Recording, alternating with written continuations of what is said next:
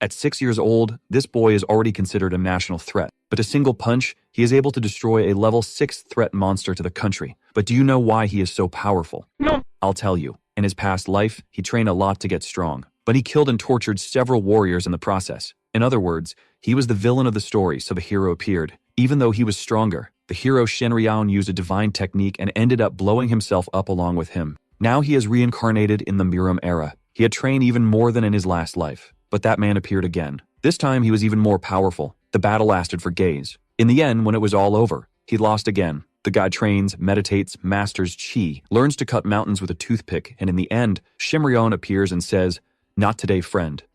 Then he reincarnated again for the 5th time. Now he created a gigantic army to crush everyone and trained until he went crazy. If he loses again, he will need about 3 more reincarnations just for therapy. But that man was there again. Again, the battle was intense. It seemed like he would win this time, but in the end he lost. Even if he reincarnated hundreds of times, the man would not let go of his heels. This was his 6th reincarnation, now in the body of a baby. It was here that even at 6 years old, the boy named Jung-woo had already killed a level 6 threat demon. In this life, he does not intend to lose to the hero, especially in a world with awakened people, where weapons created by humans have no effect on demons. Pretty soon, he starts losing hair from the stress of losing to the hero. After the death of a demon, a hunter arrived at the scene. When checking the security cameras, he only saw a 6-year-old boy. He can't even imagine how much of a monster this boy can become in the future. And the most impressive thing is that 2 boys with monstrous strength appeared at the same time. This cannot be just a coincidence. And of course, we already know who this boy is. Now at home, the protagonist was playing. But he was soon reprimanded by his mother. He claims to be training, which makes his mother ask if he is trained to hit the boys at school again. I'm already proud of this protagonist. However, the great and powerful martial master who lived 5 whole lives killing and torturing warriors was now being reprimanded by a woman. He didn't even have the option to choose what he was going to eat. It doesn't matter if he destroyed nations or tortured gods.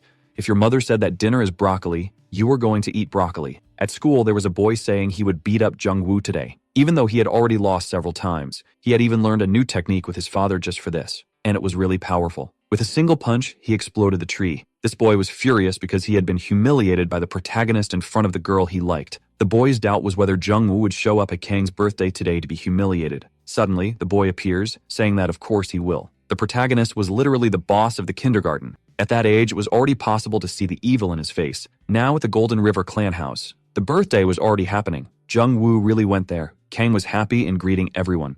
The protagonist didn't seem very interested in this nonsense. Suddenly, a blonde girl arrives. She quickly became the center of attention since she is a TV commercial star. Kang ran out to greet her. Jung-woo could only find this disgusting since at that age, it was hard to even tell boys from girls. But Kang was melting for the blonde girl. However, the girl named Harris shifted her attention. When she saw a handsome boy, she immediately started making small talk with him. Tan was left abandoned in the corner. He quickly turned redder than a bell pepper. Then furious, he ordered Jung-woo to stay away from Hera. In the end, Kang just wants to be the boss of the playground and Jung-woo just wants to know what time they are cutting the cake. Now in the patriarch's room, he received news that his son was throwing a birthday party. The leader of the Golden River clan just smirked at the kid's lie. They were currently having a meeting because the clan leader had a cursed rift core and should throw it away, but he didn't care. In his head, a little curse wouldn't work on him. Suddenly, everything shook. Returning to the birthday hall, a crater had formed in the wall. It was possible to see Jung-woo inside it. He had just received that blow from the boy. Kang was happy with his strength. Was it supposed to be normal to knock out your school friend on your birthday now? Everyone was thinking Kang was incredible. He even tried to brag, saying he would protect Hara from Jung-woo. But she never said she was afraid of the boy. She also warns that in fact, Jung-woo hasn't even lost the fight yet. Furious, the boy says that he took the hit head-on. The girl just asks if he wants to make a bet. Only then did he realize Hara has the eyes of God and can see the condition of her opponents. In other words, the boy really didn't lose. But now, it was too late to realize that.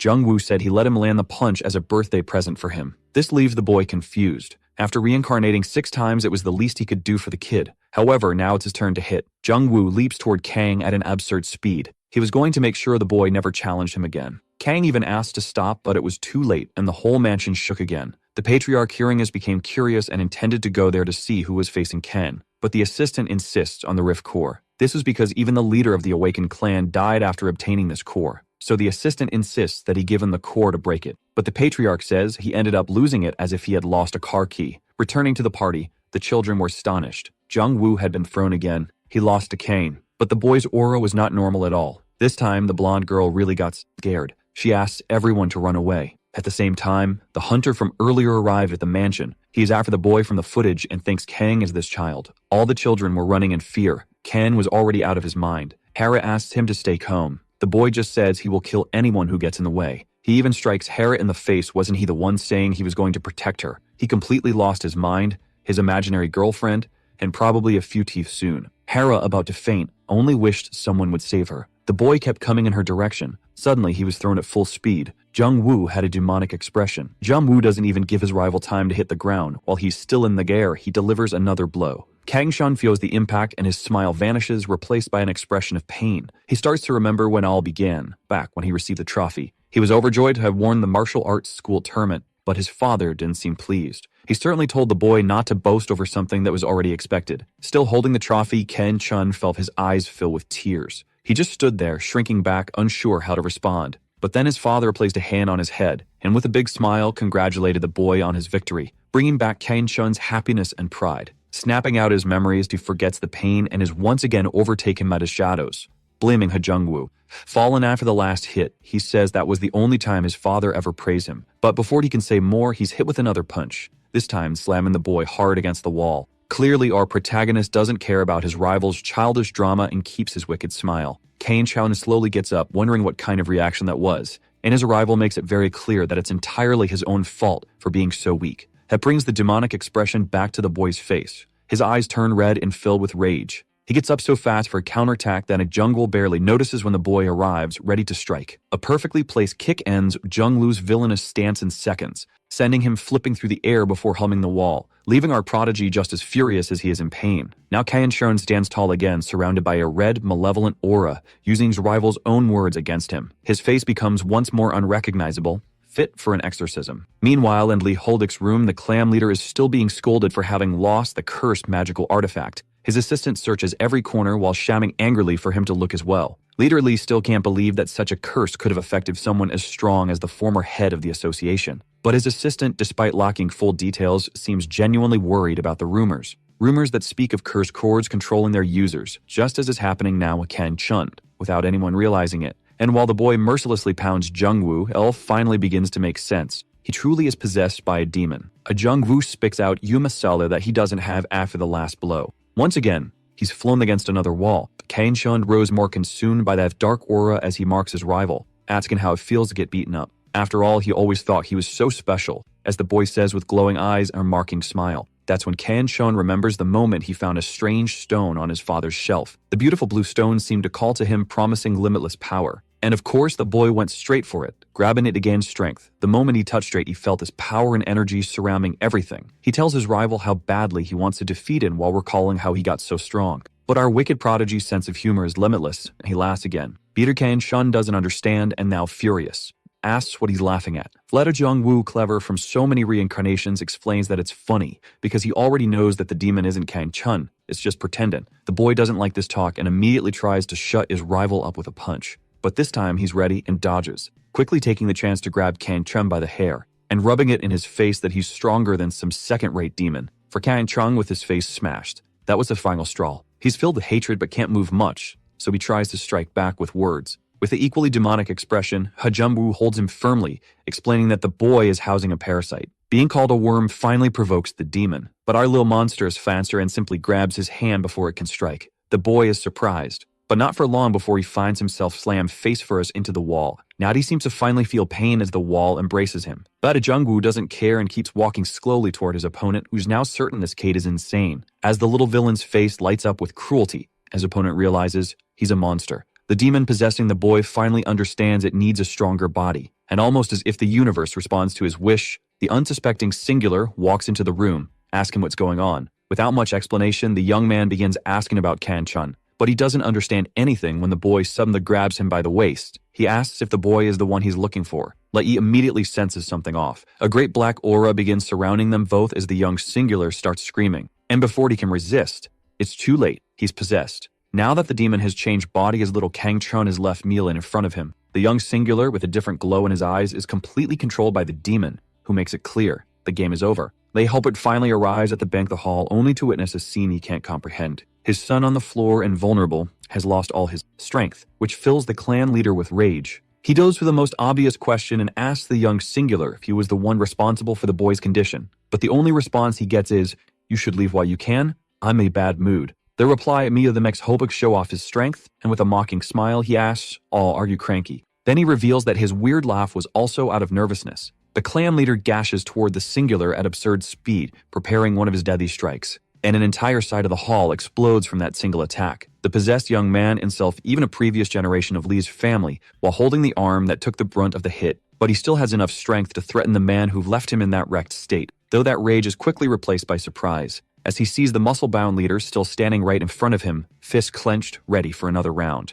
Without hesitation, Holduk unleashes his celestial annihilation again, driving the possessed deeper into the wall, causing the blue stone, hidden all this time, to pop out from its hiding spot. The assistant, observing with keen eyes, instantly recognizes the curse rift core and shouts, almost ordering his own leader to retrieve the artifact, which is exactly what the brute is about to do. But before he could lay a hand on the stone, it vanishes into thin air. Hajungwoo, who could simply wait for the right moment, was faster and snatched the object first. The assistant starts shouting again, now even more nervous, warning how dangerous it is, and that it must be taken away immediately. But Hajungwoo always doesn't care. He just waves goodbye to the demon, ready to destroy the stone. As the spirit inside tries to bribe him with power, the boy simply lacks at the lack of self-awareness. He's the one about to end it, and without further conversation, the boy closes his hands of destroying the stone. The clan leader and his assistant are in shock, devastated by the waste of such a valuable item. But the boy keeps crushing the remains until the stone is reduced to dust. The sky is blue as always. Outside the clan mansion,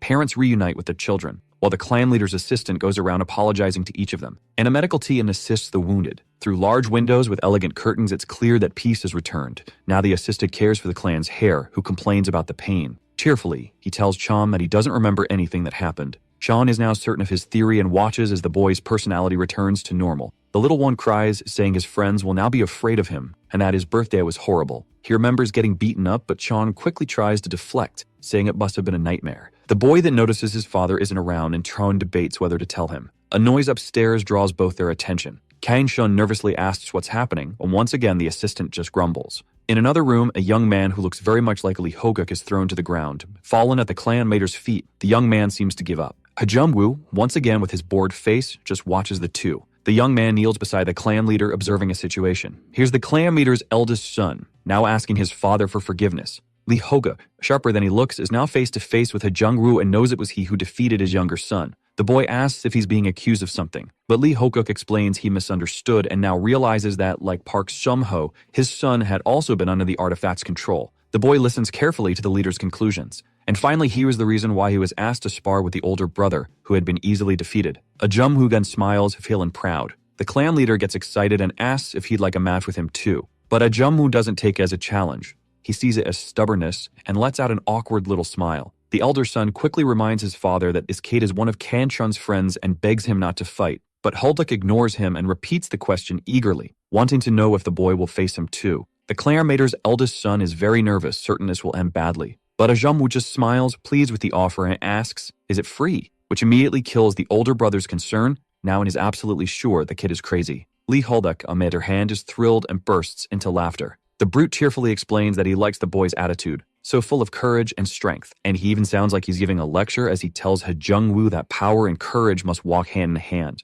Internally, the boy can only think about how simple and ignorant leader Lee must be, but the man assumes the kid might be afraid of his power and asks him directly, receiving a flat no in response. Holduk gets excited, his smile widening, and the cheeky boy casually asks if he's the one nervous about having to use his strength. The leader proceeds with a lightning-fast attack, admitting that of course he had some hesitation. Hajungwoo gives him no opening and dodges the brute's punch with ease, but more lightning-quick blows come flying in. The little monster dodges until he's forced to crash into a pillar. That's when the brute sees his chance, activating his celestial dragon fist and landing a direct hit on the boy. Running toward the sounds of impact are Kang Chun and the assistant Charm, rushing to calm the situation. Shang is panicked, afraid Lee Hoguk might go too far against a kid who's barely 9. But on the way, they're surprised by someone being thrown into a wall that shatters in front of them. It's the clan leader, collapsed on the ground, apparently unconscious. The hole in the wall is enormous. Footsteps echo from what's left of the rubble. A familiar smile appears, bringing a sense of nostalgia. Had already been 10 years. Out steps young Rude, now 17, pulling out his earphones after hearing someone call him. His smile hasn't changed even after all that time.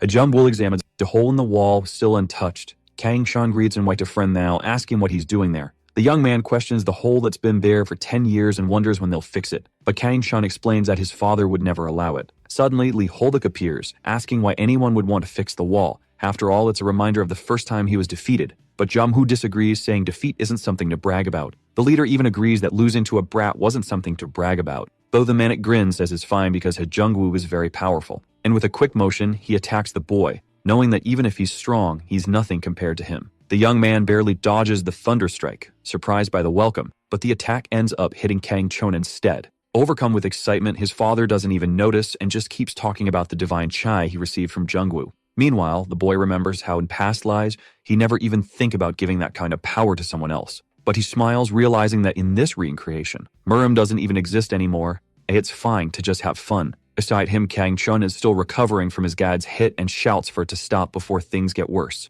Only then does Lee Holduk realize his mistake and halt the electric barrage, but his son is already quite affected, barely able to stand for a moment. Even so, his irritation wins out as he yells at his father not to use that power so recklessly. Just then, Assistant Chong arrives, agreeing with the hair of the clan, especially since that power wasn't exactly free. Jung-woo now looks confused, scratching his head, trying to remember. Chong responds, stating that the divine tea was sold for 10 billion won, but Jung-woo plays dumb. The two argue about the high price, and the young man eventually admits remembering the sale. The assistant also reminds him that he had said he'd sell it to another clan if they didn't buy it, but Jung-woo defends himself, saying it wasn't that much money, and he really needed it at the time. Chom, now the serious expression, reminds the boy that, on top of that, he's not the clan's vice leader. And Jung-woo ends up trying to argue. After all, he's getting paid really well for a part-time job. Meanwhile, Pollock's joy lightens the mood as he hugs both of them, saying it's all in the past, and thanks to it, the clan's power has only grown. Suddenly, a girl calls out to Jung-woo using a cute nickname, grabbing his attention. The little girl jumps up and hugs him around the waist, leaving the young man completely confused. He scolds her for calling him bad at Ast, who told her to call him darling. Hurin, Hulduk's youngest daughter, points straight at her dad, who looks proud. In with a huge, shameless grin, says he'll do whatever it takes to make Jung-woo his son-in-law. Jung-woo, shocked, reflects on a child being taught to call him darling while she squeezes his cheeks. But Hokut doesn't seem to care about the boy's opinion and says that his wife is friends with the boy's mother in a threatening tone. Already outraged by the situation, the boy asks if he should beat the man up again. With a lot of mockery, the leader jokes that his son-in-law wants to beat him up, making Jung-woo even angrier. At a last attempt, Holdov asks if in the future he will accept being his son-in-law, but now the young man just walks away with the child in his arms, saying he doesn't know. Lee Holvik is actually still very curious, since even with the divine chi, the power gap between them hasn't narrowed. So Ji asks that his daughter Brill quickly catch him before the others, and she appears confident, while Jung-woo simply judges him silently. The boy and his Kane Chon are now walking down a sidewalk. The successor of the clan asks his friend if he will really be his brother-in-law someday, but the boy only says he doesn't know. Changing the subject, he now asks Jung-woo if he's really going to specialize in magic. Not understanding why, he asks what the young man thinks is lacking in him. Jung-woo stops and explains that his specialty is swordsmanship, but he still doesn't have the perfect style, which surprises Kane Chun, who thinks his friend is amazing but asks again whether some change. Jung-woo's answers that he can't just walk around with a sword since he would draw too much attention. Internally, he still wants to become stronger in this life. Even though he no longer cares about Murim, he feels he will meet his old enemy again. They are out at the Singular Academy building where powered humans are trained and where they receive their high school diplomas. Many people are at the gates cheering for friends and relatives. But two are startled by the number of people there, and soon realize there seems to be some confusion when people call them by different names. Several girls run excitedly in their direction. Kang Shan doesn't quite understand since he knows who they're talking about and that they don't look that alike. But actually, the famous guys are behind them, and one of them tells him to get out of the way. The girls now also head toward them, telling him to move aside. When one of the popular guys slaps Kang Shan to push him out of the way, the boy is in disbelief for being slapped by the girl's idol. He gets even angrier when he hears them say he was an ugly guy getting in the way. He's still trying to process the information and understand why they think he's ugly. His anger starts to rise since his tolerance is as low as his father's. But it quickly fades when he sees the blonde idol being thrown between him and his friend. Ajumu watches him shock. Everyone gets concerned and Kang Shun asks what's going on. When a new figure appears among the crowd, teeth clenched. A boy and his gang in suits now make their presence known, intimidating the clan successor. Kang Shun finally recognizes the guy as Park Kyo. But Jiang Wu just stares without making a move. The guy introduces himself as a rookie from the Black Tiger clan with an intimidating look, his scar and tattoo. Kang Shan is confident it's the moment to teach a lesson to the rival clan's successor. But as he prepares to face him, Jiang Wu stops him by grabbing his arm. He tries to protest, Boy seems firm for some reason, and shows the situation to his friend with just a tilt of the head. Turns out the girls were also going to confront the arrogant one who had attacked their idol. But even so, the guy wasn't intimidated. The furious girls shouted for him to take responsibility for what he did to the celebrity. While the blonde guy still tried to get up with the help of his friends, the Black Tiger clan's successor doesn't move even with the fan screams. He operably explained that he's not used to apologizing, seeming even more arrogant. And with a smile, he says he'll make an exception because they're asking so much. The girls are startled when he extends his hand to them, and in it appears a kind of strange green smoke, which soon transforms into a rather pretty green apple. He throws the apple at the girls as if that were some kind of compensation, and obviously think it's ridiculous and don't understand what the apple is for. But soon the apple reveals itself as a green smoke bomb that spreads over all the girls, making them cough and chirp, crying for help. The Black Tiger and his gang smile sarcastically, asking what those faces are for, and begin lecturing them about not getting involved where they weren't called, while his buddies judge them as idiots. The Fed girls are already on the ground, desperate, but still asking for help. But the only response they get from the boy is that it was their own fault. Suddenly, Kain-chun charges at Park Teo, stepping over to girls to launch an attack. However, his punch is blocked by a kick, putting them on equal footing. The arrogant tiger tries to lecture him, saying Kain-chun would end up like his father if he kept meddling, and that his clan would become a joke. But Yuzin intimidated and throws the same words right back at him. Around them, some boys gather to watch and record the clash between the successors. And Jungwoo keeps observing, confident that his friend can handle it alone. Full of rage, Kain-chun demands to know why Park Keto poisoned the girls who posed no threat at all.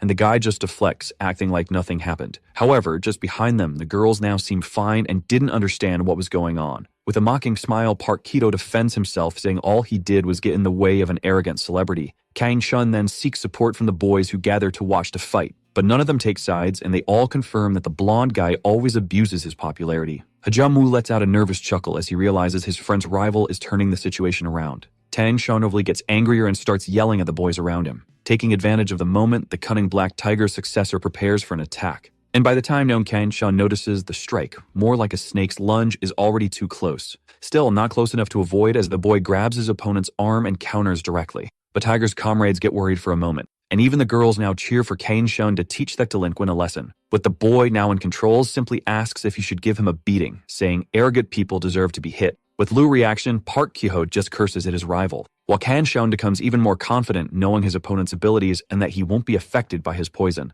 But for some reason, all the intimidation doesn't work on the Tiger's successor, who just smiles. He grabs Kain-chun's arm as if performing some kind of trick. Even Jungwoo notices something strange. But before anything else can happen, a representative from the academy shows up to stop the ruckus. He orders the two to back off, and Kain-chun reluctantly obeys while his rival still shows some confidence. The boy, still full of rage, says this isn't over. But his opponent just walks away, telling him to give up. The academy official now turns to the other students, ordering them to proceed to their tests. The first, the sprite. Jungwoo and Kain-chun drink their sodas as if nothing had happened. Our protagonist harshly marks the situation, making his friend spit out soda like a fountain. He wipes his mouth and defends himself from the insult with the excuse that he wouldn't do anything in front of their teacher. Hajamwoo tells him not to get involved in anything he can't finish or one day he'll suffer the consequences. And with an ironic smirk, he says that Park Kyo must think he's an idiot. Kain-chun is more sensitive and already feels bad about the insult, while his friend just stares at him without a trace of remorse. Jungwoo grabs his arm, startling the boy. Shocked, he merely asks what he's doing. When the boy's coat sleeve is lifted, the opponent's finger marks are visible. The dark prodigy quickly recognizes the chide absorption technique and grows concerned. That could only mean there was another reincarnated person there, still at the Singular Specialization Academy. Ajamum is a worried look, remembering a past life. He recalls his fifth life, when he was just a sect member fighting against common enemies. He got through them easily with his sword. After defeating 13 enemies, he still wanted to reach 8 more before resting. When a voice from someone whose path draws his attention, another young man his age had already captured all the remaining enemies. And with a maniacal expression, he said he wouldn't leave any for Jungwoo to enjoy. One of the capture enemies was a girl who cried and begged for her life, with the maniac that just covered her mouth, and with a terrifying smile said he soon put her to sleep. Activating his chai absorption technique, the girl's eyes widened as her face filled with veins. Suddenly, several beams of red light made of pure energy gathered toward the mania. Jungwoo tried to shield himself from all that energy while watching. That's when he finally realized more was happening. The captured enemies are having their life force drained. All of them at once were being brutally sucked dry. Finally, that weirdo stops and exhales as if he had just finished a massive feast. He looks at the line of bodies and asks if Jungwoo defeated them one by one, then explains that it's more efficient to take them all down at once. Our protagonist, despite being powerful, clearly remembered that this guy gave him more trouble than usual. He recalled it was because of him that he lost energy in an important battle. even though he defeated him. That's why in digging through his memories, he remembered one more thing. The Blood Scholar, facing his end, revealed something important. Already on his knees, he lamented not having drained the power of 10,000 humans to reach his superior form. As he walks toward his test, Jumble remembers well the power of the Blood Spirit body. He knew that Seer Moon hailed the Blood Scholar, and after absorbing only 3,000 humans, had already been a major challenge to defeat. And in his final moments, the man had even threatened to complete his power if he ever reincarnated, just to destroy him. But now was the time to jump to conclusions, since he still needed to confirm if Park Tito was truly the reincarnation of the Bloodthirsty One. Hang Sham's voice brings him back from his thoughts as the boy approaches. Jung Woo asks why his friend isn't doing his test yet, but the boy says he's too curious about the marks on his arm. A voice makes the final call for candidates to their tests over the loudspeakers as Kang Chun complains. Our prodigy is great at changing the subject and asks if his friend Moore take the test, which makes the boy give up. As each follows their path, Jung Woo decides not to say anything until he's sure. On a blackboard, a teacher writes complex formulas, and the board is truly filled with them all over as the class just watches. As he continues his calculations, the teacher asks if his students know the relationship between math and magic. With the book in hand, he explains that physics and mathematics are essential to understanding magical nature. And while everyone in the room grumbles and complains, the teacher simply smiles. Another staff member knocks on the door, catching the man's attention. He informs that it's time to the test with the candidates. Soon the Blown Die is already preparing to fulfill his duty. On the testing court, teenagers chat in groups. Jung-woo, for his part, seems at a place with his level 3 ID card. Not far away, a girl with red braids also doesn't seem very social, and her card shows number 1. Suddenly, Park Tito appears, calling out to Jung-woo. He just looks at the tiger, already imagine how much trouble will be saved since he's also in the magic course. With an arrogant look and mocking smile, Park Kivo sees himself as superior upon noticing his rival's friend is only a level 3. Certainly can use him to get to his rival. He decides to order Jung-woo to meet him at the exit. The nerdy girl with braids immediately starts paying attention to the boys' conversation. But Jung-woo doesn't break his posture and indifferently asks why he should do that. In disbelief at the boy's audacity, Kyo asks if he hurt and right, while the delinquents following him are all shocked by the boy's boldness. The Black Tiger successor tries to intimidate him by stepping closer and saying to do as told, he doesn't want more trouble. Then the nerdy girl steps in fearlessly, asking if that was some kind of threat. Everyone looks at the girl, who apparently posed no threat. In his arrogance, Park Tito just asks who she is. But with exemplary manners, the girl formally introduces herself as Chae Yoon-jun. Without losing her seriousness after being ignored, she asks again if they're threatening another candidate. With a sarcastic smile, Kibo tries to deflect. But the nerdy girl isn't fooled and plainly asks the boy to apologize. Even Jumbu was surprised by that reaction. One of Park Kivo's followers resorts to insults. Unshaken, Cha Yoon-jung summons a magic circle in front of her, asking if that's all they got to say. And as the goon tries to insult her again, she activates her barrier, sending the idiot flying. Now Junglu was not just surprised, he was stunned. Everyone around begins to watch after that incredible display of power. But the clan successor is not intimidated and just smiles with his usual superiority, saying she's full of herself. The girl stands firm, demanding he apologize. Now running out of patience, the Black Tiger tells her come closer. She wants an apology. And for the first time, our Jungwoo speaks, but only to warn the boy not to approach. Annoyed, Park Teo questions the boy, but the response is even ruder when our protagonist speaks syllable by syllable, telling him not to come closer. The gang leader's expression of hatred looks more like a stomachache as he refuses to be ordered around. But our prodigy is far worse and gives him just a single look. Park Keo narrows his eyes, unable to believe at presence. He starts trembling all over without even understanding why. His lackeys are right behind him trying to encourage him to go forward, but their leader just tells them to shut up. And indeed, the Black Tiger really did have a stomachache. He just didn't know why. Jung-woo had already noticed and simply smiled. Once again, Cha Yoon-jung steps in, asking the boy to just apologize already. He was sweating cold and furious. In that moment, he looks at the girl but can only think about why he's feeling so sick right now. His target quickly shifts and he charges at the naughty girl. His lackeys cheer him on, but his attack is a total failure as he slams into an invisible barrier in front of the girl. Everyone watching around, however, hears another noise coming from the boy and immediately cover their noses. Park Keo trembles violently, plunging to fight off the stomach pain. His lackeys, to feel confused, ask what's happening to their leader, but he can only tell them not to come near as his strength gives out. And finally, he gives up. And out of all the crap the tiger had pulled so far, this was without a doubt of his biggest mess. From outside the gym, the screams of the horrified and desperate candidates could be heard reacting to Park Kyo's stench. Fortunately, the hallways had big windows, and soon all the candidates were seeking fresh air as the cleaning team went to work. Now even the teacher could stand the stench, covering his nose with a handkerchief. A janitor apologizes, but the blonde man says he saw everything that happened. The staff member then asks why A didn't intervene, and with a laugh, Professor Richards says it was entertaining. Considering the exam was compromised, the janitor asks what they'll do, but Richard reassures him, explaining they'll just do a manner reading. The janitor relaxes and asks if there's anyone promising among the candidates. The blonde man's eyes go straight to Jungwoo and his nerdy protector as he says he's already found someone with potential. The candidate immediately notices the professor's gaze examining her due to her manner. But humbly, she greets the man and apologizes for disturbance. Richard, in turn, simply compliments her and tells her she has passed, which causes a reaction of pure joy in the girl, who now promises to do her best. Now turning to Jungwoo, the professor also notices something incredible. The boy remains indifferent, at least until he realizes that the professor's aura is far more powerful than what's listed on his file. Richard looks at the boy's card and says he doesn't seem very talented, which makes the nerdy girl let out a discreet giggle. Though irritated, Jungwoo doesn't defend himself. However, as the professor still tries to decide whether to accept the untalented youth, a voice echoes in his mind. Surprised, Richard realizes the boy is using telepathy. He's so shocked he even forgets about the smell. He immediately begins questioning the boy mentally, asking if he's capable of learning both magic and martial arts. But Jungwoo remains calm, explaining that they aren't incompatible specialties. He just isn't very familiar with magic. They continue the mental conversation around the possibility as everyone returns to the court. Jungwoo remains confident, explaining that he would like to combine both specialties.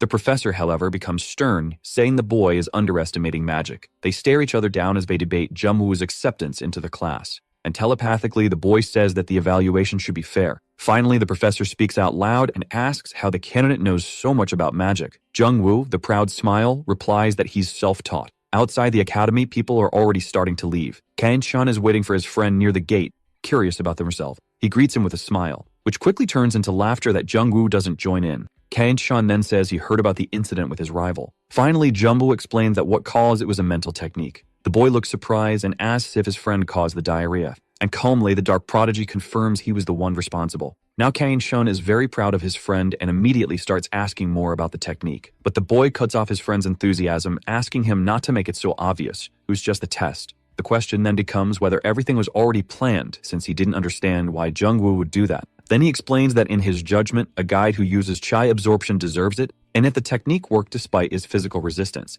Kain-shun looks confused and asks what exactly chai absorption it is. And Jungwoo prepares to explain. He starts by mentioning the greatest scumbag to ever exist in the history of martial arts. In a quiet, dark room, footsteps can be heard. The sound echoes near a bed, and right there, hidden, is a terrified and panting young singular. She trembles as the footsteps seem to get closer and closer. The girl doesn't even blink, clutching her only weapon. Then she finally sees someone's legs stepping into the room. The footsteps stop when the person stands right next to the bed. Automatically, she covers her mouth to muffle the sound of her breathing, but he's still there wearing dress shoes. He seems to be waiting for something, but soon gets tired and walks back the way he came, leaving the room and shutting the door behind him. The girl still waits to make sure it's safe to come out, and eventually she does, though still cautious. Her first sight after leaving her hiding spot is disturbing. Two men hanging like decorations are mounted on the door and wall. One of them also wore his singular's uniform. The girl runs in desperation, nearly tripping along the way. But in the hallway, the horror is worse as she sees many others in the same state, sprawled across the floor. Terrified, she can only think this must be the work of a demon or a nightmare, until she feels a sharp blade and hears a voice asking why she left her hiding place. Now she knows this is in the nightmare and she begins to cry as she faces the devil himself. It delights in the girl's panic as he tells her there's no salvation. Even while screaming, the young singular slowly fades as if something is draining her life, and to think it was nearly dawn at the hotel. Morning light shines on the buildings of the Singular Academy. Students come and go while unnoticed echoes announcing the start of classes. In the courtyard is our dynamic duo. Kain-shun, wearing his most curious expression, says someone is looking at them. He's referring to Chae Yun-joon. The girl looks again in her direction and this time notices she's been seen, which sparks Jungwoo's curiosity as he stares back. The nerdy girl shrinks with embarrassment, accidentally using her magic and causing a minor incident with some nearby students. Sharp-eyed Kain-shun looks at the queue and asks what's going on because clearly she was looking at his friend. But Jungwoo, annoyed by the nosiness, tells the boy to mind his own business. The subject quickly changes, returning to Kain-shun's curiosity about chai absorption. But he ends up a little awkward when he realizes his friend wasn't as bothered as he thought. Jungwoo notices something different. Nearby is Park Kyo arriving at the academy. His arrogance now seems replaced by defeat. The guy looks wrecked. Even so, Kain-chan is surprised to see him back so soon, considering a shame he went through. Our protagonist, on the other hand, simply starts walking toward the black tiger, raising questions. With a smile, he tells his friend that he still needs to clear something up. Upon being called by name, the arrogant delinquent turns around. But he's already hostile, asking what his rival wants. Shaken and unstable, he accuses Jungwoo of coming just to mock him. With his usual indifference, Jungwoo simply grabs his wrist, taking him down with a completely unexpected move. The part Tito manages to recover before hitting the ground. Now furious, he tries to get answers, not knowing the boy could fight. Jumbo explains that he wouldn't go around bragging about something that would reveal his potential to enemies. While the Black Tiger's successor realizes that makes sense, he still feels rage after being called stupid. The anger drives him to charge in his offender, but his strike doesn't come anywhere near the target, nor do any of the other attempts. It doesn't take long before other students around notice the commotion. Park Kyo accuses his opponent of dodging like a rat, but that doesn't offend our dark darling. In fact, it becomes the perfect cue to start his attack. Right away, a right cross lands clean on the little tiger, literally breaking his face. And with force, he's thrown into a wall. He calls up a bit of blood as he hits the floor, but a Jungwoo is already standing right in front of him. Park Teal even tries to insult his opponent, but he can't even get up to do it. He takes a solid kick from a sneaker, twisting backward, and once again crashes into the wall, this time seeming nearly unconscious. He slumps straight to the ground, but Jungwoo still watches to see if he can continue. Since he doesn't seem able to get up, a ruthless protagonist steps on him without mercy. The boy, despite his rage, doesn't react even as he's lifted by the head. With indifferent eyes and entertained smile, Jung asks if he wants more. But the guy is so broken at this point, all he can do is mumble and threaten revenge, which doesn't work at all. Our favorite villain, who slams his head back into the ground again, then lifts him once more to take a good look at his mashed up face. He gives a terrifying smile and asks again if Partino wants more. The only response is a face of disbelief and shock. The battered Black Tiger's successor feels like a toy at the hands of a psychopathic child. But Jumwoo's sadism seems to have no end, and he presses the boy for an answer. He keep going or not. When suddenly, a red cloud of smoke begins to form around Partio. He finally reacts, expanding his toxic smoke and attacking directly. Jumwoo defends with his arms, stepping back. The student crowd immediately gets excited, seeing this situation about to turn. Now the sadistic one feels the impact of the poison, which begins to intoxicate him. The onlookers grow upset with the use of poison in the fight, calling it cheating. For the first time in the fight, the Tiger successor pulls himself together, and you waste no time bragging about turning the tide, charging at Jungwoo, ready for retaliation. But he quickly realizes he's mistaken. Jungwoo concentrates his power and unleashes a kind of smoke explosion from his own body. Once again, Park Kido is caught off guard. The spectators cover their noses and mouths, realizing the black cloud was also poisonous. The mist spreads over the entire area. The area boy is once again frustrated to see his attack only empowered his opponent, and now he can barely tell where he is, until Jungwoo's voice echoes through the mist, revealing how close he is and shocking Park Teo. He searches through the smoke, calling his opponent a coward, only to regret it immediately as he feels Jungwoo's hand on his head once more, and is slammed into the ground again, face first. Our prodigy asks about the chat absorption technique, and his aura shows he's now serious. But still lying on the ground, and the poor tiger doesn't even know what that is. He barely gets to ask before another smat changes his language from Korean to Chinese. A strike is so strong he's launched again, while Jumbo barely moves. Even enjoying himself, our protagonist isn't so easily convinced. He charges full speed at his opponent, attacking with repeated precise blows. Adi will strike back or dodge. Park Kidal loses consciousness. Jumlu still lands a few more hits, but a firm voice calls out, trying to put an end to it. The boy notices just in time and stops. In seconds, an explosion hits the area where the fight was taking place. The sudden blow pushes our sadist away from his opponent, but he can only think. He knows that technique. He looks toward the source, stunned. A red-haired young man appears with near-perfect posture and total indifference. Jum will be sure he recognizes that attack from a past life and just stares at the boy, coldly analyzing the redhead's blank expression, trying to figure out that he's another reincarnated one. Still unsure, he lets his guard down for a moment.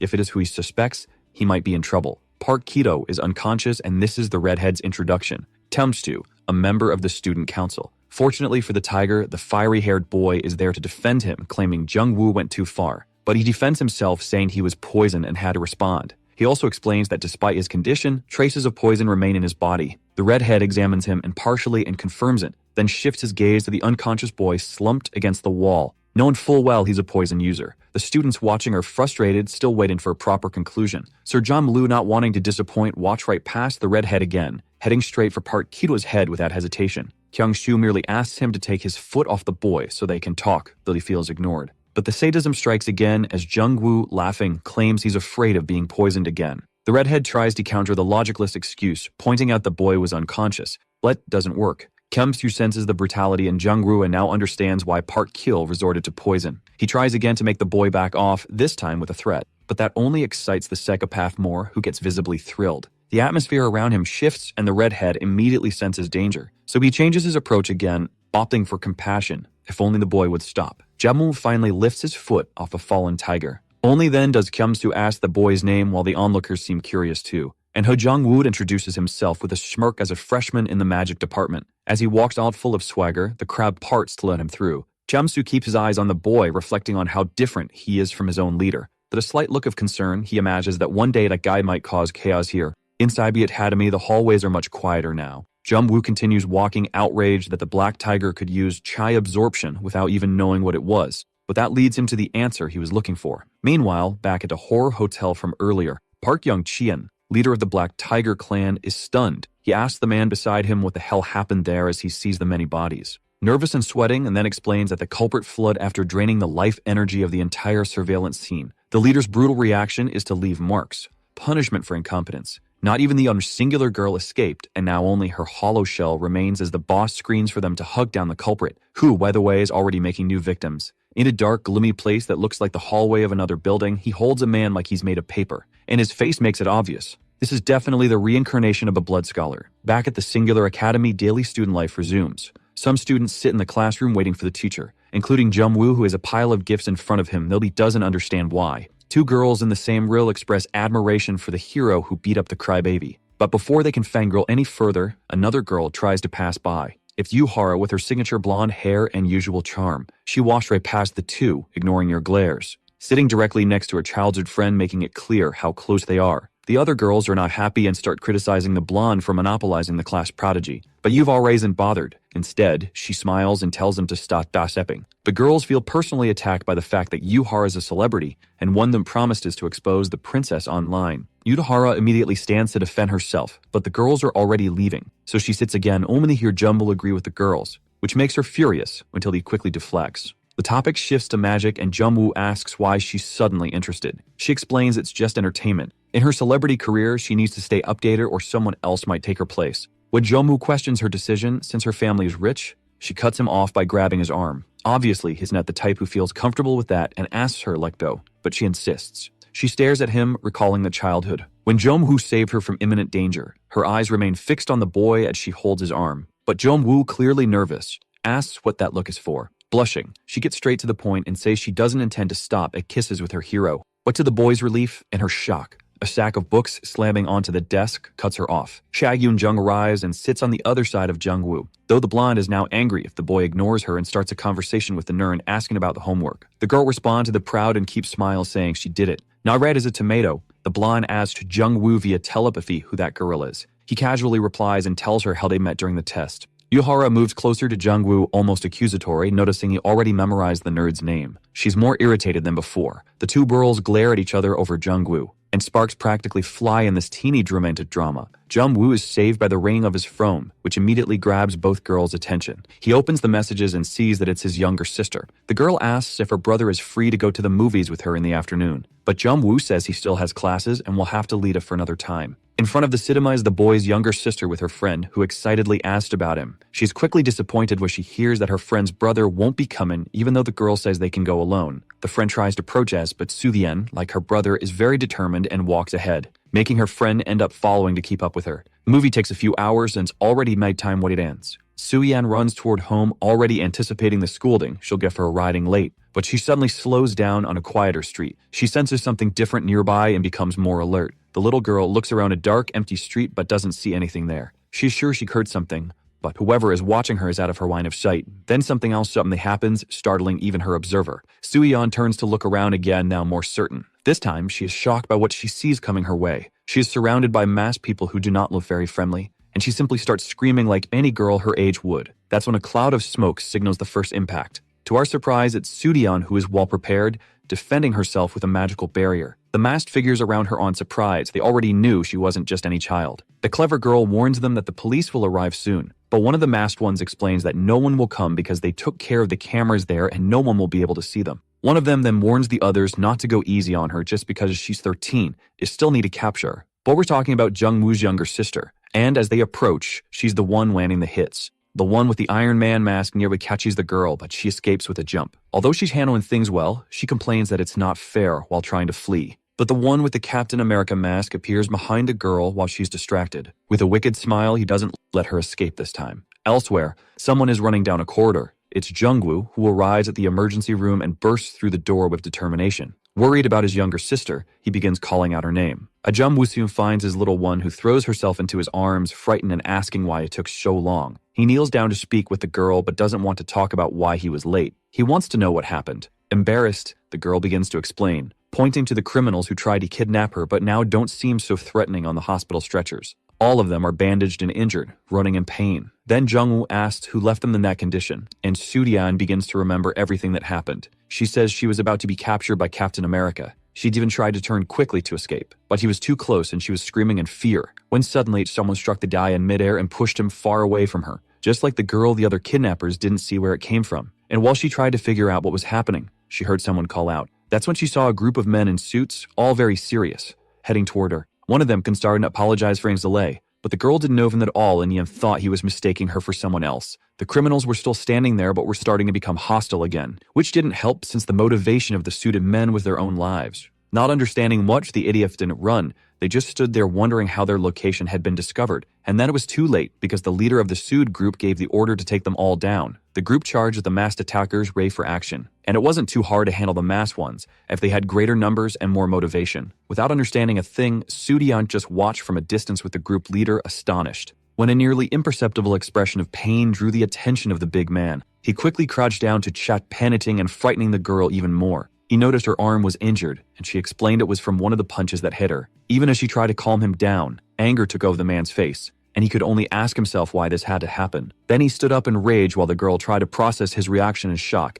and he was already shouting a new order to exterminate everyone, as it was a level 1 alert. While the girl was telling her brother how scared she had been through it all, he listened calmly. And she says that the masked men of the hospital stretchers must definitely be regretting it now. It still might when they leave the hospital. Hajamu waits in the parking lot with his unshakable posture. Soon, a group of men approaches. They are the men in black suits now standing in front of him. Their expressions are somewhere between fear and despair, but they all simply bow to him while the leader reports that the girl has been taken home safely. With the same intimidating gaze as always, our protagonist stares down at them. His squad, even though composed of ex-mafiosos nobody will miss, is completely terrified. The leader of them speaks, offering his own life to pay for the mistake of letting the girl be in danger. But Jung-woo simply turns to leave, dismissing them, and says the punishment will be saved for later. They all bow again, obeying his command. And before the boy even exits the building, they have already vanished, making Jung-woo focus on something else still in the parking lot. He notices something in the way and stops to observe the buildings, but he ignores it and continues on his way out,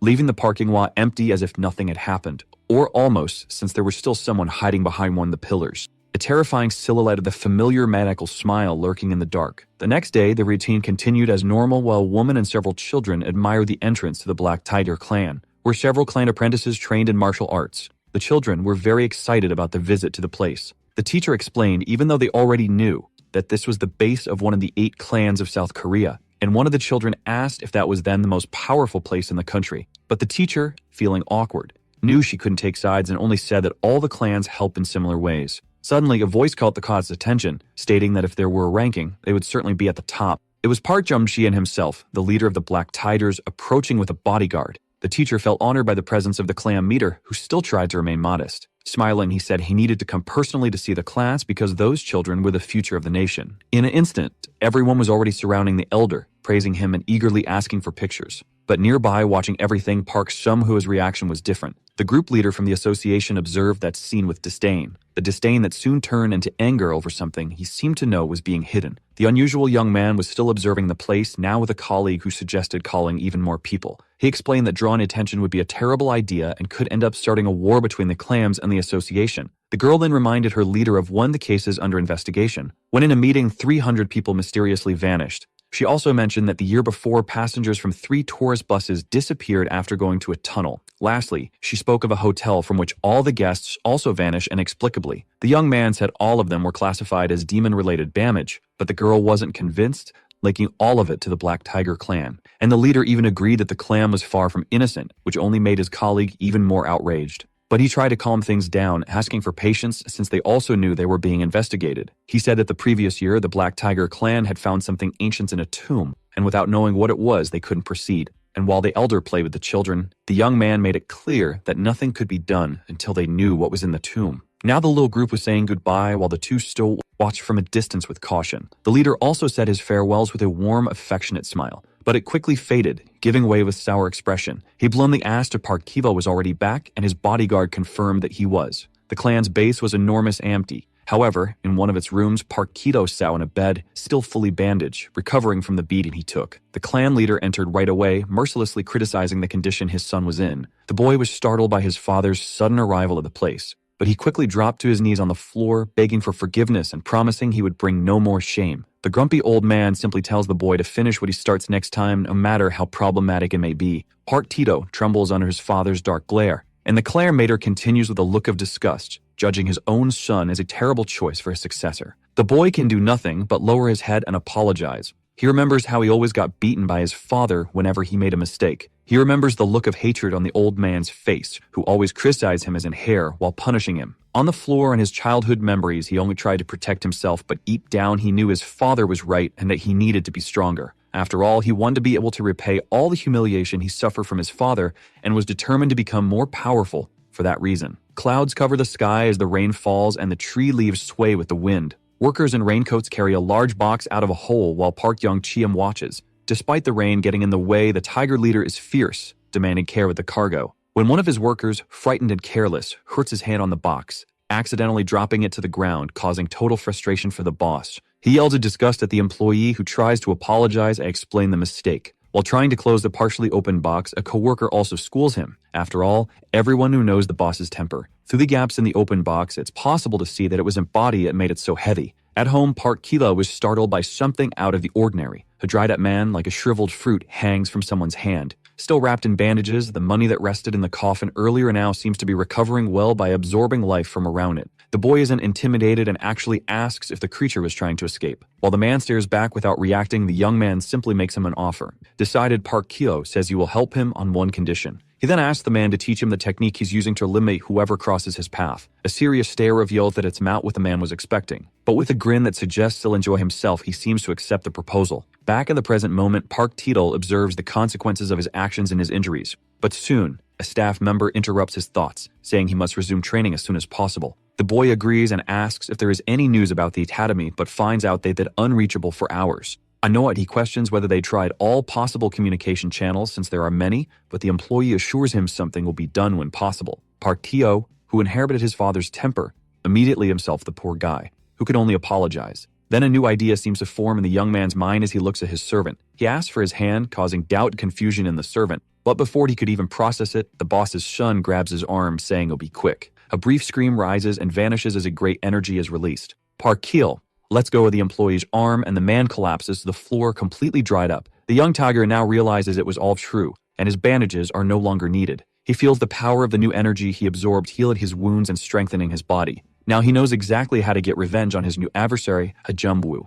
Suddenly he's caught off guard by a noise and tremor. It seemed to come from nearby. He quickly looks around to try and see what's happening. Meanwhile, in the city, two people talk about how the clan's communications have been cut, and once confirmed, two members of the Black Squad guide civilians away, announcing a rift attack simulation. The civilians around are too happy about yet another drill, but the announcement continues, warning there will be screams and chaos, but everything will be fine. Elsewhere, Jung-woo gathers the remaining members of his squad. Yang-onek, the vice leader, whispers to the superior, who asks what's wrong. The man reveals he's so scared he can't even move. He's never seen the boss this angry. At the front of everyone, Hu Jung-woo, with his sadistic and furious smile, announces that tonight is the night they will make the Black Tiger clan disappear from the planet. The Black Tiger clan's base is under attack. An armed group advances to the battlefield, leaping over rooftops like ninjas. The group's leader charges ahead at full speed, determined to put the aggressors in their place. But something hits his teammates who are coming right behind him. With quick thinking, he realizes it's an enemy ambush and immediately orders a retreat. However, several of his subordinates have already been hit and fall like flies.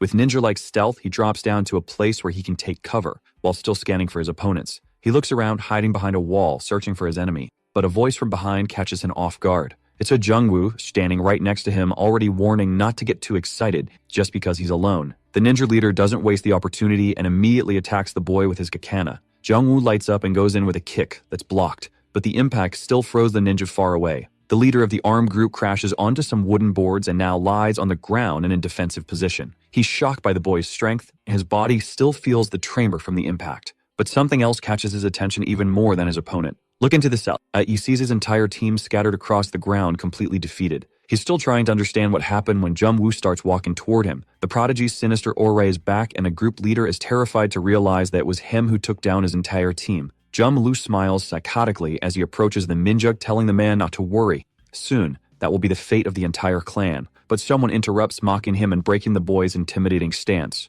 A new team steps in wearing hanging masks, and her leader seems confident that Jung-woo is just talking nonsense. Even the ninja leader is now frozen in place in front of the Crimson Guard, the most powerful unit in the entire clan. The Guard's leader flaunts confidence, asking if Jung-woo even knows what he's got himself into. Our protagonist remains calm and amused, revealing that this place is actually a human trafficking site. From the outside, everything looks normal in the Black Tiger clan's territory. Leaning against the wall that surrounds a mansion, the singular leader tries to get some information after noticing the commutation failure. But Su and his teammate appears to ease his curiosity, informing him that the clan seems to be under attack. The boy's shock is clear. After all, it's the most powerful of the clans, and anyone going against them would have to be insane. He quickly decides to report the situation to the association, but his partner remains still. She seems to have other plans and lowers her head reluctantly, and she reveals those plans by leaping toward the site, driven by the hope of finding her missing sister, leaving her leader speechless. He finally reacts, shouting for her to come back. But an invisible electric barrier is more effective than his voice, shocking the girl as she tries to break through. She falls back to the spot she leaped from, and her worried leader immediately runs to help her. He helps her up while questioning the reason for a barrier being there. Meanwhile, inside, the warriors of the Crimson Guard are being tossed around like yo-yos as they fight against Jung-woo. The boy, on the other hand, remains calm, standing in place even as several enemies surround him. The enemies grow furious and prepare for counterattack. But Jung-woo is entertained and compares them to mutts flying toward a light that will burn them. Then suddenly, a blade of light appears in his hand. It terrifies the opponents as they recognize the power of the weapon. One of them tries to warn the others to run, but it's too late. A single strike is already coming for all of them at once. The force of the blow cuts through the boy's opponents. They aren't fast enough to defend against it. And when it's over, a spiral marks the whirlwind that cleared all of Jung-woo's enemies at once. One of the opponents realizes that it could only be the spectral blade, shock, questions how anyone besides their master could wield it. The others, still on the ground trying to stand, ask why he's doing this if they've done nothing wrong. Jung-woo finds it amusing that they believe there's no reason and asks if they really want to know. Desperate, the masked ones scream that of course they do, since they're about to be eliminated. The boy then says he will reveal his reason, increasing attention in the air. All the guard members now pay close attention to him, eager to learn what grave mistake they made.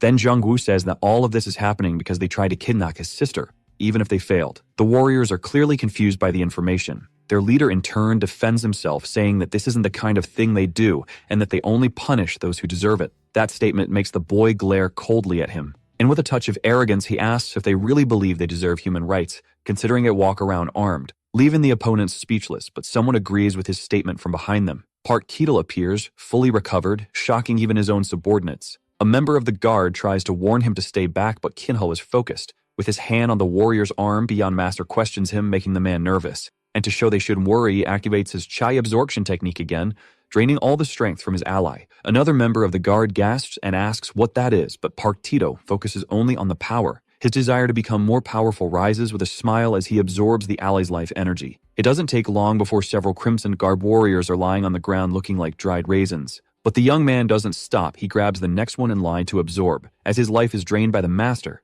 the man begs to be spared, but Park Tito is out of control. The team leader watches his subordinate being drained and tries to get the boy's attention. But realizing it would be pointless, he is left in shock by the situation. His only option becomes attacking his own superior without hesitation. Park Keato feels the impact of the strike, but now it's no longer enough to cause any damage. He's merely pushed back. Seeing that the young man has paused, the team leader tries to reason with him, asking indignantly what he's doing. Jung-woo is still there, observing when a tiger successor assumes a similar posture and to the man. With an arrogant smile, he says he's just ensuring the Crimson Guard fulfills its role. Shock and surprise take over the masked leader's expression as he tries to understand what Kill meant by its role. Then he remembers his induction into the team when he solemnly swore to protect the clan. He and his team all swore and offered their lives in service of the clan's protection. The mansion wasn't much different for how it is now. But back then, the young master was still a frightened boy in a corner of the dojo. The man approached to ask if everything was okay. But clearly little Kino was not okay. He was bruised and battered. Trying to be supportive, he even tried to cheer the boy up, explaining that the clan made her only pressure him like that because he wanted him to grow strong. But the boy questioned if that was even possible, since he trained every day and was never good enough, leaving the young warrior speechless but still concerned.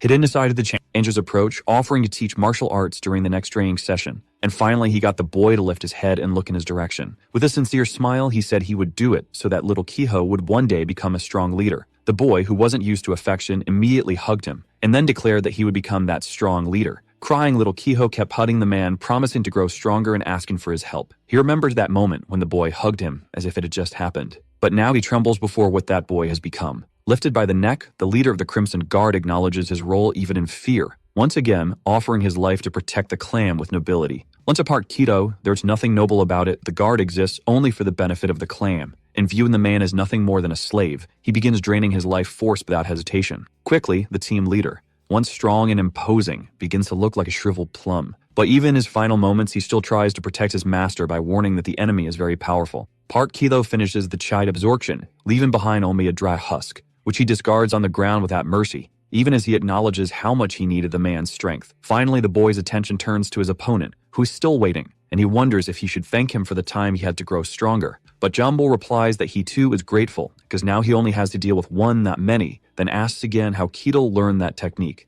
The answer comes in the form of a punch to the stomach, as the clan's successor owes no explanations to his enemy. Jumbo watches his opponent's movements with surprise, realizing his strength has grown. Suddenly, a series of successive blows come at him, but he defends against them all, until finally a punch breaks to his guard as Park Tilo declares that today is the day he teaches him a lesson. Inside the Black Tiger clan's base, screams and complaints echo through the air. The leader of the Black Squad, along with his vice leader, are also fighting off an entire team of ninjas. Wade managed to hold the ninja group at bay. The captain asks how long they'll have to stay there. The vice leader quickly replies that they need to hold them off until Jumbo wipes out the clan. Though indifferent, the vice tries to encourage his captain, saying they just have to hold on. And as the conversation ends, he lands another hit on an enemy, throwing him so hard that only a wall stops him. To both their surprise, the attacks suddenly stop. Everyone is already down, so they agree that the job seems to be done. But before they can decide what to do next, they're caught off guard by a scream of rage. And before they can even see who it is, one of them is struck at high speed. It's the clan leader's bodyguard,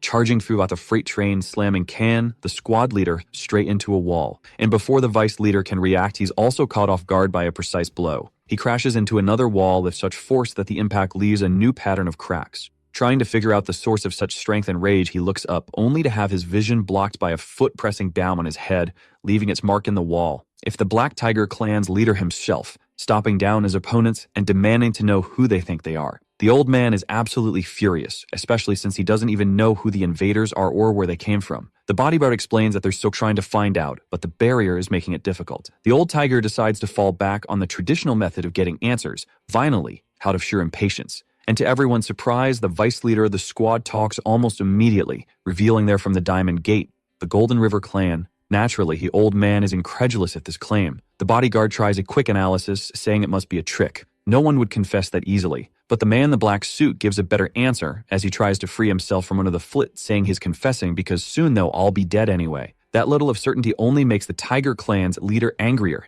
Now bloodless is in his eyes. But before he can do anything, a loud crash from the wall behind him grabs his attention. He sees someone crash through the wall and fall at his feet, to the shock and horror of the Black Squad leaders. It's Jungwoo, wounded and unconscious. The despair on their faces after thinking they had victory in the bag is almost more pitiful than his condition. A sight rarely seen, our protagonist lies on the ground, covered in debris and seemingly how cold. The clan leader is stunned, trying to understand where the fallen boy came from. But the answer arrives quickly. Partino steps through the hole in the wall, radiating an aura of rage and vengeance. Even his father can't believe it. He has to call his name to be sure. He's in shock because he recognizes the energy now coming from his son. Pito, meanwhile, is quite taken with his new, imposing form. He even rubs it in, pointing out that he was the one who harnessed the power of the monster his father had so desperately wanted to unearth. But the old man immediately switches to his usual fury, yelling that his son is an idiot. He was supposed to use the monster, not become one. Full of power and arrogance, the boy simply tells his father to go to hell. To prove he doesn't care, he grabs his father's bodyguard by the jacket.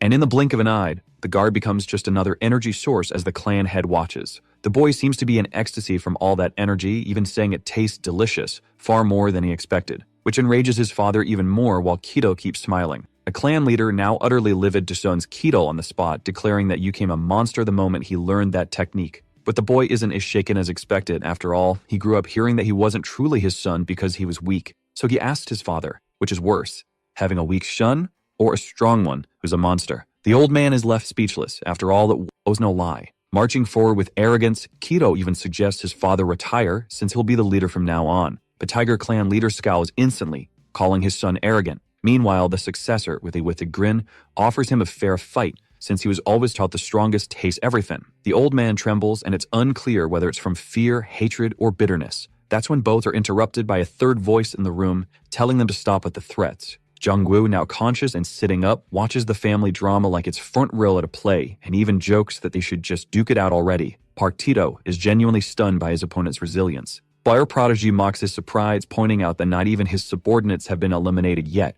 The young tiger hair doesn't believe it. The members of the Black Squad are lying on the ground, beaten and unconscious, until Jungwoo simply orders them to get up, to the total shock of both father and son, and then who appear to be down for good suddenly rise like nothing happened.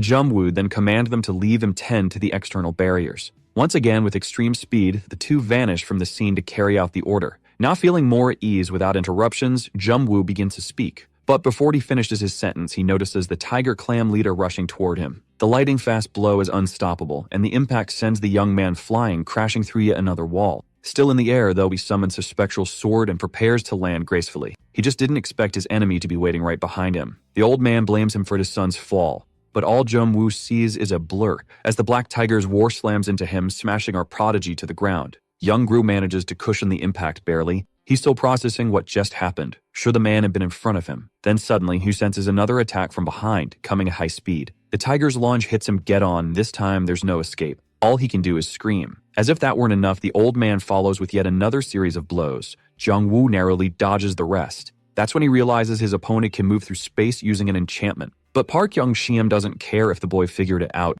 His Rithcore eyes still burn with resolve. He stares at Jungwoo like prey to be hunted, then unleashes the Black Tiger's explosion directly at him while he's still midair. But our protagonist isn't just anyone. He has tricks too. He counters the blast. He admits he's impressed by the opponent's technique, but says he's still nowhere near his level, driving his spectral sword into the ground. The young man activates it, causing fractures and ruptures in the earth toward his opponent. Startled, Park Jung-cheon jumps back, trying to escape. He's stunned that the boy can wield such a weapon. His eyes lock onto a motion that deeply worries him. Jung-loose spin of the blade, unleashing the whirlwind slash precisely aimed. The destruction is on a whole other scale, far worse than just breaking through walls. The old tiger can't believe he had to defend with his own magical sword. He wonders in disbelief just how much power this boy has, even being so young. Landing on a rooftop that somehow withstood the impact, he tries to gain momentum. But a new explosion hits his position dead on, forcing him to dodge again. At the epicenter of destruction, Jungwoo stands with his blade, making any approach impossible. Yet the young man knows the old man still isn't fighting at full power. A game changes when suddenly, he feels arms wrap around his neck. He's caught. The clan leader shouts his son's name, as if knowing something terrible is about to happen. But Keatle feels completely in control, ready to play his trump card by draining his rival's energy.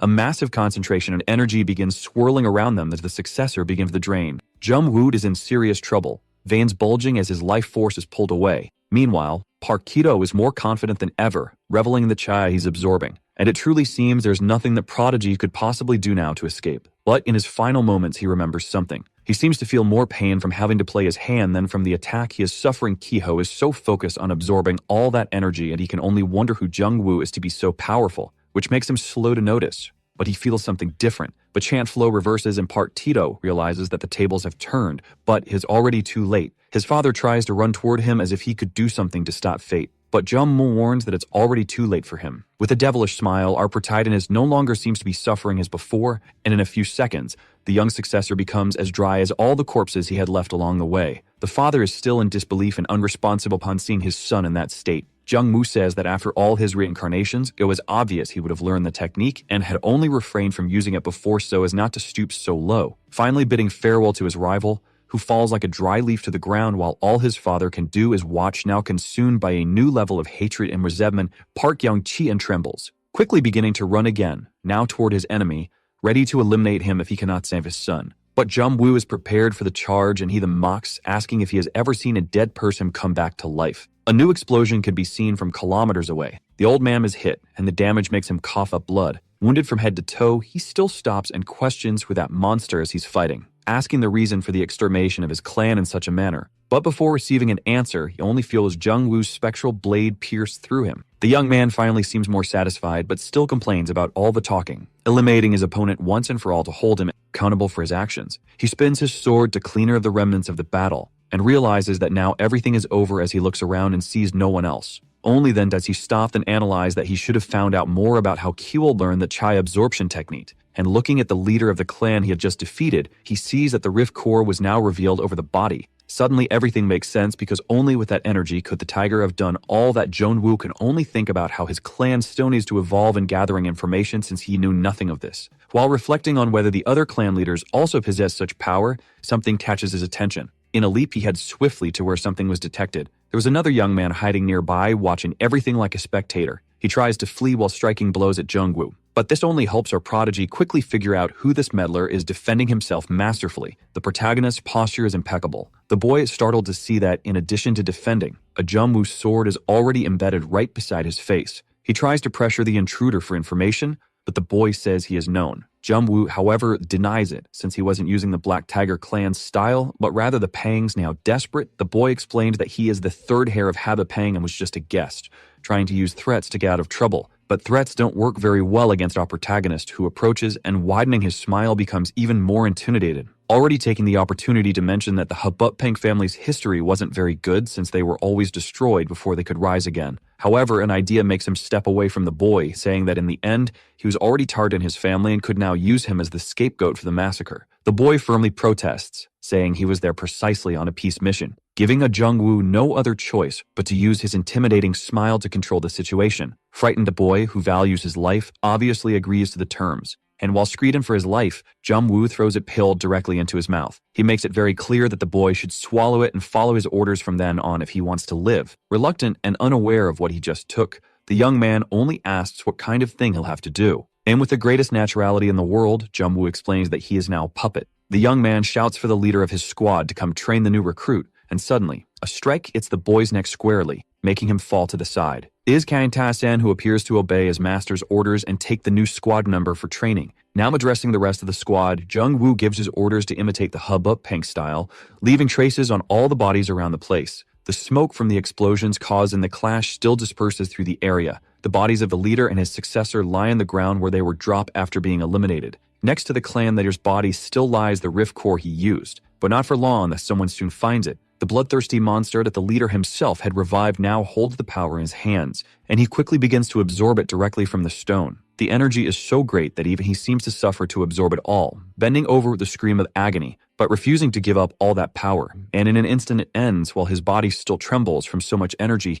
Slowly he rises with a laugh of satisfaction, and with a demonic smile he knows that his power is finally complete, making him the embodiment of the blood spirit. In the city, the night seemed as peaceful as any other, and while the couple slept deeply, their son tried to enter the house without making a sound. Carefully, Jung-woo closes the door, avoiding any noise. He could only think how it was easier to wipe out an entire clan than to enter the house without waking his parents. But someone else had noticed. To his surprise, Soo-dian was in his room with many questions. Jung-woo asks what the girl was doing there instead of sleeping, as she says she was waiting. Already taking off his dirty clothes, the boy thanks his sister for the concern, but says they'll top later since it's so late. But Soo-dian doesn't fall for it and presses her brother again about where he was. And although he doesn't even consider telling the truth, he's actually enjoying himself. So he decides to play along and asks if all that is worry or desperation. The girl takes offense easily and insists she's just worried like their mom always is. Jung-woo weighs 2 bills to help her rethink, and the girl freezes. Now feeling even more offended, she reminds her brother that she was nearly kidnapped. How could she not be worried? But the boy increases the amount of money, making her question if he doubted her morals so much and threatening to tell everything to their mom. He then raises his offer to 500,000 won, stunning his younger sister. She stares at the money, rethinking the value,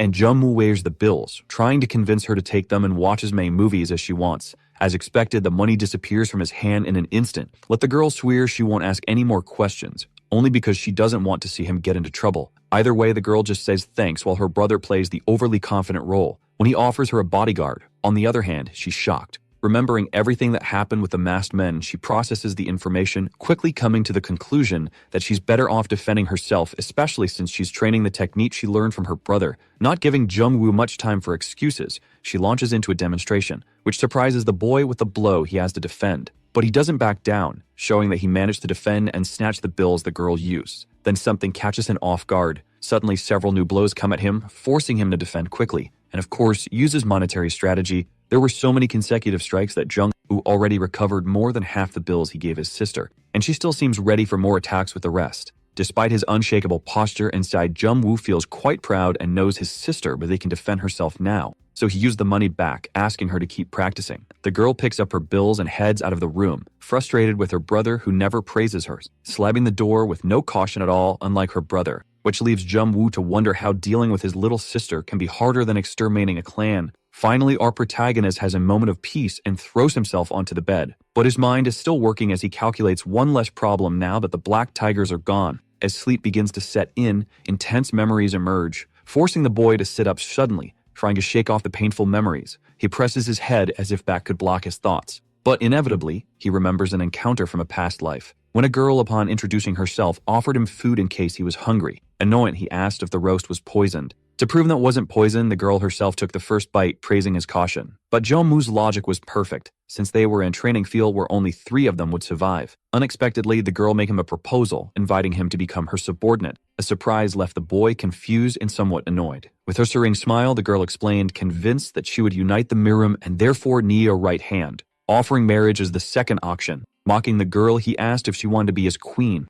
After all, conquering the Mirim had been his goal long before it was her dream. But that wasn't with fate or planned for the 2 of them, and some time later, they encountered Muno. The blood scholar threatened the boy by using his partner as a hostage to make him surrender, and clearly the Jung-woo that time faced a great dilemma, as he watched his beloved companion being wounded by one of his worst enemies. Jung-woo is truly disturbed by these memories, concluding that Kivo's chi absorption must be directly related to Muno. The night advanced and the Black Tiger Clam Gate was now under observation. The bodies scattered across the perimeter were being examined. A blonde-haired young man with a familiar aura was there, analyzing a scene. The singular squad leader was also present and informed that the investigations had already begun and he would soon discover the responsible clan. But the blonde declared with conviction that only one person was responsible, causing surprise and shock in the young singular officer. The young man reaffirmed with a striking look that the situation was caused by only one person, adding that a demon was still out there. While some rest during the night, there's movement in the forest. The Black Squad is doing its job following Jung-woo's orders. The vice leader of the group instructs them to search every corner of the perimeter. Meanwhile, leader Kasane complains about having to carry the new recruit to train him on the mission. This triggers the fury of his teammate, who is incredulous at the complaint.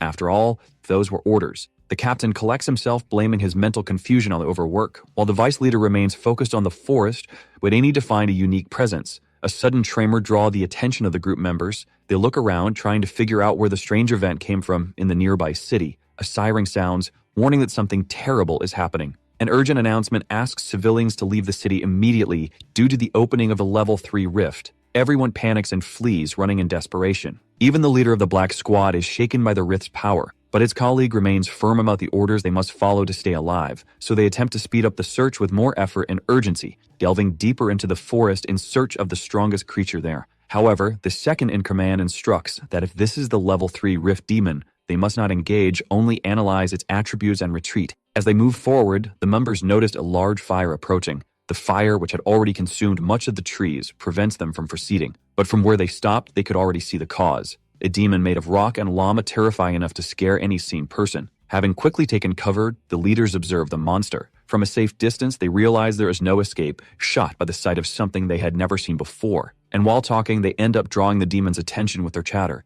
The danger sensor triggers immediately, as when one of the only reaction of the two is to run for the hills, each fleeing in a different direction. As soon as they flee, a massive fireball hits the exact spot where they have been hiding. A second in command quickly imagines the worst-case scenario upon seeing the destruction caused by the attack. By wasting time imagining, he doesn't even realize he's in the worst situation himself. A circle of fire surrounds him, and he instinctively tries only to shield himself. His leader, who is nearby but not close enough, doesn't know whether to attempt to rescue or escape back. Realizing his fate, the man in the suit begins to despair. He didn't expect to become barbecue before paying for his crimes, and he closes his eyes tightly, thinking he just didn't want to die like that. But nothing happens to his body. In fact, he realizes the temperature has dropped and he's still alive. The fire is gone and his teammate points in shot to the reason. Someone completely insane was holding the demon with his bare hand. It was Moonil, lifting the monster by the neck with his usual maniacal smile, calmly asking if it was really that powerful as he stared at it excitedly. The roar of the Lada creature seems like a convincing enough response. However, it turns into another type of growl as the monster begins to tremble. The bloodthirsty maniac starts straining its energy, making even a demon like that howl in agony. The men still present can barely stay on their feet under the immense energy. Suddenly, everything vanishes and all that remains of the monster is a pile of stones and dry soil dissipating into the air. The members of the Black Squad are stunned by the scene they just witnessed. Their reaction is so intense that they become the maniac's mute target, who now stares at them. Even more desperate than before, if the leader shouts to his partner that they are exposed. Knowing there's no escape, they charge at the man must speak, who makes no sudden movements beyond revealing that he knows they reach the immortal spirit. The shot paralyzes the two mid-charge, only able to ask how he could know. Munel's smile, lit by pure malice, reappears as he confirms that his target has reincarnated. The next day, a meeting between representatives of the 7 remaining clans is announced at the base of the Celestial Peace Clan. Journalists from around the world watch closely as each representative arrives, starting with the leader of the Hwachamen clan. With his long, white beard and Tibetan Nog attire, the cameras roll on Stout, moving to the next leader who arrives with his subordinates. The muscular man in a long coat and stylish hairdo, bearing a serious expression, is the leader of the Gamsaman clan. Before the reporter can look for the next leader, the keen is surprised. V. Hulba, our favorite brute, arrives with full energy but regrets not dressing better. Lowering his voice for a moment, the clanmater warns his vice not to do anything whack, which irritates Jung-woo. Huldik, excited, tells the young man not to worry. He could defeat everyone there anyway. That was still the one blamed for the fall of the Black Tigers, so he's under scrutiny. Jung-woo quickly responds that he's not in a good mood, having lost contact with his squad. He seems worried, as if sensing something bad happened, and says he needs to find them as soon as possible. His leader is understanding but asks him to focus on the meeting, especially on the leader of the Celestial Peace Clan. Suddenly, a voice surprises them by asking why anyone should be cautious around her father. Jung-woo immediately recognizes Chu Yun-jung, his classmate. Annoyed by the nerd's presence, the boy asks why she's there while Holvik simply watches. Before the girl can reply, a blonde man with a goatee wearing a sharp red suit interrupts them. The blonde with the goatee, full of presence, is Chae Mincheol, leader of the Celestial Peace Clan, and his daughter, the nerd Chu Yun-jung, explains to him that she's the boy's classmate. Not understanding the student's relation to the meeting, he asks if the boy is the Diamond Gate heir. What his daughter explains that he's actually the vice leader of a clan. Hulbeck does miss a beat, and realizing the girl is the magic prodigy, already offers his shun in marriage. But Chae Mincheol cuts in, mocking the brute with an amused smile. Literally replies with the same excitement, implying that the man with the goatee is a sly one. The tension and excitement between them are clear, hinting at shared history. If they discuss where they might face off, the journalist, noticing the exchange, tries to get closer for more information, only to be blocked by a guard. They shifts the leader's focus, and they choose to head into the meeting room to avoid the buzz. Then Sheol leads the way, followed by Lee Hovek and his vice, Jung-woo. The nerd wastes no time and resumes talking with Jung-woo, who admits he's surprised to see her there, and even more to find out she knew more than just magic. Before moving on with her father, the girl explains that magic is what allowed her to be there and learn her clan's techniques. She ends the conversation upon enter and welcoming him to her home with a sincere smile. Outside, the young singular investigator watches the meeting venue where journalists and security wait. He is reflective, remembering the conversation from the previous night with the mysterious blonde man. From the branch of a tree, he analyzes the situation while reporters prepare for upcoming interviews. The young man recalls at the side of the Black Tiger-clad attack, there was also a level 3 rift opening the previous night, but mysteriously, the demon vanished. Central Command even had to cover up the information, claiming it was a false alarm that he knew the massacre was connected to the demon's disappearance. He stares at the meeting site as if he could figure out who among them was responsible for both events. But he grows frustrated and gives up after burning for so many brain cells. The young man mutters to himself, complaining about the lack of intel from his mysterious contact who never reveals anything. Overcoming the frustration, the young singular decides to do everything he can to uncover the truth on his own. In the meeting room, all the clan leaders are seated around a table discussing formalities. The Tibetan monk leader proves to be less patient, and he seemed complaining about all the stalling. Meanwhile, the stylish buff guy doesn't like the idea of rushing and calls the old monk a fool. It sparks clear tension between the Q as they argue over whether the meeting is driving on or not. The monk finally loses his temper and drops a bombshell, accusing the Helba Peng group and demanding fierce justice. But the established leader fires back in the same tone, reminding him of the danger of provoking the Helba Peng, rising and slanting the table. He warns that the whole country could suffer, as the group has backing from the Chinese government. The imposing leader Mincheol, with his usual calmness, asks everyone to settle down since they're not there to fight, prompting the Hoffe to sit down again and admit he overreacted. Holmick watches the situation in silence without saying a word, as Mincheol continues explaining that from his assessment, the evidence is still too vague. The old monk, now calmer, asks his colleague it's possible someone is intentionally trying to spark the conflict with the Chinese government. The Celestial Peace leader neither confirms nor denies it, simply saying no one present would be capable of wiping out an entire clan that quickly. He then passes the floor to Lee Holduk, requesting his opinion since he had been silent for so long it was starting to bother everyone. Gaining the most to support, lacking brains despite his muscle mass, Leader Lee simply says the Black Tiger clan fell because they were weak Not even Minchiel expected that, left dumbfounded by the brute's simplistic statement.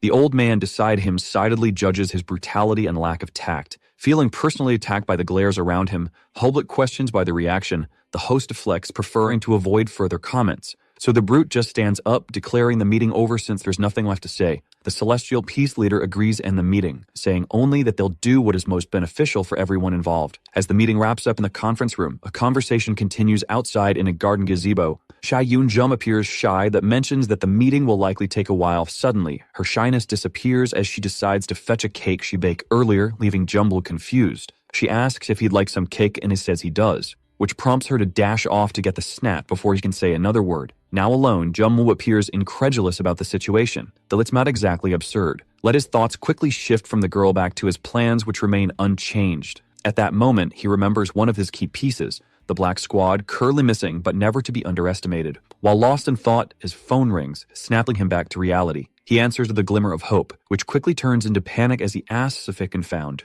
In a forest, a shallow pit reveals traces of battle.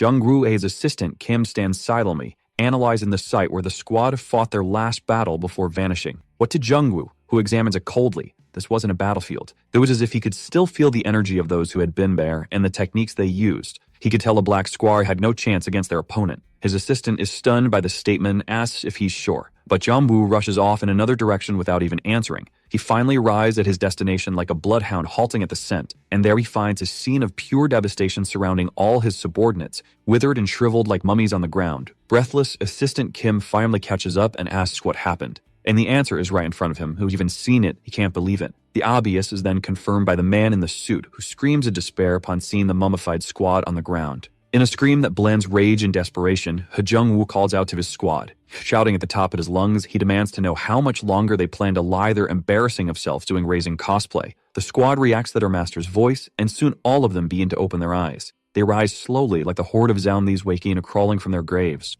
Apparently, Mr. Tim wasn't aware of this ability, which shocks him as he watches the dead walking toward him. With a proud smile, Jumbo explains that they don't die while under the effect of the immortal spirit technique. Back at Diamond Gate Base, the day seems even brighter, still recovering, and then try to identify their attacker for their chief. The vice leader still trembles, recalling the power of that man, despite never having heard of him. Jumbo stares at the sketch stone, already suspecting what it was. They immediately criticizes Tane Tai-san's drawing, which looked more like a shaky doodle. The boy demands the pencil with a superior tone and little patience. As he draws, his follower watches to learn. Then the boy reveals a perfectly realistic portrait of the one he knew in another life as the Blood Scholar. The squad beaters are amazed at the detailed accuracy, clearly identifying the one who attacked them. But Jambu isn't surprised. In fact, he flashes back to his old friend line on the ground, as he himself attacked Muno with full fury, reducing him to pieces with his sharp blade. He could have sworn that was the end of Muno's life, since he was the one who ended it. The zombie-like squad members still study the drawings slowly, struggling due to their weak state,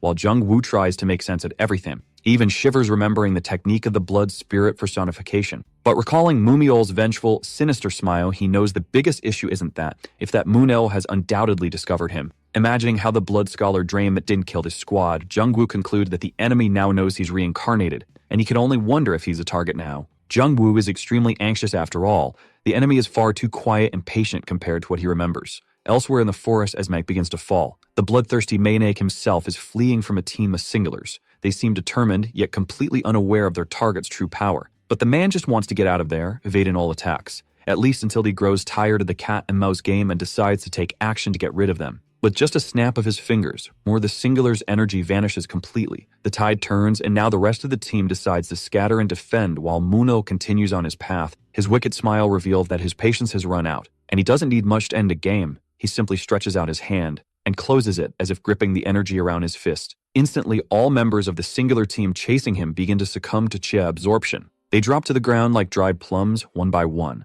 But Muno watches the outcome of his own power with excitement. Surprised, however, he doesn't notice that an attack comes by surprise as one singular tries to strike him with a sword. It's the team's commander, the one Muno nearly wiped out, and he's absolutely furious. Almost landing a blow, but the maniac dodges by a hair. Muno lights up, asking if he's truly the group's commander, and the one-eyed old man introduces himself as Park Han-dong, commander of the 12th Battalion of the Association. The maniac decides to reveal his identity too, introducing himself simply as Shiro Mumil. The commander begins his interrogation right there, demanding to know where Muno comes from and who his superiors are. But the man is completely unaware of modern reality and doesn't know what a government or clan is not believing the lunatic's ignorance, as singular leader charges forward, ready to extract the truth by force. Seo Mumiel aims an attack again, snapping his fingers for the one-eyed man. But he misses the commander's blind spot, allowing him to dodge and close the gap rapidly. Annoyed, the blood scholar watches his opponent approach more than expected. Finally, using direct contact for the first time, he grabs the head of the still confident opponent. The bloodthirsty man is ready to drain more chai with his technique, but his opponent seems to have a trick up his sleeve. He uses his disassemble technique, dissolving right in Mumiel's hands, completely surprising him. He even laughs, finding the man's technique very interesting. But his curiosity quickly turns to alarm as he notices something else. He had just disassembled. He was now reassembling too close for comfort. And in a treacherous strike, the singular commander reforms with his sword, piercing the mania from behind, demanding answers. Once again, Muno gives only his name, but the man isn't satisfied and demands more information. So Muno asks for patience, promising that soon everyone will know who he is. Once he conquers the Murim, confused, the one-eyed commander brushes off the nonsense, not even knowing what Murim is. But the psychopath, still holding the sword that pierces him, is determined, claiming he will restore it. Now completely bewildered, the commander questions him again, thinking he's losing his mind. However, before he can act, he goes into shock. In just a few seconds, his energy is drained directly by the blood scholar, and he collapses to the ground with all his subordinates already drained. With a smile on his face, the maniac turns to someone else, asking the opinion of the young man who had already noticed his approach. But Jim Gainback, the mysterious blonde, did not look pleased. A storm brews, thick dark clouds gathering above. A figure can be seen floating among lightning and thunder. The embodiment of death with a flaming red skull and a scythe hovers imposingly when a blue dragon roars and bursts forth from the storm clouds. The two creatures face off and an epic battle begins, full of roars and growls. Death evades the dragon's claws and slashes the beast with its scythe, cutting along its long body. The pain makes the dragon let out a wild, desperate roar, which startles Jungru awake from his metaphorical dream. He sits up suddenly, then closes his eyes again, trying to capture every detail. Soon understanding the context and the revelation he just received, he rises and moves with determination, stepping out onto the balcony, climbing the railing, fully intent on heading to his destination. Without hesitation, the boy leaps toward his goal, leaving a crater in the ground where he landed from several stories up. But he doesn't care, using the impact to launch himself forward at top speed toward his objective. The nightmare's on and dawn approaches. Still in his pajamas, Hajamu stands in stunned silence. The boy stares at the traces of a massive battlefield where a fight recently took place. Knowing exactly what that means, he is filled with concern. The city is still trying to adjust to the fall of the Black Tiger clan, which disrupted the entire command chain in the region. The Diamond Date, being the nearest power, has become the new authority, and a restricted room immediately is underway. An elderly man and woman from the clan administration informed the leader and Secretary Kim of two associations requesting protection. Lee Hoga, clearly bored, suggests rejecting both petitions. But the bald man and the elderly lady are horrified at being scolding him, reminding their leader that he's now responsible for the Black Tiger's former territory. Secretary Kim, overwhelmed by the chatter, yells at them to stop talking. He asks the leader himself to order the two be quiet, calling them old foxes. The two are shocked and offended by the name calling. Even Leader Lee is stunned by the secretary's behavior. But Kim doesn't stop and now criticizes Holdick himself, accusing him of blind ambition, earning a scolding from his boss. If the secretary refuses to back down, calling himself someone with a strong personality,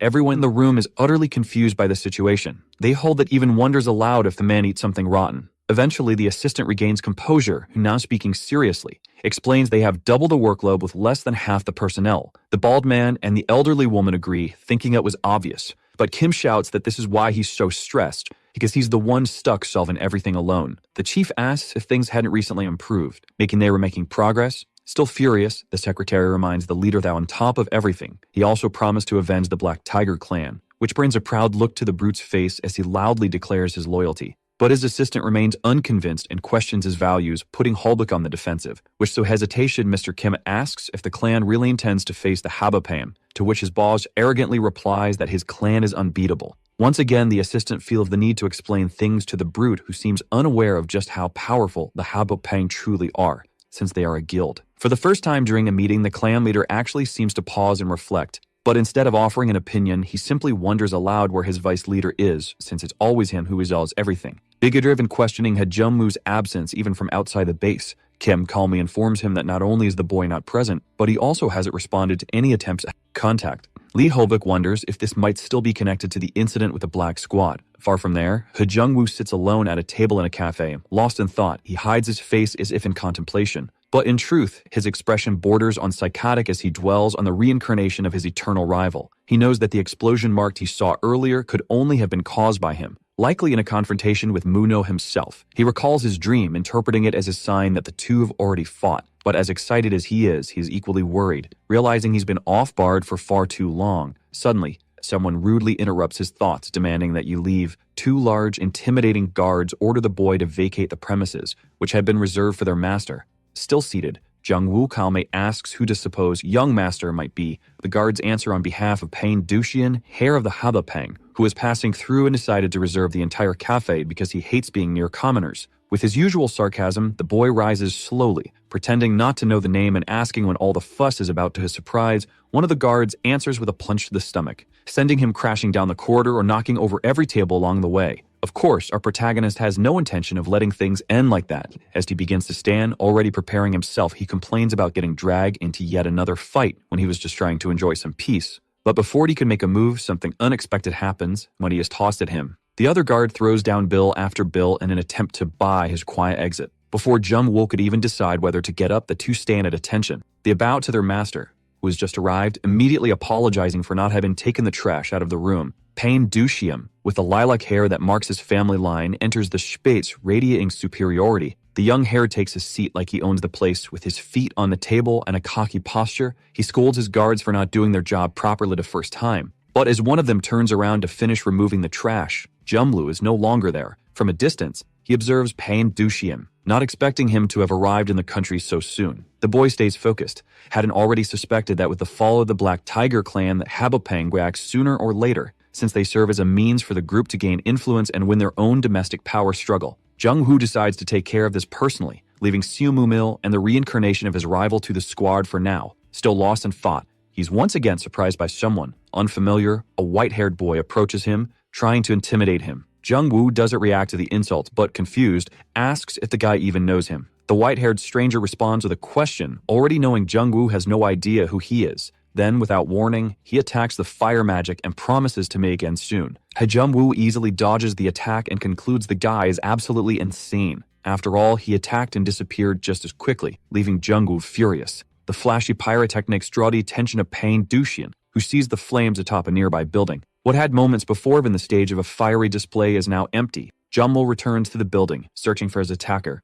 but he quickly realizes the boy had already fled, and now he can only wonder who that lunatic was to strike so suddenly. Back at the Celestial Peace Gate, the location is once again chosen for diplomacy. A new meeting begins with the clan leader as host and the other leaders gathered around the table. A man opens the door only to announce the arrival of young Pang Duxian. Moments later, the towering guards and the hare enter the room without any regard for formality. The host stands to greet him, but the hare blatantly ignores him, leaving the man stunned by the sheer rudeness. Duxian captures everyone's attention by making it clear he didn't come to chat. The other leaders immediately begin questioning the boy's posture and arrogance, but the young man couldn't care less and jumps straight into the matter, stating that a fight between Koreans has resulted in the disappearance of another direct heir of the Habapen, announcing next that Habapeng would then take full control of the investigations. The monk leader grows furious, demanding more respect from the boy who overflowed with arrogance, but Pain Duxian once again shows he's not playing around, destroying the meeting table with a single hand. Wooden splinters fly everywhere. Some of the leaders are in shock at the gratuitous violence.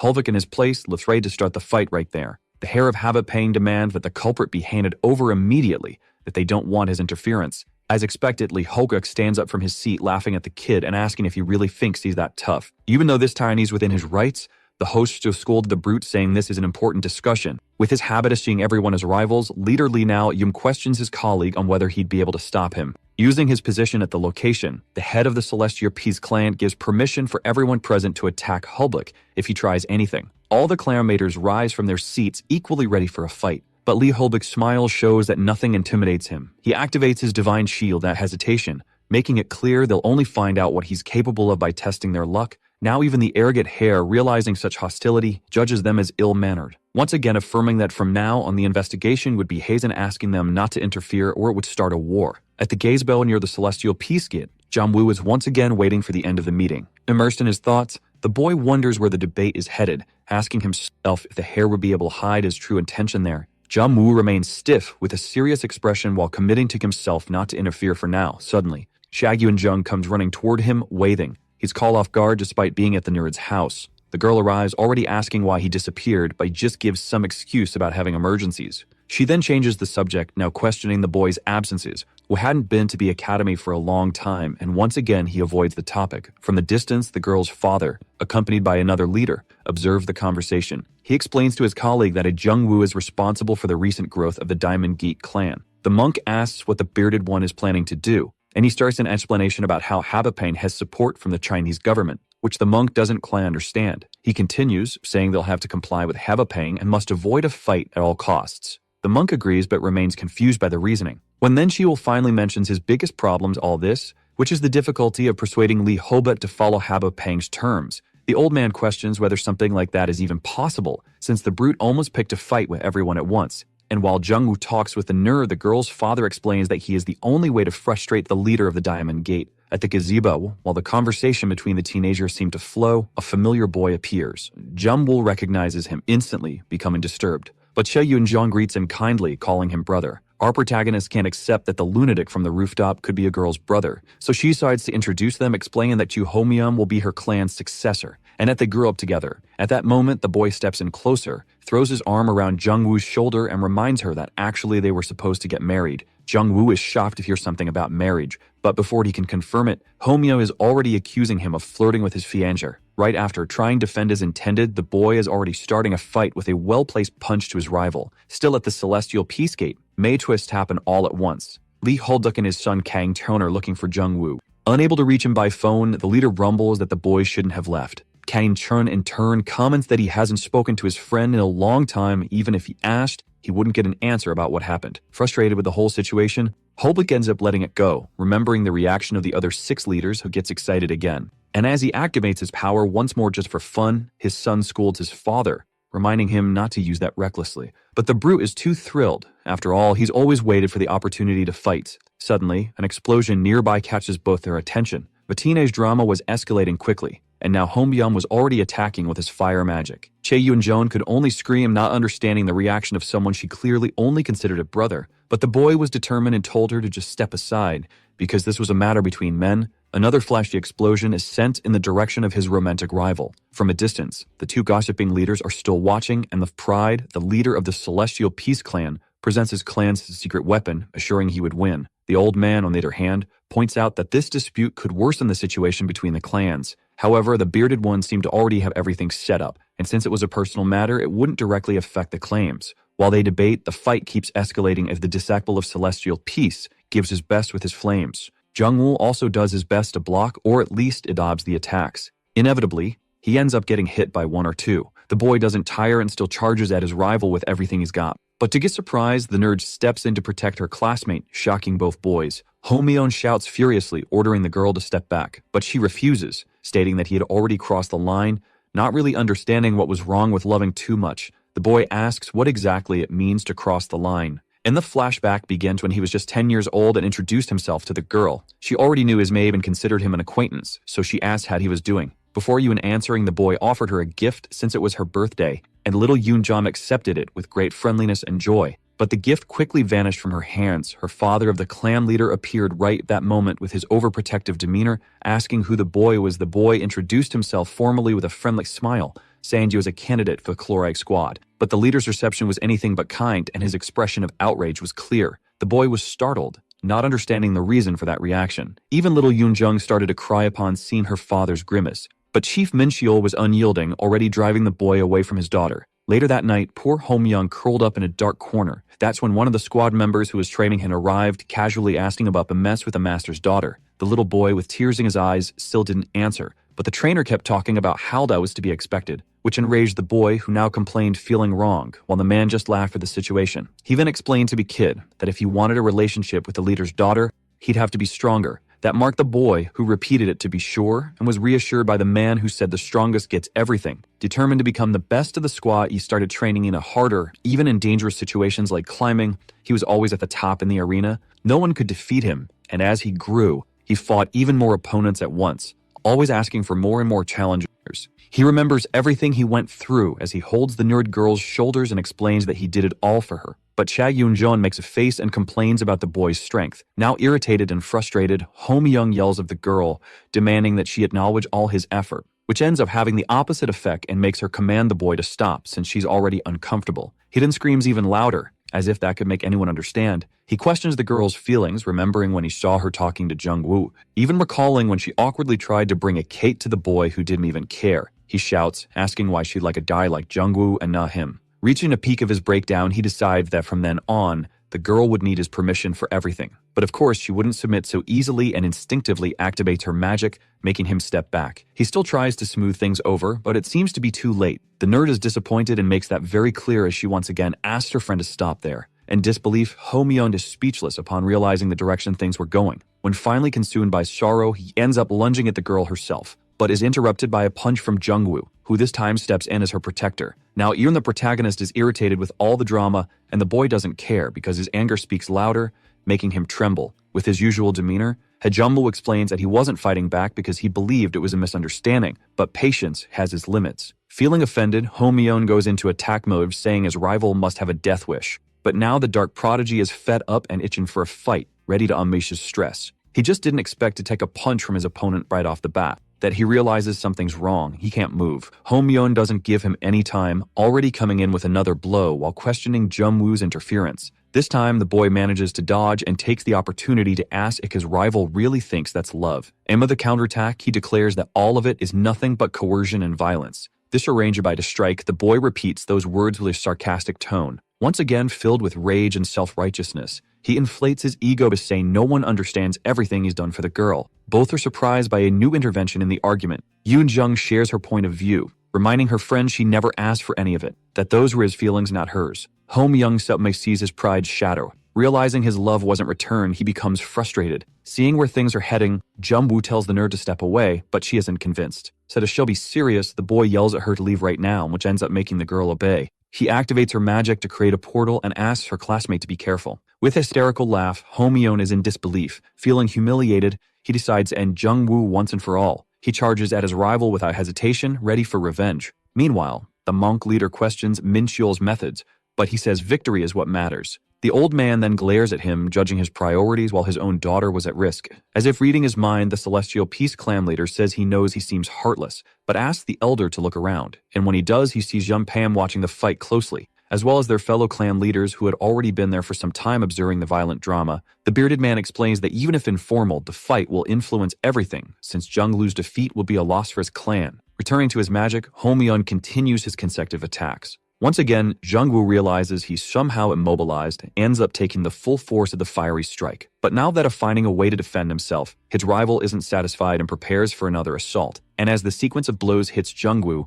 his friend Kan-chun watches from afar in despair. Lee Holbut grows thoughtful, recognizing his vice's opponent and confirming his suspicions. Kan-chun asks what kind of power the boy has to hold his own against his friend. But Holvik only knows it's a strange attribute no one has any information about. Hyung-woo starts catching on to his enemy's rhythm and realizes it was the mysterious attribute that paralyzed him. He believes he dodged the attack, but soon notices his opponent is very close, this time too close to defend or dodge, sending him straight to the ground. Our protagonist seems about to suffer his first defeat in this life, fallen and wounded from the impact. What, as Ho Myeon prepares to deliver the finishing blow, something different stirs in our prodigy. His eyes ignite with determination as he concludes the best way out of the situation. While Ho Myeon manifests a massive fighter fist through his magic, Kan-chun and his father cheer from afar, hoping Jung-woo can react. The flames shoot from the boy toward his target with force, causing a huge explosion. The clan leaders are amazed by the sheer power. They're certain that after a blow like that, it must be the end of the fight. But young Kan-chun doesn't doubt his friend for a second and notices something.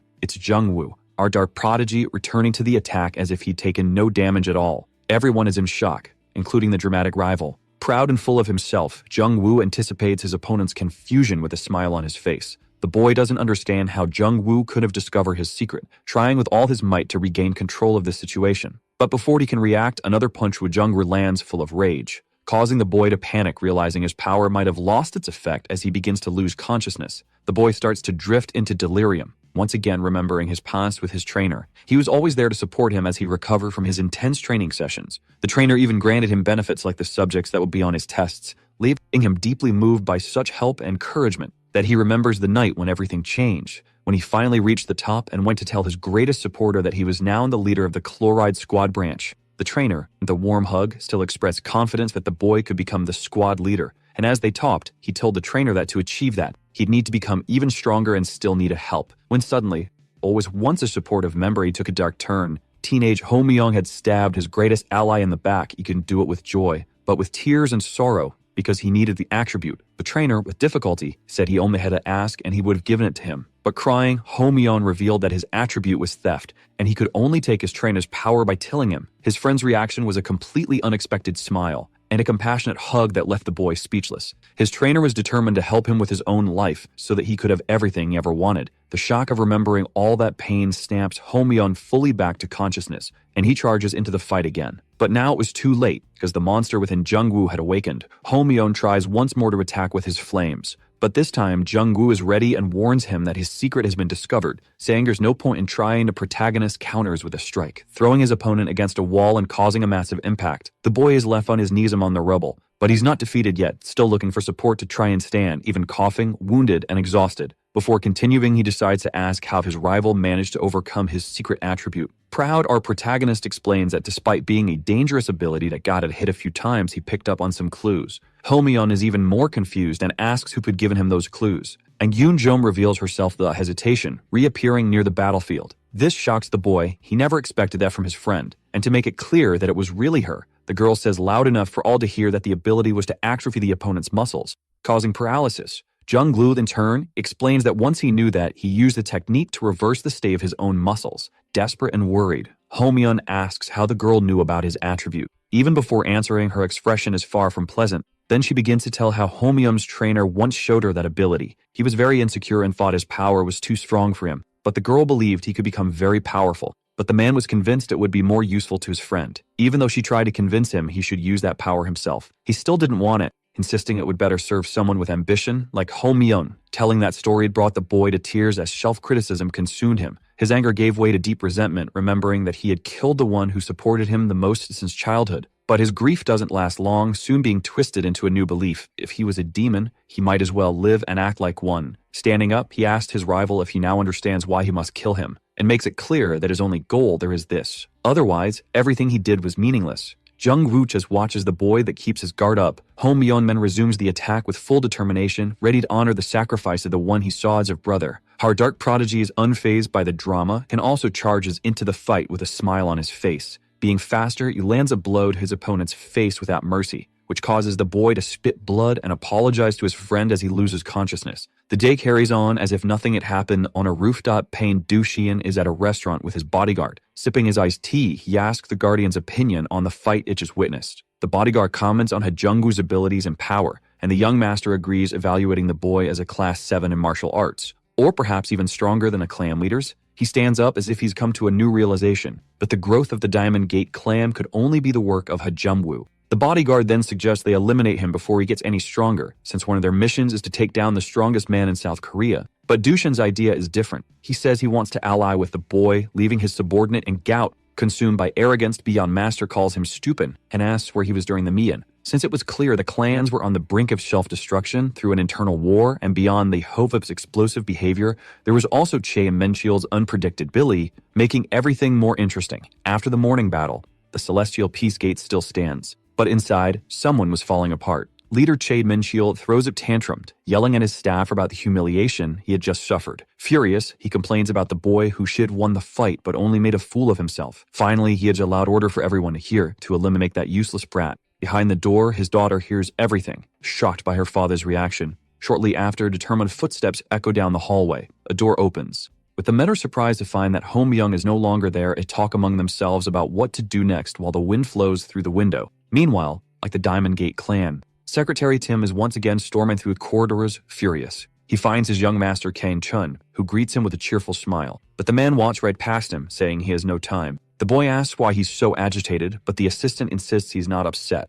Ironically, flinging open the leader Lee's door, looking more irritated than ever. His aura and expression leave no doubt about his temper, and he says he's there because of the war, while Hobut plays down. With a psychotic glare, Mr. Kim reminds him that all the leaders are watching them, in shouts, asking how he could take out the Celestial Peace Clan's squad leader right in front of them all, but Hobut quickly shifts the blame. Jungwoo, who is soon called in by the leader for support, worsens the situation by pointing out that the side of the leaders paying douchey and also witnessed everything. But he quickly justifies himself, saying in best defense is a strong offense, since an explosion is now inevitable, concluding that the clan should prepare in advance to strike at the right moment. Kaden-shun watches everything in silence, knowing his friend is right. A few days later, everything starts unfolding unexpectedly at the academy. While the place seems empty, noises can be heard behind the buildings. A chubby, not-so-athletic boy is being targeted by bullies. 3 thugs are making sure he knows his place as someone who shouldn't boast about being at the academy. The boy tries to protect himself but keeps getting hit, while the bullies mark his attribute. One of them rummages through the poor boy's things and finds his phone showing pictures of his sister.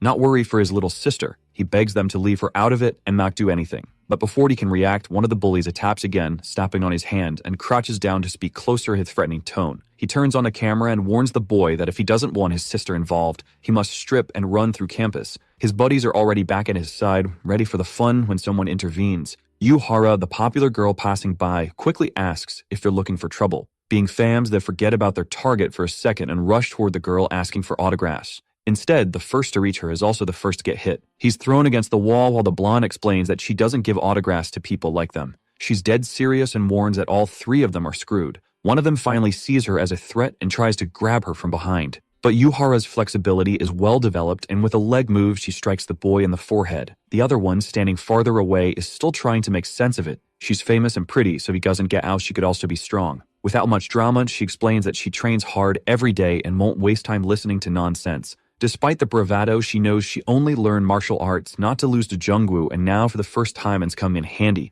Now that she's shown she's not messing around, the girl orders the bullies to apologize. But that's not what the guys have in mind. They now decide to go on the offensive, charging at the girl with speed. The blonde dodges a surprise attack with impressive agility. But another one of the boys was already attacking too, and she had to defend herself. Realizing they were well coordinated and outnumbered her, she decided to back off. However, the third one was already prepared for that, waiting for her in a striking position. Caught off guard, the girl sees a clenched fist heading toward her face. But before it could land, the hand intercepts the blow. It's Kang Hanwoo, a big name of the academy, who defended the popular girl with style. A bit lost, the bully asks who disguised a butt in Yuhara. On the other hand, recognizes him immediately. Though she's a little confused by his presence there, despite the girl's not-so-enthusiastic expression, he greets her with a kind smile. The boys who had seemed confident moments before are now stunned and wide-eyed, quickly drop into their knees. They beg for forgiveness. The senior smiles and waves, saying all he wants is for everyone to be friends. And just like that, the same bullies who had been so aggressive now rush to pick up the chubby boy and offer themselves up so he can return the beating. Hyunwoo says he's happier now seeing everyone getting along while the boys carry the chubby kid to the infirmary. Yuhara is surprised and comments on how easily he managed to terrify the bullies.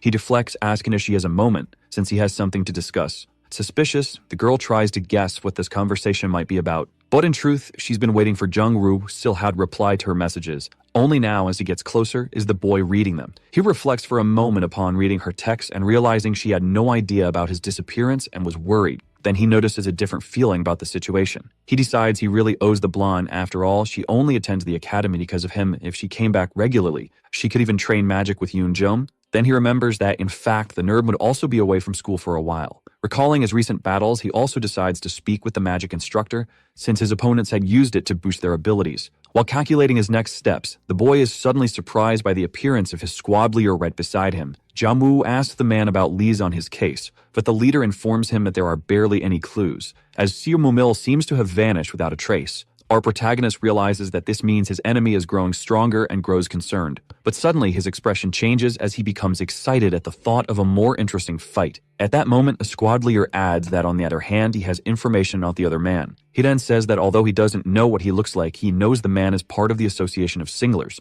bringing his commander back into a more serious mindset. He explains that the association works alongside guilds and clans to supervise rifts, and he believes the target was trying to test something. Deep in thought, Jungwoo concludes it makes sense, since Jim Ganbate could climb higher ranks to the rifts. To wrap up the conversation, his subordinate also mentions seeing Yuhara leaving with a guy, which instantly stirs a mix of concern and curiosity in Jungwoo. Meanwhile, at a fancy hotel downtown, the blonde gets straight to the point, asking the guy to be direct because she doesn't want to waste time. He agrees in the perfect posture and a decisive tone. He announces that Yuhara is Mama's fiancé. The girl is in shock at this statement and doesn't even know how to react, other than questioning what she just heard. She stands from the table with a jolt as the realization sinks in, and as if it were the most natural thing in the world, the preppy guy tries to explain himself with charm. But Yuhara is strong-willed and makes it very clear she doesn't want any of that with a straight face.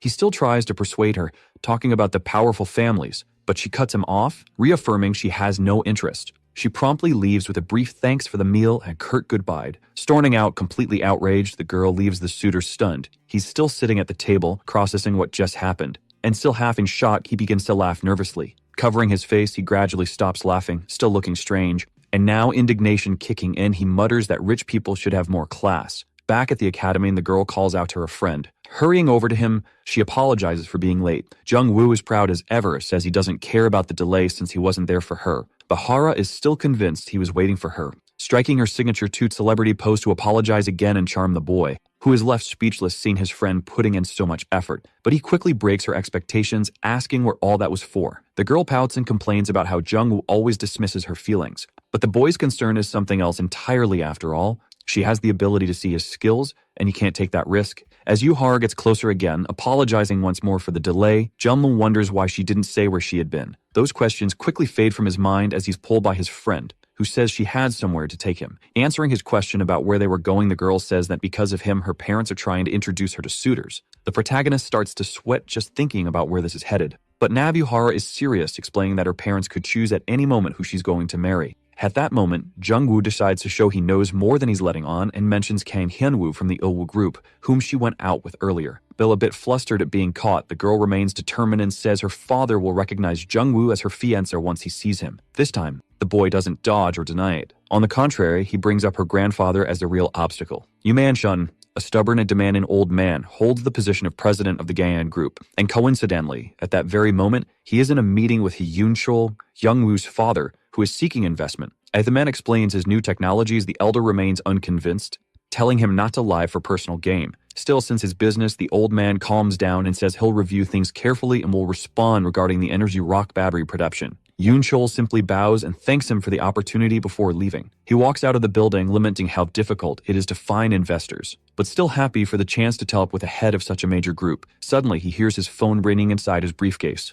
He quickly answers, identifying himself as Hae-yu-chul from the Henyoung factory. Seconds later, the man is in shock, shouting if the investment is real, drawing attention of everyone around. Elsewhere, on the screen of a device is Jung-woo's photo and profile. It's Hyun-woo, going over his file with some boredom despite acknowledging the boy's feat and defeat in Park Tae-ho. Then someone interrupts, saying the only reason he's still alive is that the Black Tiger clan was eliminated. It's Pan Dushiam, standing near Hyun-woo's desk, greeting him like an old friend. The boy just stares at the young master Havapane, who in turn gives him a strange insult, saying he looks worse than ever. The boy doesn't take offense, since it sounds more like a compliment, and greets the other by name. But being from important family, Dushiam takes offense, saying the boy shouldn't use his name, following up with a threat. Hyun-woo keeps his smug smile. No one is a binding agreement between his family's group and the Havapane that can't be broken. Defying expectations, Pang Dushian grabs the boy by the neck with brutality to make it clear who's in charge. The boy realizes what's about to happen, as the Havapang hair begins to crush his neck with his bare hand. But in a blink of an eye, he's no longer there, he's already sitting elsewhere in the room. Dushian smiles, calling him a clever little fox.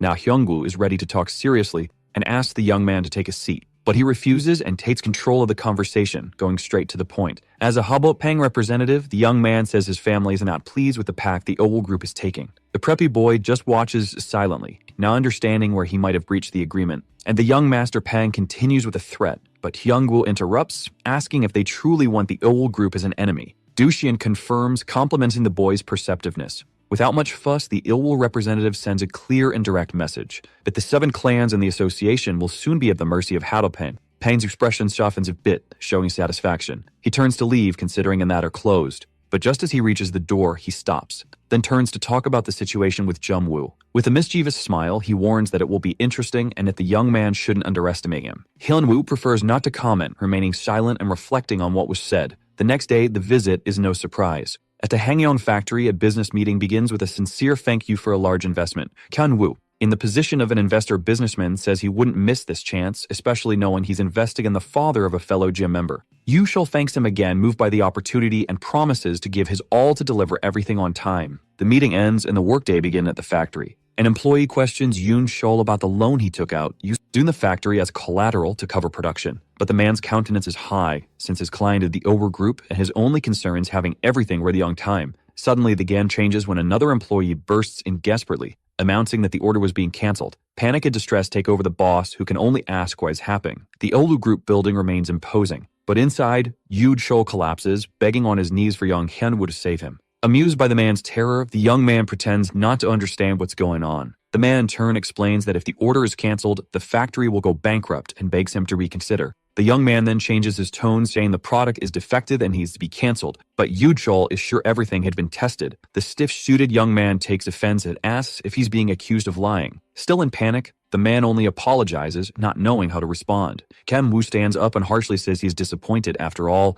he only wanted to help a fellow gym member. Thus, Jim Woo's father begs even more for his help, already breaking down in tears. Ken Woo plays his card and demands the rights to the super manufacturing technology in exchange for not canceling the order, leaving Yoon Shol surprised and confused by the situation. Elsewhere, already knowing the story, young Pang Dushin laughs out loud at his partner's idea, already realizing that this could bring major problems to the entire Ilwoo group just for a personal revenge. The guard asks the young master what they should do, but he says to just watch as it's not important for now. After all, he instinctively knows that the secret behind the annihilation of the Tiger clan is key to putting the clans in check. Now they approach the entrance to the old Black Tiger Gate, and the young master says that the more the investigation advances, the more certain he is of one Fen, explaining that it's clear whoever did it knew everything around them, and even stating that the man who destroyed that clan did it alone. One of the guards doubts the possibility as the clan leader was extremely powerful and skilled in martial arts. But Pang Dushian has a much simpler view and says that it doesn't matter how strong someone is, if they need someone stronger, it's over. Walking through the place, the young man explained that the person behind it is not only strong but very clever at covering the tracks and incriminating others. Yunina asks what the guards guess is on who would benefit most from the fall of the clan. Immediately, the two understand it could only be related to the Diamond Gate. Dushian smiles and confirms the theory, but something still bothers him. When the guards ask how the Diamond Gate could cause such a thing, the young man says there really isn't a master capable of wiping out so many people in that clan. Despite being strong and very powerful, Lee Hovik still wouldn't be able to destroy the entire clan alone, which leads him to wonder who else might be having their hand, immediately thinking of Jungwoo. But he questions himself, certain the boy doesn't have the level of an absolute master. In the end, the young man only concludes that it was the work of an absolute level master, and that they should investigate what caused enough resentment to lead to such destruction. He ends with the order to find out who that master is from the clues they have so far, and his guards simply agree. Around the city, things seem calm as almost always, until Kang Chun, the heir of the Diamond Gate, arrives in a rush, warning Jungwoo of a new problem while the boy walks along calmly. With the same unconcerned face, our protagonist changes the subject and asks if his friend is upset about Yohara. Immediately, Kang Shan remembers and questions Jungwoo if he's really going to marry the girl, while Jungwoo asks if he's old enough for that, making it clear that this is not his intention so his friend doesn't get upset. He returns to the main topic and asks what happened. Distressed, Kang Shan asks if it's true that the heir of the Owo group was looking for a fight, since dealing with someone like him could be difficult. Seeing the concern on the boy's face, Jungwoo asks if Tang Hyunwoo's really got powerful. His friend explains that beyond being powerful, the young heir makes good use of his strength. After all, his heir won the 5 largest conglomerates. He uses his influence to intimidate his enemies before even fighting. Jungwoo is confused by the explanation, and Kang Chan realizes his friend doesn't understand any of it. So he simplifies the matter by saying that the boy uses the power of the Ilwoo group to crush his opponents. At that moment, Sudian, Jungwoo's younger sister, arrives breathless and exhausted. While Kang Shun tries to greet and hug the girl, she simply pushes him away, saying it's not the time for that. Turning directly to her brother, she tells him something has happened to their father. It's already the end of the workday at the Hanyang factory. And with regret, Chief Yuan Shrov gathers his employees to apologize. In front of the workers, the Manhuans having made them work so long only to now end up going bankrupt. But the workers aren't upset with the boss, and in fact try to motivate him not to give up and to keep trying with new investors. Bowen Delira apologizes again, explaining that since they used bank funds, there's nothing they can do now. Despite the tears in his eyes, Chief Yuan Chul stands up with a smile, thanking his subordinates for their work. The commotion is great and no employee is ready to give up on the factory, when suddenly, an employee who wasn't at the meeting arrives joyfully shouting that a new investor has appeared. At that moment, Yoon Chol's face lights up again with the news. Quickly, a new meeting begins to discuss business. In the room, the leader presents his product, explaining its efficiency and functionality. The investor is sitting in the dark, watching when he thanks them, but says he's noticed a few problems. The man seems a bit uncomfortable but asks the shareholder to share his concerns. He explains that although the product is excellent, he's worried about the supply of energy stones, Sifing, and constantly. That concern leaves Chief Yunchul unsure of how to respond, but he just lowers his head and asks if they really had to go that far, as the investor is revealed to be none other than Jungwoo. But the young man simply says that of course they do, after all, there's a lot of money at stake. At the Il-Root building, important meeting is also taking place. Executives from the conglomerate and Hyun-woo gather to hear explanations about the super production. The man making the presentation explains that the market potential is even greater if he joined forces with the Guild Alliance for the supply of Griff stones. He ends the explanation by saying that market domination of lithium batteries will be inevitable over time. All listening and observing attentively, Hyun-woo can only think about how favorable his position is to gain more influence in the group. But suddenly, an assistant bursts into the room in panic, bringing news of trouble. Without filters, the man reveals right there that the Han-Young factory has found the new investor, leaving the young man distressed as he realizes his plan is falling apart. Days M brings new colors to the sea. Arriving in his apartment, Jung-woo asks his father how much longer he'll stay in the car. The man gets out, still seeming unable to process everything that's happened. Curious about his father's reaction, the boy asks what's wrong, but his father only asks him to pinch him. Taking it literally, Jung-woo pinches the old man's cheek, who immediately regrets asking.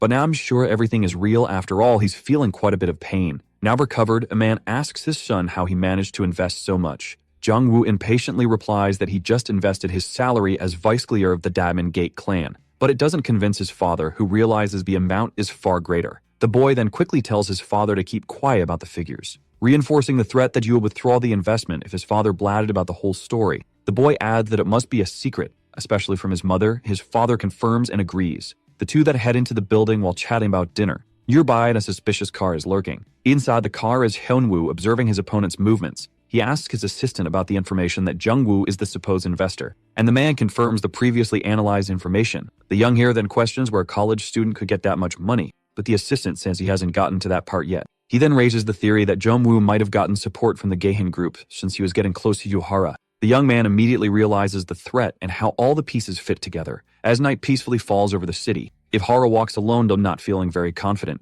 As she continues on her path, the blonde senses that she's being followed, which leaves her feeling completely uncomfortable. She looks back to make sure she isn't imagining things, and confirming her instinct, she starts running away from the pursuer. When suddenly another, even bigger man intercepts, start declaring the end of the line. Yuhara is now trapped between the two, no way out, as they talk about how they've been waiting for that moment. Finally, one of them lunges, threatening the girl's life. But Yuhara isn't as defenseless as she seems and greets him with a well-placed kick. At that moment, someone yells that the scene ends there. Reviewing the situation is nothing more than a performance for a film. Yuhara's demeanor immediately changes and she apologizes for the hit, while the man on the ground just smiles, pleased with the acting. The director appears, wrapping up the day of filming as the girl thanks everyone for their effort. Only then does the blonde notice the presence of someone she had been expecting. Jung-Louis is there, waiting for her, well-dressed and holding a gift for the girl. And right after, they leave together in a luxury car. Yuhara thanks the boy for showing up for the occasion, and he says he wouldn't have missed it. The girl that asks if her friend is nervous, but he doesn't understand why he would be. She says it would be normal, since he's going to meet her parents.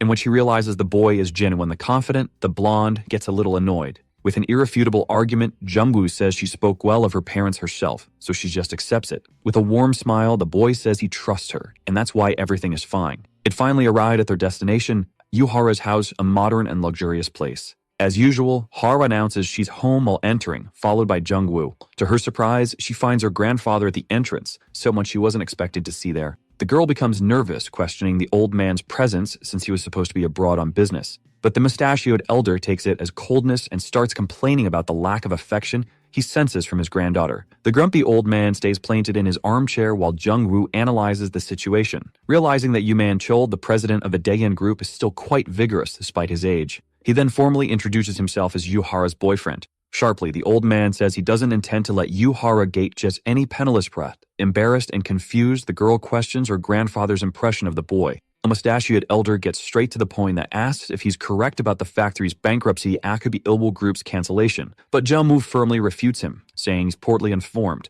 since he had already resolved the issue himself. The old man is provoked by the boy's arrogance and says he doesn't trust the 17-year-old who invests billions of dollars. Even if the bodyguards raid behind him, Jung-woo stays calm and composed. Full of himself, the old man decides on his own that Jung-woo deserves a lesson for trying to use his granddaughter. If the boy says nothing and doesn't even react to the accusations, the guards are in position, Bratton is ready for any sign of movement. while Yuhara yells, "Ask him what they're doing," since the situation is not at all as she expected. In the midst of all the confusion, Jamwoo just smiles. Noticing that the boy, they had no intention of reacting, the old man gestures and his guards instantly disappear. They stare at each other in silence for a few moments. Finally, Jungwoo speaks again to clear up a misunderstanding, asking if the old man thought he had asked his granddaughter for money. Upon confirming the suspicion, Jungwoo explained that he's not poor to the point of meaning to ask for money, and Yuhara confirms her grandfather's mistake. The old man then demands concrete proof that the investment really came from the boy. Instead of simply agreeing to the test, Jungwoo asks what he would gain from it.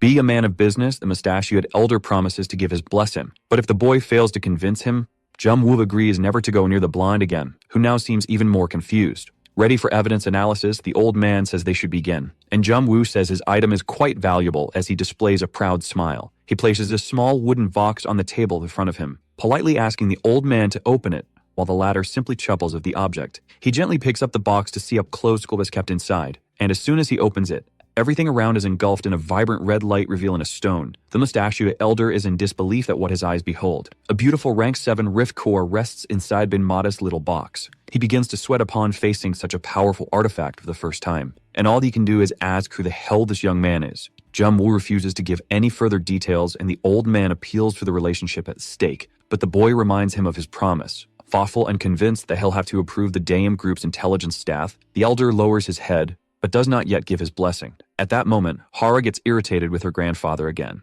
and the old man explained that there was already another proposal from another family, but the girl objects, making it clear she more end up with Hyungwoo. Once more agitated, the grumpy mustachioed elder now claims he doesn't believe it was really Jungwoo who obtained the Rith Core and orders his guards to go after the boy. The two guards reappeared quickly, ready to strike. Her protagonist is always prepared. He hits one so fast the guard doesn't even see the blow coming. The other, however, wasn't harmed but also couldn't land a hit as the boy had dodged at lightning speed. Jungwoo smiles, ready to demonstrate his skill. Grabbing the guard's arm, he prepares his strike and smashes the guard's face directly against the nearest table with ease. Yu Manshou remains in place, observing coldly. When the boy sarcastically asks if he should keep going, the mustachioed elder admits his guards are top-tier elites and were taken down before they could even touch the boy. But Jungwoo simply asks if the test is over while brushing the guard aside. Looking around, Yu Manshou admits to himself that he was wrong and made a fool of himself before a teenager. He says he has one last question and asks Jungwoo if he knew the old man would be there. Yuhara looks at Jungwoo and questions him as well, since even she didn't know. But Jungwoo says that if he didn't know, it wouldn't have made sense to bring the Rift Core. The old man recognizes the boy's audacity and Jungwoo takes it as a compliment. He then turns to his granddaughter, asking if she really knows where she's getting into. The blind grabs the boy's arm and makes it very clear that she already knew all of this,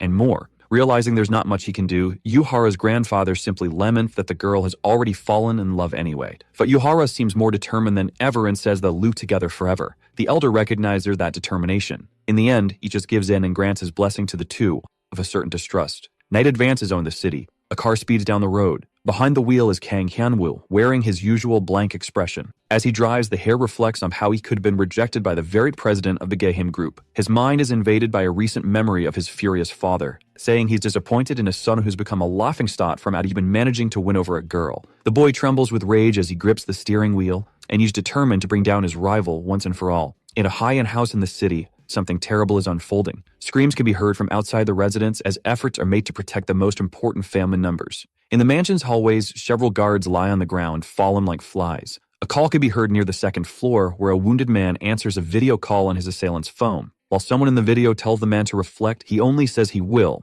as he begs for help. But the voice on the screen gives the order to finish the job, and so the killer does. With his round glasses giving him the appearance of an intellectual, the assassin has barely finished when his phone rings again. He pulls it from his pocket to answer, surprised by the caller. He answers immediately, maintaining his composure, and accepts a new assignment with a satisfied smile on his face. Night advances peacefully. Jungwoo announces his arrival home, taking off his shoes with a weary air. Despite the late hour, Jungwoo finds the living room empty. Still standing in the doorway, he wonders where everyone is. The answer comes in the form of an attack, and at great speed. Jungwoo easily dodges the strikes, wearing his best bored expression. Being attacked from all sides, the boy simply evades without the need for large movements. And when everything calms down, he sighs and asks if he hasn't already talked about how to reduce footstep noise. His younger sister is once again watching an attack right in front of him, frustrated, saying she's doing her best. While she complains about her brother's exaggerated hearing, this time he defends the tick. Outraged, the girl says she's practically floating and he still heard her steps. She asks if he wants her to hate him, since he never lets her win.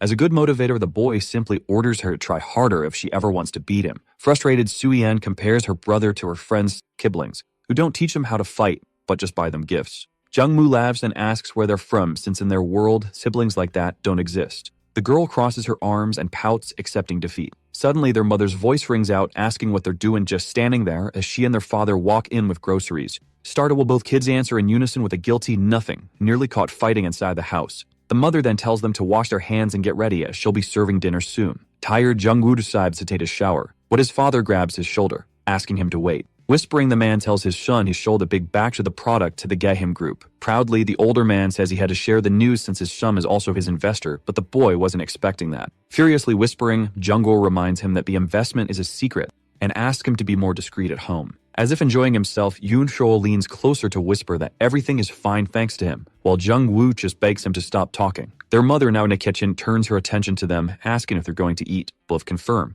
A bit later, the boy tells his parents he's going out to meet Hara. It's already quite late, so his mother questions the timing, but Jumbo explains that's exactly why he's going, to take her home safely. The boy's parents glance at the door with concern. The father asks if it's really okay to let him go out, but the mother reassures him, reminding him that the girl's family gave their approval. Proud, she gets excited, saying that soon her son might be part of the Daeham group. Jumbo walks through the quiet streets on his way to Hara's film set. Strolling calmly, the boy notices something feels off. Not far behind, the mysterious man with round glasses follows him without the slightest concern. Park Woo-sik, a member of the Assassin's Guild, analyzes his target, thinking how easy he looks. Then quickly correcting himself, he knows there's no such thing as easy or hard, just a request to fulfill. While lost in his analysis, he loses sight of the target, realizing that the boy had already noticed his presence but still feeling confident. He immediately orders his shadowy lackeys to follow the boy. With a threatening gaze, he marks to begin the hunt, and disappears at high speed to pursue his prey. The direction they take leads them into a park. As they pass through, they leave a trail of destruction among the trees.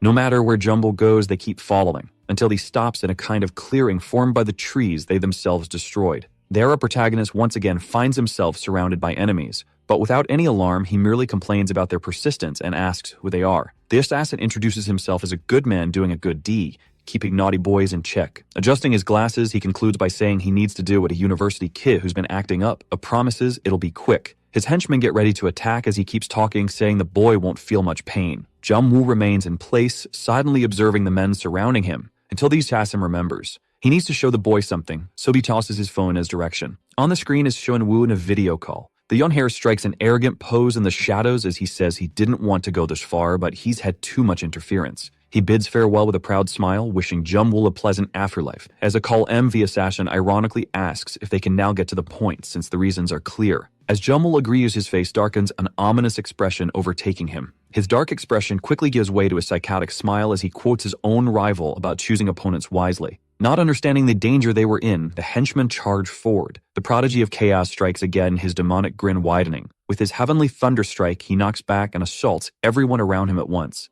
Park Woo-sik shields himself, confused by the situation, but he has no time to think because, as Jung-woo says while appearing behind him, this is no time for surprises. His attack targets the assassin's vital organs, leaving him barely able to dodge in time. As soon as he escapes, he distances himself as much as possible. Still on the defensive, the man sees another strike coming, and this time, due to the sheer speed, he has no choice but to block even if poorly. The assassin locks eyes with his target, wondering how no one warned him how difficult this mission would be. Frustrated, he tries to keep faith in his abilities, telling himself he'll complete the job and demand extra pay. Finally cornered, he activates an attribute to boost his speed. With a spatial leap, he reappears behind Jung-woo, dagger in hand. But he wasn't expecting even that speed to be slow for the boy, who catches him mid-attack. Ripping his neck, Jung-woo repeats the man's own words, saying it will hurt a bit. And with a smile stretched in sinister delight, add then it'll be quick. Jung-woo blares at his opponent, eyes bloodshot and full of murderous intent. Woo-sik is now terrified, realizing the true killer instinct in the boy's gaze. As our protagonist prepares to eliminate yet another threat, the only thought going through the man's head is how abnormal that student really is.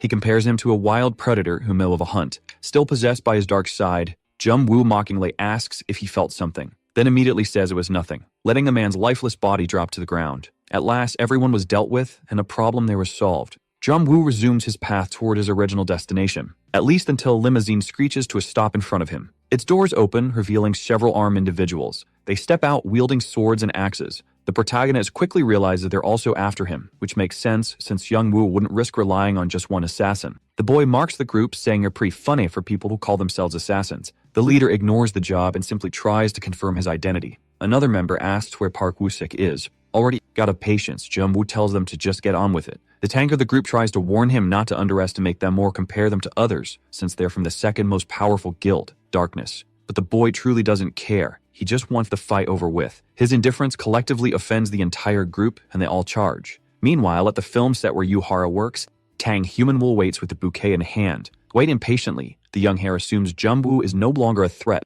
No one better than to rely on a single assassin. He's confident sending the Darkness Guild with the right call, and filming continues. The director speaks with the crew while Hyun-woo remains hidden nearby, calculating his expenses and what he'll gain with Hara. He's determined to win over the blonde and plans to use Jung-woo's death as a way to console her and grow closer. Someone bumps into him, snapping him out of his thoughts with irritation. He watches as the person walks away in a hoodie and sweatpants. Enraged, yells for the rude person to at least apologize for bumping into him. Hooded figure turns around, revealing himself to be Jung-woo, who says he was distracted by his phone and didn't notice Hyun-woo. This leaves the hare completely stunned and spiraling in a panic. Jung-woo teases him, joking about the face of someone who just saw ghosts. Shocked, Hyun-woo tries to understand how he could possibly be standing there. If he really eliminated the Assassin Guild's team. Yuhara finally finishes filming and quickly spots her boyfriend. She approaches, happy that he came, and Jungwoo notes she's being released earlier than expected. It takes her a moment to notice Hyun-woo, and she merely wonders what he's doing there. Once again, Jungwoo fires off some sarcasm, saying the boy must be a huge fan since he even brought such a lovely bouquet.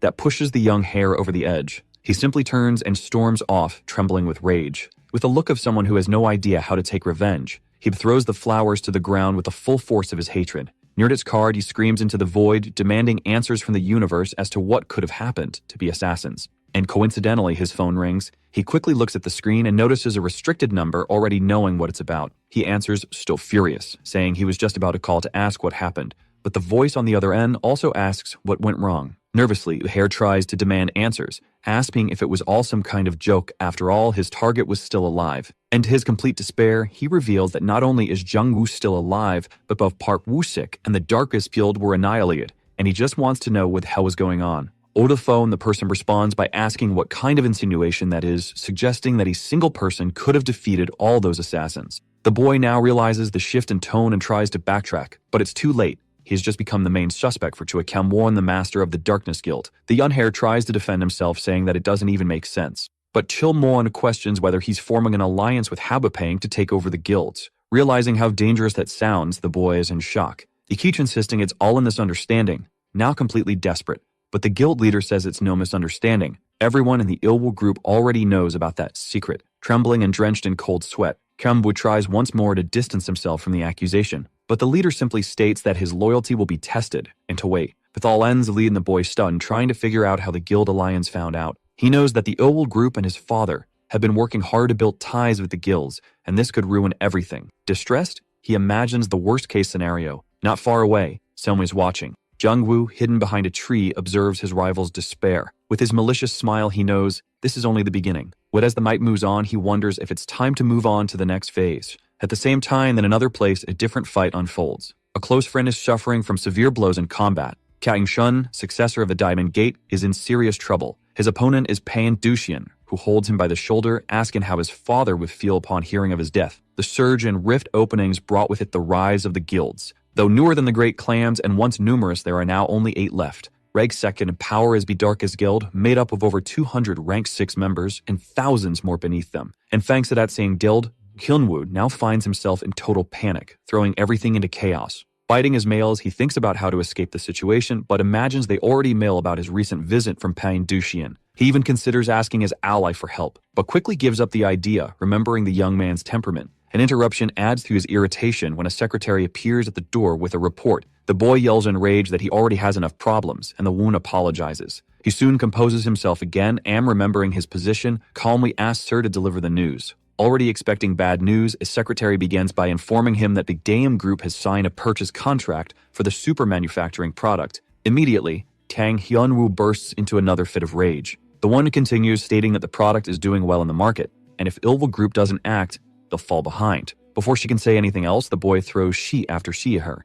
He orders her to leave immediately. His hatred toward his rival grows more intense by the second. The young hero of the Illwood group is now determined to do everything in his power to expose and destroy his enemy. At the Diamond Gate clam, the game moves on as usual. Jung-woo talks with Mr. Kim about Kang Chen's disappearance, and Kim says he hasn't been able to contact him since the night before. The man insists he hasn't given up and is doing everything he can. But Jong-woo doesn't seem too worried about the situation. Without warning, the mood shifts as Lee Holbit bursts in, charging furiously at the boy. Used to the outbursts of a clan leader, the boy simply defends himself, causing the brute to stagger back several meters. Sensing his anger, the boy wonders what the problem is this time. He questioned the leader in his usual irreverent and annoyed tone. Preparing to attack, the brute shouts that he already knows about the boy's plan to marry Yohara. Before the blow can land, Jung-woo simply shouts back that he's not getting married, which makes Holduk immediately shift the direction of his punch. The old powerhouse smiles in relief, but the boy adds that he's just not getting married yet. Angry, chiefly questioned the boy's loyalty to his daughter, though clearly Jung-woo never had any intention of marrying that brat anyway. Holder's expression turns harsh once again as he accuses his vice leader of being a traitor.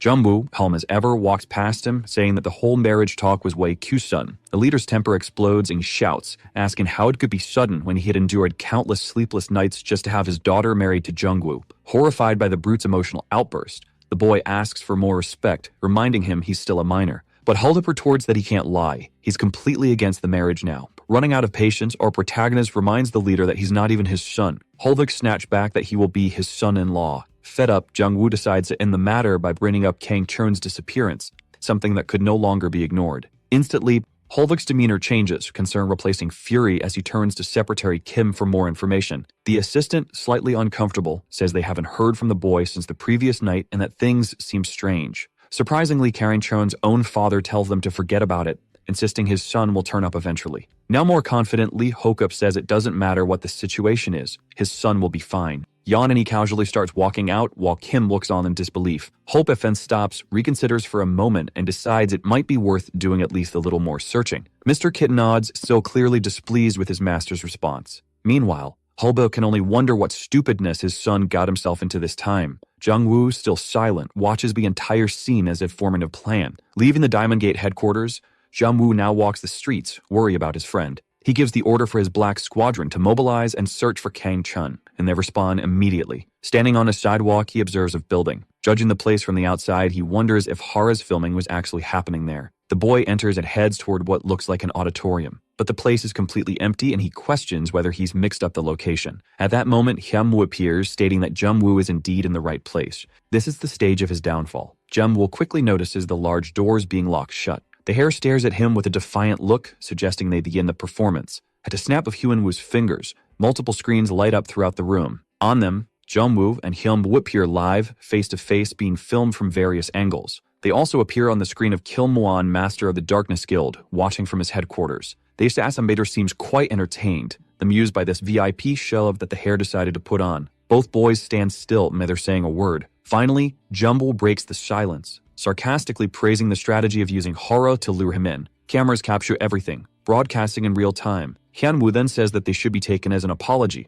Our protagonist now looks confused, but Hyun-woo explains that he should have taken his rival more seriously and hadn't imagined he could defeat Woo-sik and the Darkest members. That earns a genuine proud smile from Jung-woo. Arrogantly, Hyun-woo continues, saying he intends to make up for it by fighting him personally. Excited, Jung-woo asks if the boy really has the nerve to cross his family again, promising he'll pay for what he's done. But Hyun-woo is confident in his attribute and remains unfazed, ready to unleash his power. Before Jung-woo can reply with his usual indifference, a spear drops from above, grazing his face. Stem, he touches the cut, surprised. Then, to complete the surprise, he sees his opponent controlling multiple weapons and objects at once. Hembu explains that he possesses a rare attribute, metal manipulation. Proudly, he adds that he studies all known metals across the world. Surrounded by weapons, he brags further that he's not just a manipulator, he's the best. Back to his usual posture, Jung-woo smirks sarcastically and asks if that's really something to brag about. He then vanishes right before being pierced by the flying blades. Bunny will track his speed. Hyun-woo watches helplessly as the projectiles smash into the wall behind.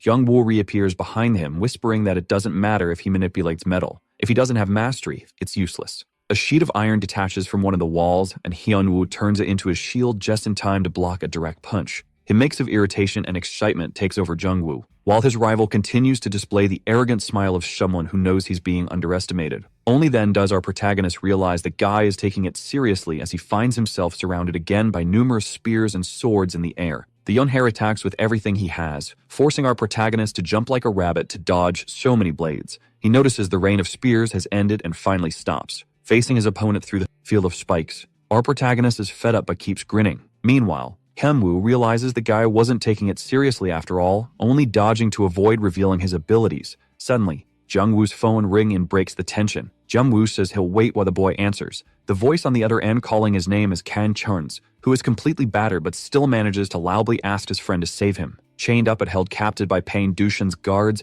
the boy asks if his friend can hear him. But the young Master Pang snatches the phone from him and speaks directly to Jungwoo, letting him know he's enjoying watching the fight, but that the boy should try harder if he wants to save his friend. The young man says he also enjoys a fight but needs to wait until Hyungwoo is defeated first. Jungwoo then seems to fireman understand the cameras when he confirms that others are watching. But his excitement only grows, and now he questions Du Xian about his choice to kidnap Kan Chun. Arrogant as ever, the young master says the only one in trouble there is Jungwoo, and reveals he already found out everything about the Diamond Gate clan having destroyed the Black Tigers and kidnapped his younger brother. Leaning on Kan Chun's shoulder with hostility to ask if he was wrong about that, the young master doesn't hesitate to break the boy's shoulder just so Jungwoo can hear him scream through the foam, followed by a direct threat to everyone in the clan, especially Kan Chun. Not satisfied, he also warns that the other clan leaders are aware too. While Jungwoo fights, a fleet heads toward the Diamond Gate, each leader in their own car, all ready to demand answers. Arriving at Jungwoo's clan at that very moment, Pang Dushan bids farewell, getting into his car and saying he'd like to see the end of the fight, but his priority is watching the extermination of the Diamond Gate, leaving the boy warned to be careful because Hyungwoo is more powerful than he seems. Our protagonist doesn't even get a chance to respond before the call ends, but he doesn't care and is now motivated. Thinking he was finally in control, Hyunwoo again explains that Jungwoo will have to defeat him if he wants to help his clan. Little does he know our protagonist is now ready to unleash the monster, make him deeply regret it. In the building where the fight is taking place, others can be heard interfering.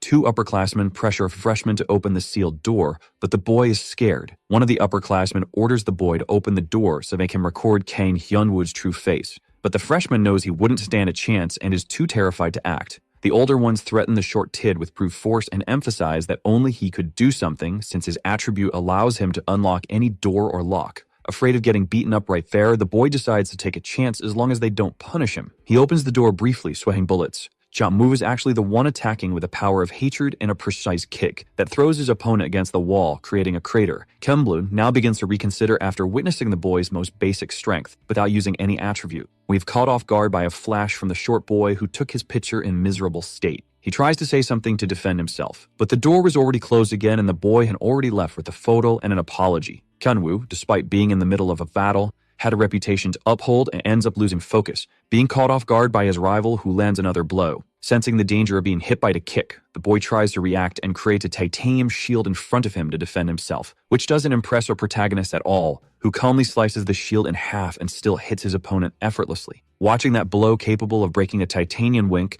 Kilmwon stands up in shock. The guild master realizes that Hyunwoo was right and that only Jungwoo could have been responsible for the death of his partners, becoming determined to also fight the boy who dared interfere in his work. With a bit more reasoning, the leader of darkness remembers that he is the vice leader of the Diamond Gate, concluding that the clan is looking to start a fight, and reaching the conclusion on his own that it could only have been that clan responsible for the massacre of the Black Tigers. Meanwhile, the fight continues at the Diamond Gate as a state of emergency is declared. Secretary Kim asks everyone to prepare for battle, and while the clan members take their positions, the assistant warns that the leaders of the 6 clans are on their way. Hulbek gets all excited about the opportunity to face all the chiefs at once, but is immediately scolded by Kim, even though he doesn't understand what was wrong with that situation. Almost in tears, the man explains to his boss that he shouldn't be happy at a time like that, and so they face the arrival of the clan leaders and the teams. Events in a clan are just beginning, but in the auditorium, everything seems to be coming to an end. Jungwoo would love to finish it all right there, but as he watches his opponent on the ground, he reconsiders,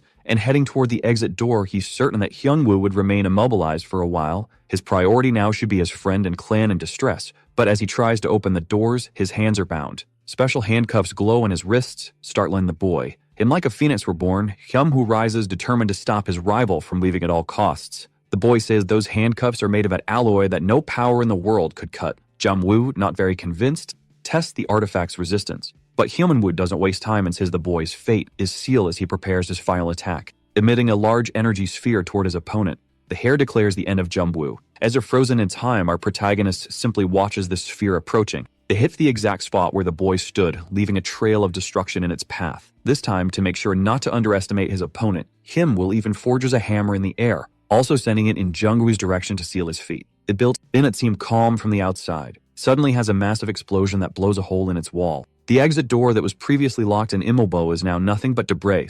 The hare smiles with satisfaction and pride in his victory. With that intense blow that caused such destruction, it was impossible for Jungwoo to have survived. And now Hyunwoo's certain there was nothing special about the boy. Striking a pose, the hare of the Ilwoo group realizes he should have faced him from the beginning. But now that his goal is achieved, he simply waits for his partner Pang's success. The atmosphere is tense between the Six Guardians and the Diamond Gate. Flying over the area, a drone approaches to record the events that will follow. Holbeck and his assistant Kim are not intimidated and stand firm in front of the tallying of people who are there to judge them. With his usual quirky temper, Holbeck doesn't hide his excitement at being challenged, asking if they all want to die there. Secretary Kim tries to call him down even if he never succeeds. Perhaps that's why he now addresses the leader of the Celestial Peace Clan, asking about the reason for this sudden persecution. Chub Mincheol reports that they received information that the Diamond Clan was responsible for the extermination of the Black Tiger Clan. Immediately, Mr. Kim opposes the claim, saying it must be a mistake. But unexpectedly, a voice stands out saying it was no mistake. Pain Dushi is finally present with his two guards and his hostage Kane Trun,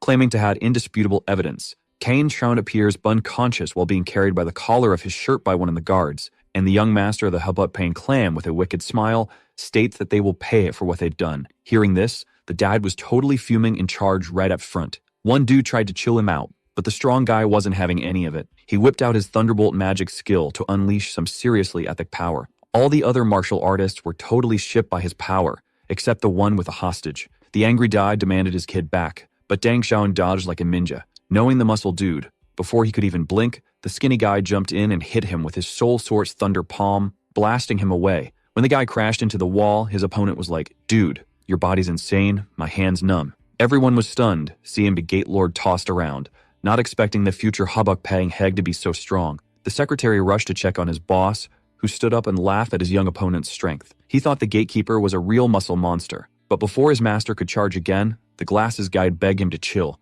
saying violence wouldn't fix this. So, after eyeing the guy with a plan, the gatekeeper agreed to wait it out. With that, the guy thanked his boss, telling the 6 gatekeepers they'd break the Great Alliance deal if they didn't have solid proof for their attack. The gatekeepers thought that was fair, since they came based on Habu Pang's report. One even said it made sense to answer Pang Dochen's call, the one behind the Hugh Harmon Gate case. The angry Gad demanded to know what proof made them take his son hostage. He ordered his crew to get ready, and all the martial artists stood battle ready. The young guy was super entertained by the gatekeeper's spirit, but told them to check his proof before going wild. So, Secretary Kim told him to show this so-called proof. It came out that one of the Lord's sons told him someone survived a Hugh Harmon wipeout, shocking everyone. With that, he called Pang Si to step up. Everyone was shocked as he was asked to spill what he saw. The scared young guy said he was at the Hugh Harmon Gate the day it got wrecked, surprising everyone. Meanwhile, the mastermind was hyped to see the young guy spill the whole truth. Pang finally said that on the wipeout day,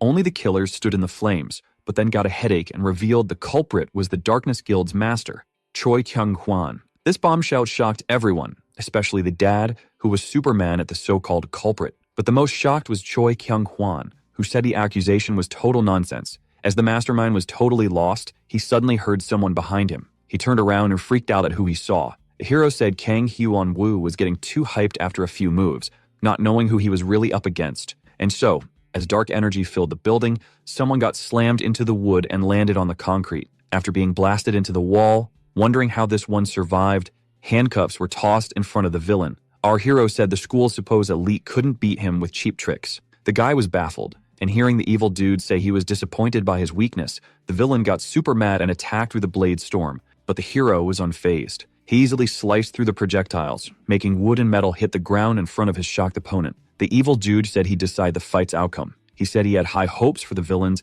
but was super disappointed, leaving the guy speechless. The Reincarnation then stomped his opponent's skull into the wall, telling him to use clearer words. Meanwhile, the villain was totally baffled, trying to wrap his head around how his opponent had this ghostly sword. So, the hero decided to spill the beans about the whole situation. Turns out, he was the one who wiped out the Hung Homan Gate. Plot twist, right? The villain suddenly realized that the evil dude was framing him and the Dark Guild leader from the Deco. The evil guy was all, "This is payback for messing with my fam." He also dropped the bomb that the boy had to back him up, even if he wanted to spill the truth. When asked why the boy was pointing fingers at the Darkness Guild leader, the hero gave a sketchy answer, saying he had the boy under his horn's spell. Then he decided to give the villain a shot at saving his own skin. Meanwhile, on the battlefield, the kidnapper was grilling the knocked-out Paeng Se about blaming Choi Kyung-horn out of nowhere, asking if he was really the bad guy. The boy tried to fight back, but the evil dude's power was too strong, so he doubled down, saying the Darkness Guild Master was the gate wrecker. Hearing this, the young heir felt the kidnapper had lost his marbles. That's where the dad stepped in, using his epic strength to throw a punch that missed but still cracked the ground. Everyone was like, whoa, that's some serious power. One of the baddies got super nervous. The dad was more fired up than ever to get back at his son's attackers. Before the first baddie could blink, the dad karate chopped his hand, breaking it like a twig. After that, he scooped up his son. Then, the second baddie tried to jump him, but got a face full of lightning punch instead. That punch was so fast and strong, the first baddie looked like a total weakling next to the dad. But everyone knew it was the gatekeeper who was just too OP. Then a real challenger came at him from behind. Pang Du-cheon charged in with his head on the palm, and Lee Ho-guk was all hyped up, ready with his soul reduction. Before they even hit, their attacks caused a massive shockwave. The battlefield was lit with crazy power. The shockwave was so wild. Everyone had to switch to defense mode to avoid getting caught in the chaos. No one could blame them. The shockwave was strong enough to tear buildings apart, but just as it started ripping through the giant structure, it stopped, leaving a huge crater. The young guy knew giving up Mao would wreck his rep, insisting the man was behind the massacre. But the strong dude wasn't having it, saying the martial artist should apologize for jumping to conclusions. Paeng Du-cheon was in too deep to back out, so he tried to provoke his opponent to create some drama and fight. That's when someone decided to step in. The head of the Gatekeepers Alliance took charge, trying to stop this pointless brawl. Even though he knew the fight was personal for the strong guy, he said it was pointless since they already found the real culprit. The young guy felt this was pretty shameless coming from Lord Gate She, trying to stop a clash between two big gates. Still, he figured he could use this to show the weak side of the Gatekeeping Alliance head. Lee Ho-guk confronted the Alliance head about wanting him to stop fighting. At first, the guy thought he was in a tight spot, saying things shouldn't get violent since his gate was cleared. With that, the strong Root agreed and decided to chill. The guy started feeling sorry for himself, thinking he failed to connect with him. But when he realized what the musclehead just said, he was totally shocked. Nobody saw him agreeing so peacefully coming. So, as the Brute ordered his crew to move out, the Alliance head asked if he really wanted to stop fighting. The Gatekeeper, still kinda shocked by his own win, got curious when Lee Ho-guk mentioned he'd need the Alliance's help soon. So, they broke it down for him, saying they had to hit the Darkness Guild to get back at them for the fallen gate. Right then, the strong dude zoomed off in his car, leaving everyone on edge. One gatekeeper, struggling to process what went down, said they needed to hit up the Darkness Guild as soon as possible. Everyone was on board, because if Lee Ho-guk's crew absorbed the Darkness Guild, may be too OP for the Alliance to handle. And with that, all the martial artists dashed to the Darkness Guild, totally ignoring the Alliance leader. As everyone bounced, only the young master stayed behind. He glanced at his two servants who were all sorry, "Boss, we messed up." Seeing this, the young guy smirked, saying he wasn't about to ditch the mission after coming this far. Meanwhile, on the road to the Darkness Guild, the car was dead silent. Secretary Kim turned to the injured young dude, telling the driver to hit up a hospital, cause patching him up was priority number one. Then, a voice from the back was like, "Nah, we're good." Secretary Kim was shook to see the young master awake, thinking he was out cold from all the torture. The dad asked his son if everything he said was true, and he was like, "Yep." Back when the two big shots clashed, the dad was hyped, but his son told him to chill, saying it was all part of Jung-woo's plan. This blew his mind, and he was like, "Carry me gently, please." When asked if he was sure, the young dude said getting captured was all part of the plan. Hearing this, the strong guy laughed, which confused his son, because he almost kicked the bucket. Lee Ho-guk said not to sweat it, asking about the hero's plan, but his son was fuzzy on the details. Just a few days ago, he called him up, casually asking to be Paeng Se's hostage. The hero wanted his buddy to spill some intel after a beatdown, but it seemed impossible and kind of nuts. So the main guy said to see it as endurance training, and despite saying no, young Lee ended up in the sticky situation. In the end, he spilled that it was about the Darkness Guild's warehouse, which was enough for the kidnapper. Back to now, the son bragged about his acting skills, telling his worried dad he was A-OK. Secretary Kim was surprised that the evil dude wanted to see their enemies fight each other. Meanwhile, at the Darkness Guild's warehouse, the guild leader said he'd never heard of Haba Peng's third son being stashed there. Dark Star, the Secret Service officer, explained the young guy was snatched from the warehouse just before they got there. This made a leader realize someone set this up to spark a beef between his guild and Holbuck Payne. Even though he knew the fight was coming, Choi had no clue who was pulling the strings, but quickly guessed it was an Ilwu group member. Then, Darkstar got an urgent message about the 7 Great Gates attacking their guild. Choi didn't see that coming so soon. Right then, the doors blew up. Lee Kang-chun led his warriors into the fray. Seeing this, the Darkness Guild members got ready to rumble, but the young guy kept charging, finding their efforts a joke, eager to get payback for the torture. And with that, he unleashed his Iron Blood angle, dealing massive splash damage. The fighters were hyped by their young commander, who told them to move fast. Then, the young guy spotted a giant rolling up. The sight of this massive dude freaked him out. This guy was set on not letting the attackers through. So, picture this. Kang Out Hack, the 7th strongest dude in the guild, also known as the Giant Stone, was all set to defend his crew. Lee Kang-chun was totally shook when he realized his new opponent was actually human, not some cave monster. Meanwhile, the Gatekeeping Alliance squad started thinking that Gang Moon were just a bunch of brainless barbarians charging in solo like they had no chill. They were all like, "We can't let the darkness get sucked into this gate." So one Daykeeper was urging the leader to jump into the fight as soon as possible. But then, out of nowhere, someone was like, "Nah, you can't join in." The heir of the Hublet Pain was all about that gate honor, saying it was more important than whatever Lee was up to. He basically declared that anyone jumping into this fight would be their enemy. Drama alert, but the guild leader knew the young dude just wanted to boost his gate's national rep. Sneaky. Seeing the kid's plans getting wrecked, he decided to show him who's boss, proving they had zero control over the straw man's gate. So he was like, "I'll just chill and let the big shots tire each other out." Back in the action, Lee Kang-chun dodged the stone giant's attack like a pro. Then, he busted out a special move to smack him right in the noggin. The young dude started taunting, thinking he did some serious damage, pointing out how the giant's size wasn't all that. But then, boom, he got smashed midair. The giant stone slammed him into the ground, saying physical damage was a joke, leaving the young dude in major pain. Agony and exhaustion were creeping in on the young guy. The angry giant was all, "Anyone who messes with my guild won't live to tell the tale." Now at the giant's feet, the young dude was freaking out. But then, out of nowhere, a family member swooped in to help. This guy delivered a killer kick to the giant's chin, which made the giant stumble back a few steps. It was Lee Kang-hyun, the big bro, showing up just in time to save his little bro. Even without intros, the stone giant figured out these two were related. Lee Kang-hyun told his bro he was on babysitting duty,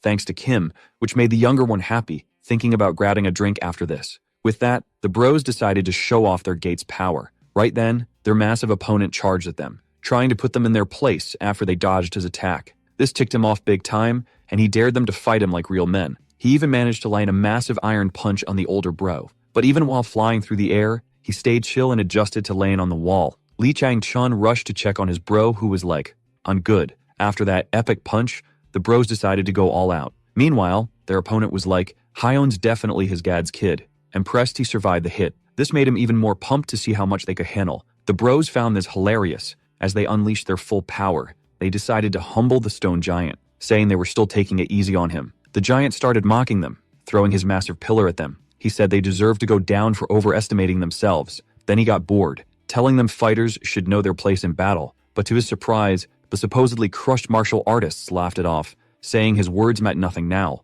To the stone giant's shock, not only were the bros fine, but the younger one even picked up his giant pillar. Lee Kang-chun remembered the giant's words and asked his bro what he thought. His bro said, "By that logic, the Darkness Guild would be a bunch of wimps, seeing how lame their giant guardian is." The stone giant laughed, impressed these shuns lived up to their gad's rep. With that, both sides charged at each other, ready to win. Meanwhile, somewhere else on the battlefield, the Darkness Guild's forces were totally wiped out. The main dude started shouting about how the law is a total joke. He was all about how the strongest always get the upper hand, and if he had ultimate power, he'd twist the law however he wanted. Hearing this, the other guy started reminiscing about his gang days, when he was all ruthless, even chopping off limbs to get his cash back. But everything flipped when he met the main dude. So, he stopped in his tracks and asked the boss if he could keep tagging along to see the world he create. Our hero was chill about it, didn't make any promises, but let him stick around, which made the guy super happy. Just as they got moving again, something crashed into the hall. In this wild scene, a familiar voice popped up. Lee Kang-chun told his crew to watch out for sneaky assassins and said they needed to find the enemy boss. So, as he and his squad charged forward, aiming to nab the guild leader alive, the ex-gangster was stoked to see how much the young dude had leveled up. Meanwhile, Ha Jung-woo realized he'd have to deal with more battle-hungry maniacs, while somewhere else, someone was calling out the Darkness Guild leader, telling him to show up. Lee Hogup, who was easily handling the small fry, was pumped to fight their boss. Then, he got a phone call. The strong dude was glad the main guy reached out since he had loads of questions, starting with where the Darkness Guild leader was. The main dude said Choi Kyung-hwan must have bailed since he couldn't find him. This kicked off Lee Hobuk, who was promised a decent fight. Ha Jung-woo then just ignored him and told his buddy to dodge. But before he could even think, he got smacked in the head. Our hero said his instructions were crystal clear. When the boss finally showed up, the evil dude said he was too late. But he said the hero always shows up at the last second. Pang Du-cheon was set on ending our hero for good. He said he'd been planning to take down Ha Jung-woo, Lee Hoguk, and his crew, and since they were all there, he had to use this chance to wipe them out. Only then to be ex-gangster get back on his feet. He called his attacker a crazy madman. This ticked off the young prodigy, who tried to shut him up with an attack, but the guy blocked it easily. Seeing this, Pang Du-cheon was totally unfazed, dealing with someone barely above average. The guy then asked his boss if he could fight the enemy solo. Our hero let him go for 5 minutes, even though he thought the odds were against him. Still, the ex-gangster was determined to make his boss proud. Pang Du-cheon found it hilarious and said even if they teamed up, they couldn't beat him, but his opponent closed the gap in a flash. Even so, the young dude dodged his attack, charged up his own, and hit him with a powerful chest blow. But the ex-gangster used the chance to grab his opponent's hand. He said the guy was strong, and even though his opponent's rep didn't do him justice, he was set on making his boss proud. Seeing the young dude laugh at him, the proud fighter said he and the Black Gold team were no joke. He remembered when his boss tortured him, tied him up, and made him take some weird medicine.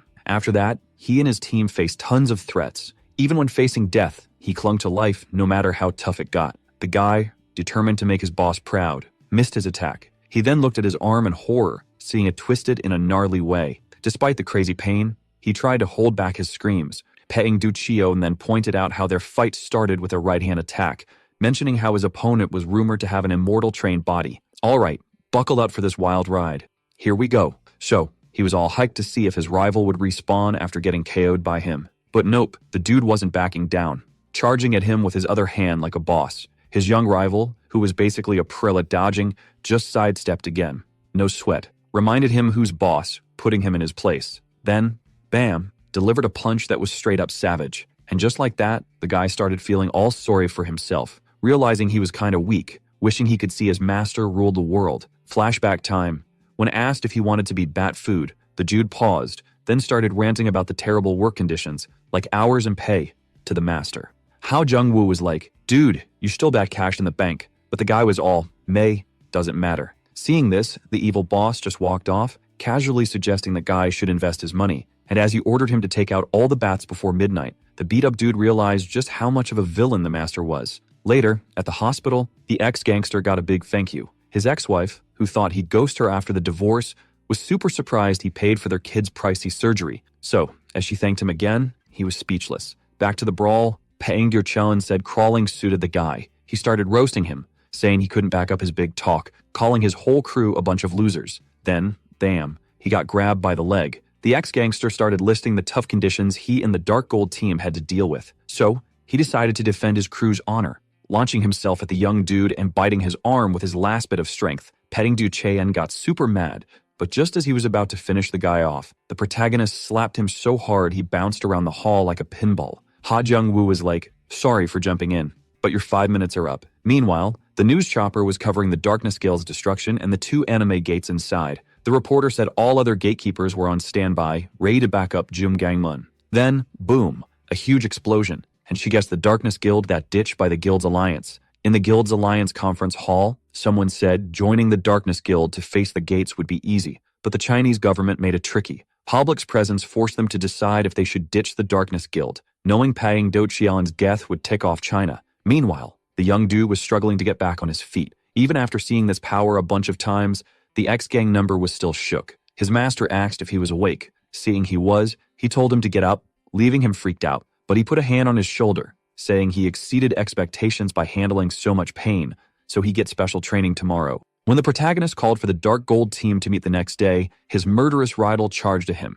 But with a simple finger cap, Pang Du-cheon got blasted into the wall, the protagonist scolding him for interrupting. Now, he was madder than ever, humiliated by a single finger. So, he launched himself at the protagonist, murdering his eyes, promising to take him down. But our hero dared him to try, blasting him away. Before Pang Du-cheon could react, Ha Jung-woo closed the gap and showed his true strength by slamming him into the wall. Being tossed around so easily, The young dude couldn't believe the power gap was this huge. Always thinking he was the top dog, he started suspecting his rival was pulling a fast one. Yeah, this dude totally knew what was up. Right then, Pang Do-cheon called out the hero for having secret powers. He was sure the hero wasn't as epic as he seemed and was using some sneaky skills he didn't see coming. Ha Jung-woo got more curious as his rival started hyping him up for hiding his powers so well. With that, Pang Do-cheon was all set to get back at the hero with the most epic takedown ever. Seeing this, the evil dude told the young guy he totally misunderstood the situation, but Pang Do-cheon didn't care and decided to show off a special move. He started zooming around the hall super fast with a godly crushing wind, bragging that no one ever survived it. He said it was an honor to meet your end with his ultimate move. As he was about to deliver the final blow, a crazy powerful blast of energy came from the HQ. Seeing the whole place shaking, everyone wondered what caused such chaos. Then, everything went chill. Pang Do-cheon claimed victory. He thought he'd overestimated his rival, which is why he unleashed such a massive energy blast. This move, which never missed before, was the pride of his clan, the Invincible Emperor. But little did he know, this time it totally flopped. Pang Do-cheon was shocked to see Ha Jung-woo still standing, refusing to believe his eyes. Our hero smirked, recognizing the move as an upgraded version of godly crushing wind from the Invincible Emperor of the Habo clan ages ago. Pang Do-cheon freaked out that his rival knew so much about his family and demanded to know who he really was. The hero decided to reward the young guy for the nostalgia trip, saying history doesn't remember the move that took out the Invincible Emperor. Meanwhile, the Alliance leader, curious about the explosion, hoped the Strong Dai and the Darkness Guild leader had already faced off. Seeing their plans could be wrecked if they hadn't met, he ordered the rest of the gates to charge in and take down the Darkness Guild. Then suddenly, the ground started shaking. And just like that, without anyone knowing how, the Darkness Guild HQ was totally wiped out. With that, everyone panicked because not only did they miss the Darkness Guild leader, but the Chinese would be mad since Pang Do-cheon was toast. So, they decided to pass off the fallen martial artist as a hero. Later that night, at the Wu Group's dimension, laughter filled the halls as the master and his secretary saw two maids cracking up at their phone. The secretary quickly snatched it away, reminding them they were in the presence of the presidents. She checked what they were laughing at and was shocked by the post she saw. Seeing the scandal his son was caught up in, the president was furious. Meanwhile, after watching the news, the Wu successor started to freak out. He called out the protagonist, saying he'd spare him for now but promised to come back later after dealing with Pang Do-cheon. And so, seeing on the news that the first victim that is end fighting the Darkness Guild's injustice, the Chinese government decided to investigate while the Guild Alliance expressed condolences to the young man's family. The young Wu panicked, realizing the protagonist was now coming for him. Only then did someone enter his room. The president burst in, yelling at the young man for disgracing the family name. He got even angrier, seeing his kid stay silent. But as the kid said it was the same old story, he urged him to face him head-on because this was no joke. Hyun shouted he knew the problem and promised his dad he'd fix it himself. But the president didn't care and said he should have invested in his two brothers and talked them to lead the company instead. Hyun thought it was totally wild that his dad was stressing over the company while his life was basically on the line. So, he stormed out of the room, slamming the door behind him, leaving his dad totally baffled. Right then, the secretary's phone started buzzing like crazy. She tried to answer without bugging her boss, but what she heard on the phone left her totally speechless. Turns out, the young master got accused of being in cahoots with the Darkness Guild. Next day, Yuhara, super stoked to see the main dude show up on time, was shocked to see him rolling with his squad. So he explained they were her diehard fans. The little lady suggested snapping a pic with them. Hearing this, both dudes suddenly bowed right there in the street, offering their full-on services to Yuhara, claiming they were there just to see her. Totally embarrassed, she quickly hushed them and reminded them they were in public and, older than her. Still, the two guys didn't stop their cringeworthy antics. Later, Yuhara asked Ha Jung-woo about his weird friends, wondering if he'd brainwashed them, which wasn't too far off, since fear can totally change a dude. But seeing they were her fans, she decided to let it slide and instead ran about the Wu Corporation. When asked about the drama with them, she reminded the main dude that her power was holy eyes and brought up the rumors of Hyun Woo trying to off the hero. Ha Jung-woo stood quiet for a sec before spilling the whole truth. He told Yuhara how the Wu group was trying to shut down his dad's business, who had visited her grandpa once. And when she guessed that this attack on his dad's biz was why he invested in it, he confirmed it was true. Yuhara was shook when the main dude said assassins from the Darkness Guild were hired to take him out. Seeing she was having a hard time believing him, he doubled down, saying assassins were sent after him and he took them all out. Yuhara couldn't wrap her head around this wild and scary story. Our hero decided to lay it all out after saying he was just telling the truth.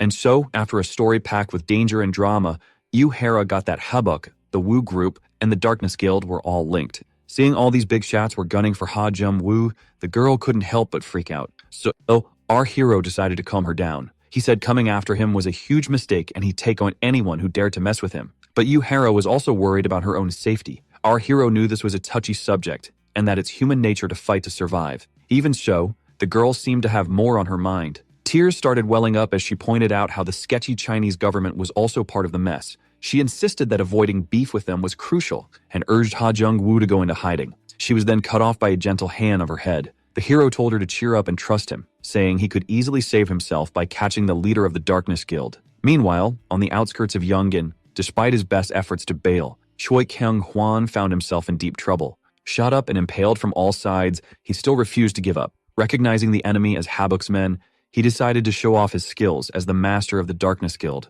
Just like that, the warriors got tangled up in shadows. Unable to move, they started begging for mercy. The man found it hilarious that the enemy was begging for their lives after attacking him. So, he unleashed the swallowing shadows to put them out of their misery. And just like that, the leader of the Darkness Guild wiped out the Habuk hounds with one epic move. Before vanishing into the night and popping up somewhere else, Choi Kyung-hwan realized his target was inside the house in front of him. He then called one of the Dark Stars, asking about the corporation. This one revealed it would soon bite the dust as their corruption would be exposed. The Darkness Guild leader ordered all the Dark Stars to deploy, eager to present Hyun-woo's head to the president of the Woo Company. Alright, buckle up, cause this story's about to get wild. So, the Dark Stars started popping up, one by one, like some epic cosmic light show. They were the top dogs in the Darkness Guild, strong enough to take on a gate solo, no cap. Choi Kyung-won was all about rebuilding his squad, but first, he had to deal with everyone who did him dirty, including the main dude and Lee Ho-kang. Later on,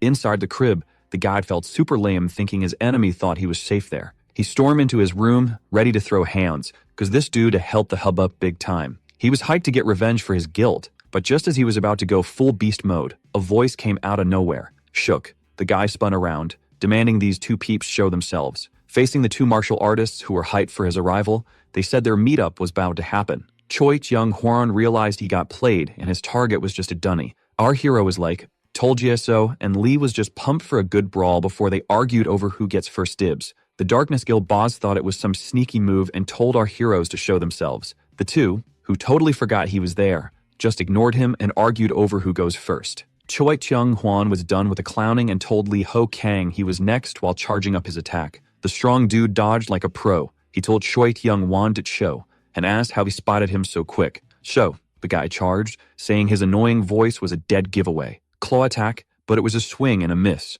Choi Kyung-hwan thought he was lucky because all his targets were in one spot, only to get slapped and sent flying through the wall. The main dude told him to hang tight while they figured out who fights him first. The guy watched, jaw dropped, as his opponents played rock, paper, scissors to see who goes first. In the end, the strong dude won. Then, the room got split in half by the Darkness Guild boss, who was over the jokes. And while Lee Ho-kang was stoked to finally beat the main dude, the SS charged at him, claws out, and sent him flying into the wall. Even so, the strong dude stopped himself and said he was hyped to fight Choi Kyung-hwan, who deserved the guild master title because he was a beast, but the guy was MIA. The assassin knew he had to focus on the main dude first, because that slap was the first hit he couldn't dodge. He quickly realized how OP the main dude was and knew he had to handle him first. But just as he figured that out, our hero was gone. The strong dude popped up behind him and slammed his head into the ground. Lee Ho-kang wanted his opponent to focus on their fight. Seeing this, the Darkness Guild boss decided to personally take out Lee Ho-kang while his Dark Stars handled the main dude.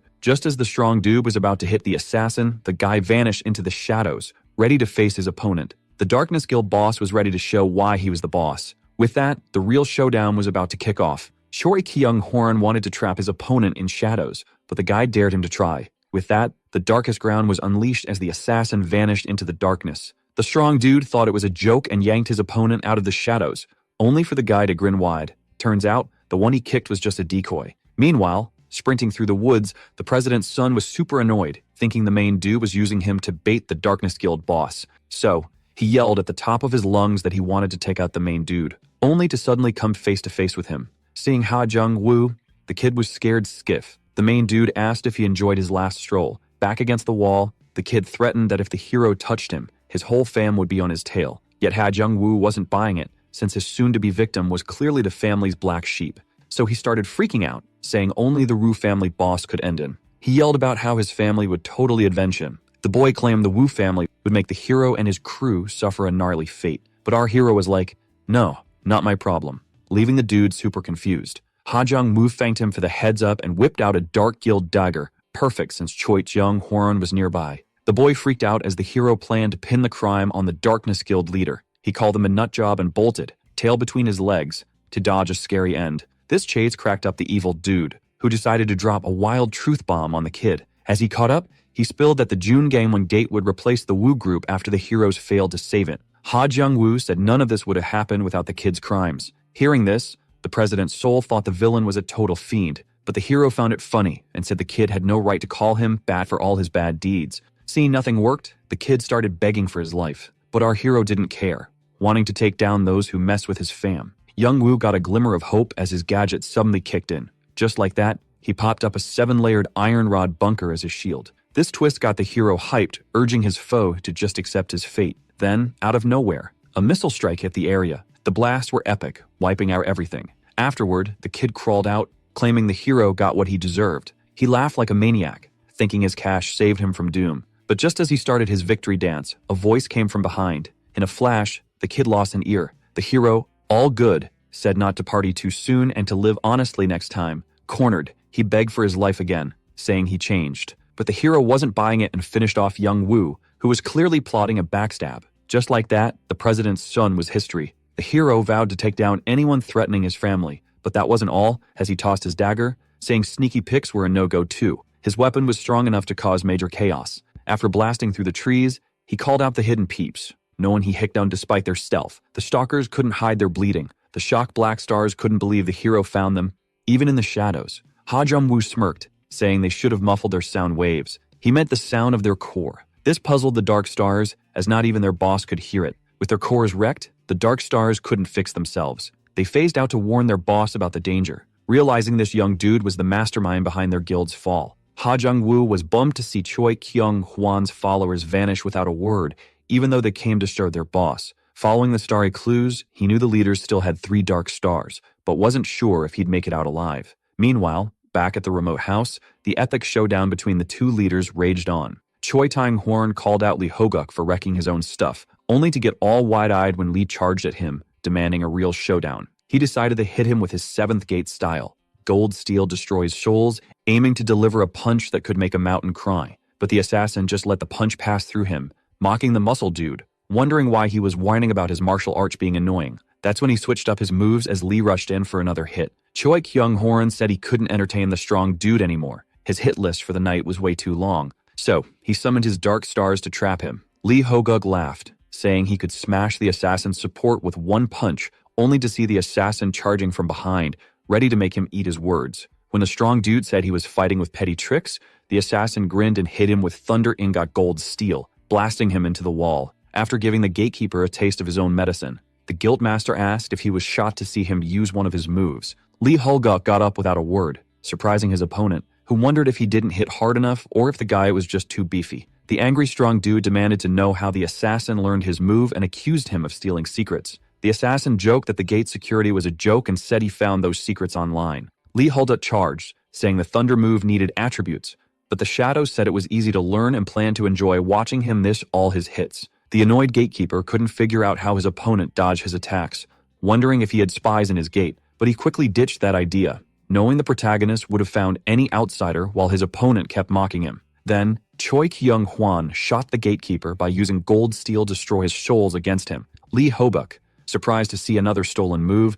knew the enemy couldn't have mastered it so fast. Choi Kyung-hwan told him to stop being boring and warned more damage was coming. He didn't use another move from the strongman's gate, Breakthrough. This annoyed him, thinking those powers were cheap tricks made by psychic abilities, breaking the attribute rules. The assassin was eager to finish his opponent and take over his gate for his Darkness Guild's rebirth. Hearing this, the strong dude just smiled wide. He stopped trying to figure out the enemy's technique, knowing strategy wasn't his thing, and urged him to fight face-to-face to show real power. Choi Kyung-hwan mocked Lee Ho-guk for thinking an assassin would fight him head-on. He decided to end it by using the trap set with Dark Stars, signaling his minions to activate Abyss Field Shadow Storm. As darkness attacked from all sides, Choi Kyung-hwan told Lee Ho-guk he'd swallow him with his powers. As shadows closed in, the man didn't budge. The assassin laughed hysterically, thinking no one could survive this, only to be shot right after. Suddenly, lightning cut through the darkness. Lee Hoguk said Choi Kyung-hwan had no real technique and no cheap trick could scratch him. He demanded his opponent stop hiding behind tricks and fight like a real martial artist. Choi Kyung-hwan was shocked to see him escape the trap, recognized his strength, and called him more of a muscle head than expected, then revealed all his dark stars were still alive as two charged from behind. Yet Lee Hoguk, who first thought the outcome would be the same, was shocked. The man he just killed was now stabbing him in the gut. In a fit of rage, he went for a mega punch, only to realize he was just swinging at a shadow. Moments later, he got backstabbed again, like, ouch. Lee Hoguk was getting super annoyed with these shadows, calling them pesky bugs, but missed again and got backstabbed, yet again. Choi Kyung-hwan was all smiles, seeing his illusions and dark star tricks were still top tier, bragging they were unbeatable. The big dude started thinking he was up against some ghostly specters or something. The dark stars explained they made illusions by bending space, messing with minds before going for the tail. The trio used their dark star fusion, Diablo Shade, and charged at the big guy to finish him off. Then, out of nowhere, a mega beam of light wiped out their attack. The culprit said sorry for taking out his targets in one hit, but asked why his buddy was dragging the fight when time was ticking. Choi Kyung-hwan was shook seeing his elite assassins get wiped out so easily. Lee Hoguk yelled at the hero for butting in as an assassin tried to sneak up on him. The hero said he was just helping, then quickly took out the assassin, saying he was untouched. Lee Hoguk was all about quality over quantity, so they started bickering and swearing while the assassin just stood there, confused. Seeing the hero was clearly sorry, he realized he was outmatched. Still, he lunged at the big guy, thinking he must be tired, only to hear a creepy voice saying he was interrupting again. The evil dude told the assassin he'd end him if he moved. Then, the big guy hit him with a powerful punch, telling his buddy not to butt in. Choi Kyung-hwan realized neither guy was taking him seriously. Lee Hoguk said since he joined the Darkness Guild to fight its boss, had Young-woo noticed the meathead had a new move. Lee Hoguk, clueless about how the assassin got his moves, was sure he couldn't copy a move he just made, but Choi Kyung-hwan proved him wrong.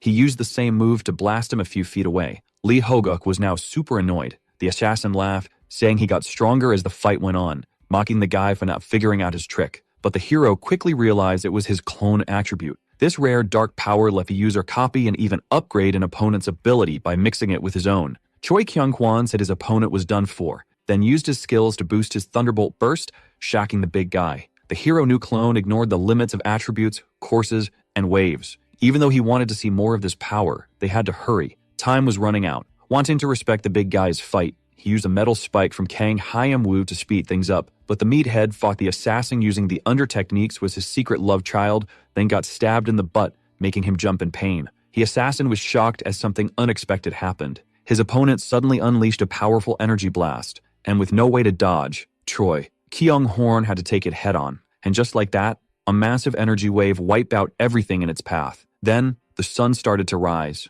On the way back, Lee Hoguk called out the hero for statting him. The hero said he was just trying to help. Ha Jung-woo knew this duplicate attribute was like Ju Ho Myung's, but it didn't need killing the targets, and getting it would be a sweet addition to his arsenal. Right after, the buff dude demanded a massive payout from the young guy for backstabbing him, but the young dude just couldn't take him seriously. Little did our squad know, someone was creeping on them from a distance, plotting something shady. It wasn't long before the news blew up about how the Darkness Guild took out Kang Hae-yoon-roo and the epic Lee Hoguk, who totally owned them. Some of the 8-year-old Baekjong Shio, who was an online power scaler for martial artists, nudged him to check out the vid of the showdown between Lee Hoguk and the assassin. Seeing how slick this fight was, the high schoolers instantly knew whoever caught it on camera must have been super lucky. Watching the strong dude play with his shadowy rival, one of the guys said he must be grade 9. So the power scaler jumped in to school his buddy, saying Lee Hoguk was strong enough to be in that high grade. Based on the Darkness Guild leader being between grades 7 and 8,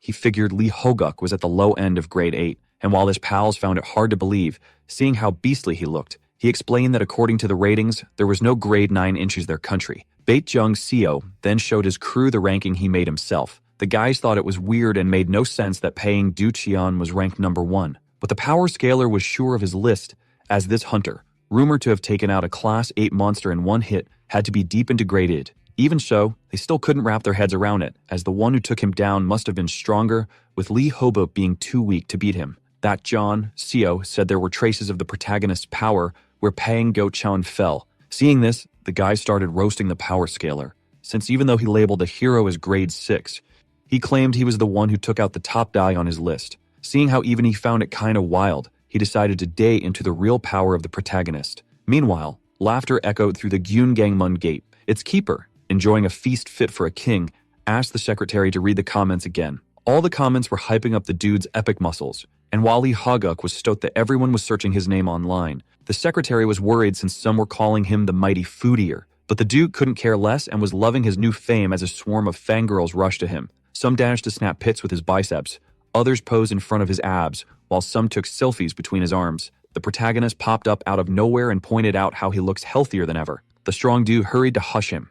As for the first time away from cameras, he was finally the star of the show. At that moment, Secretary Kim asked the ladies to bounce since his boss had a patched schedule. Lee Hogup blamed the protagonist for all the chaos, so the protagonist said it was the price of fame, and that the dude never cared about others' attention before. The dude insisted the hero was at fault and asked if he filmed his fight with the Darkness Guild leader to make some cash online. Ha Jung-woo said the money was just a bonus and his real aim was to catch someone's eye. And just like that, our hero turned the story spun into public truth. Later on, someone asked if he expected to hear from Heba Panga. The hero confirmed and explained that even after Pang's death, they were still trying to get into Korea, and since everyone now thought they avenged Pang Do-chan, his family would obviously want payback. Even Sho, the strong dude, still couldn't figure out why the Hebuk family was so eager to get into their country. He explained they were at war with 5 major leagues and wanted to take over Korea to control China. Lee Hoguk was fuming to see the Chinese eyeing his country as a battleground, so the protagonist assured him that in just a few days, all their plans would be wrecked. Once on the boat, he explained that just like China, the USA was also making moves, which is why they needed to stay sharp. Upon entering, as they asked if they were in the right room, someone confirms he was stoked to meet them. So, picture this, a top-tier grade 6 martial artist, sent by the family head, rolls up to our hero's gate, all because his son got offed. He's super grateful for the help, like, thanks, dudes. The gatekeeper's all, hey, I'm the gatekeeper, and this is my buddy. And the emissary's like, oh snap, rising star alert. They do the classic handshake of respect, like, yeah, we're cool. Then the dude's like, let's sit and chat, you've got loads to cover. Lee Hoogup's all, I'm not here on official biz, while the other guy's like, thanks for avenging Pang Do-cheon's murder. A strong guy laughs, just guarding my date, no biggie. The emissary's thinking, dude, don't be modest, while plotting to make him an ally to keep their Korean influence strong. He's like, my masters dig Gumgameon's power, and the strong guy's like, heck yeah, we're the strongest. Then the emissary's like, by the way,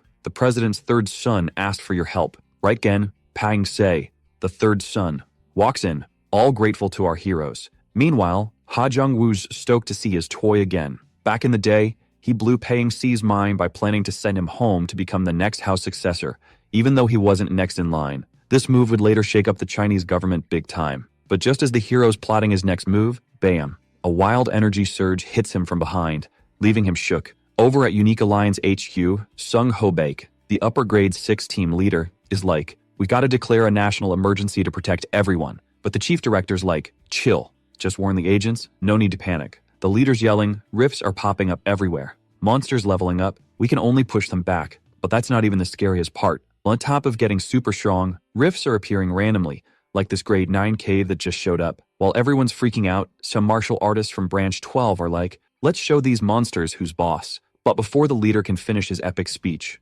bam, he's clubbed by a giant and his team's horrified. The monster's all smug, smashing humans with his buddies. Pang Se, who bailed from the ship when the portal opened, lands in a worse mess on land.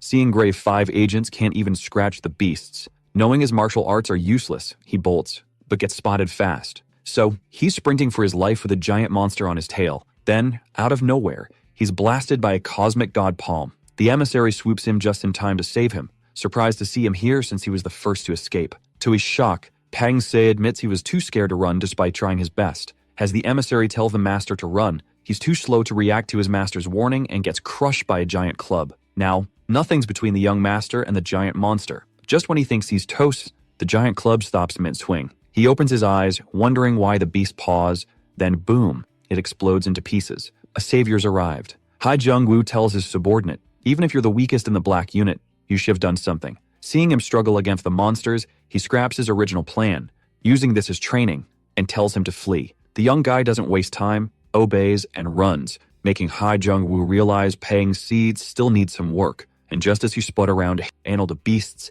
His personal battle-crazed buddy was already using them as punching bags. Seeing this, he figured the threat would be toast soon. As Lee Hoguk kept tearing through the monsters, calling them weaklings, the medics on the scene could only watch, jaws dropped. Not knowing who he was, they were totally baffled by his guts and strength. When Big John Seo introduced him as the mighty Gyeomgang Pillar and the rumored Gyeomgang Moonju, the guys complimented the boy on his smarts, so he awkwardly claimed he was just a nerd about this stuff. Baekjung Seo was sure the weakest of those monsters could be a grade 7 demon, but seeing how the open portal was clearly a grade 9 one, this wave of weaker monsters could only mean one thing. Meanwhile, Lee Hoguk, who was demanding tougher monsters, saying grade 9 portals were no biggie, noticed something behind him. Something was giving him the stink eye. One of the top-level demons, known as the Great Dokabi King of Grade 9, had shown up. With that, Lee Hoguk was stoked. Finally a real challenge. The King of the Beasts then let out a fierce roar, and even though it was just a scream, it was powerful enough to freak out the nearby civilians.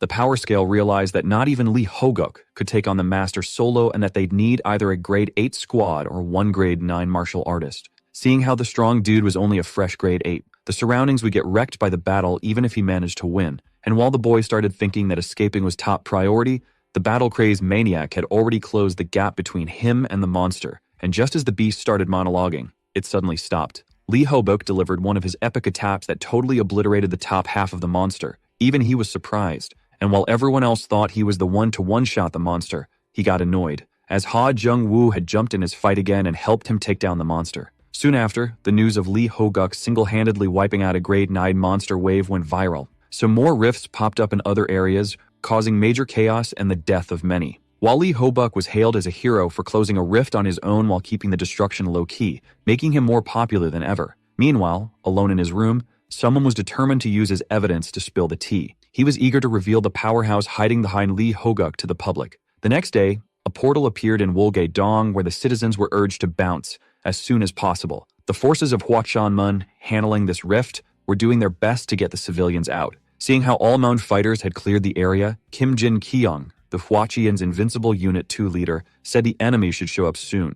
Only then did something crack behind them, followed by a massive blast of energy. After making a dramatic entrance, the monster grabbed the unit leader by the head. As the monster asked if he was the one who offed his brother, Kim Jin Kyung realized he must have alerted the gatekeeper about this grade 8 demon pronto. After checking out his victim for a bit, the demon realized this wasn't the human he was looking for and proceeded to smash his head with his fingers. Meanwhile, someone was reading an article about Lee Hoguk being an overhyped fraud. It also claimed the gatekeeper should step up and that the real leader of the gate needed to come forward. After reading this, the gatekeeper demanded an explanation. His successor, the upper grade 5, No Woo Hyan, presented this as the necessary evidence to take Lee Hoguk down a peg. As this one claimed everyone was overhyping the strong dude and even thought he was the real leader of the Gate Alliance, he got smacked with an iPad. The gatekeeper told his successor he shouldn't be thinking about such nonsense while their forces are out there fighting monsters. He urged him instead to join them and bring him the head of at least one demon to prove himself. At that moment, Lee Gang-cheon entered the room.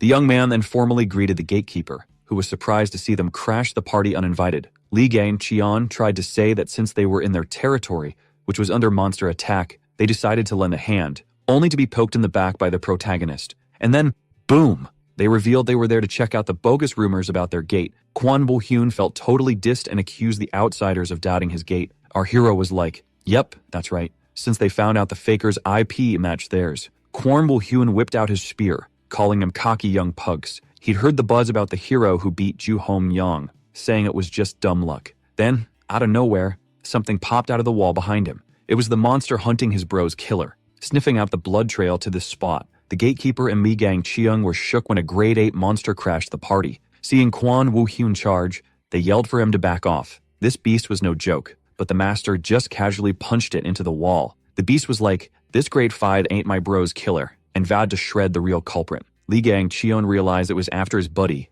denied it, and said the media blamed Lee Hoguk. But when the monster zeroed in on him, they knew it didn't care about media gossip. The beast charged at the human reeking of his brother's scent, which proved the young dude's theory about it being after his friend. As the monster went berserk, they got smacked with a fire dragon blast from behind. The gatekeeper was all in, ready to solo the monster. He unleashed a storm of fists, the fire dragon combo. Ha Jung-woo saw the old man's surprise power, but knew he'd never top Lee Hoguk. The gatekeeper was hyped to roast the monster, slamming his son into the wall.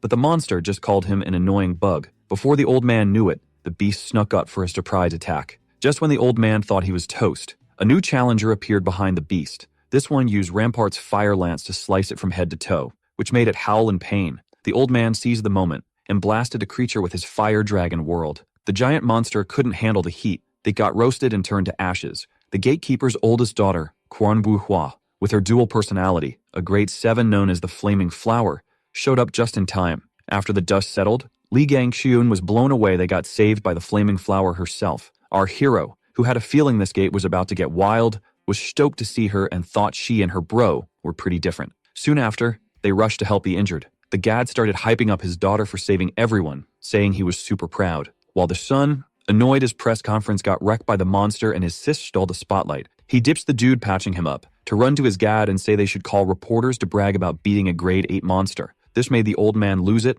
caring more about the wounded than fame. He called his kid a letdown and told him to scram. Those harsh words hit Quan Wu Hyun hard. Later, during the rescue ops, Quan Wu Hua was bossing the crew, focusing on the most hurt. Her brother came over wanting a chat. Seeing she was swamped, she told him to make it quick. The son, thinking their dad would never pick a daughter as successor no matter how strong, so he had some cool friends who wanted to meet her. This left the girl puzzled, since their dad just told them to focus on the injured. So this girl was all, I shouldn't have to keep going solo.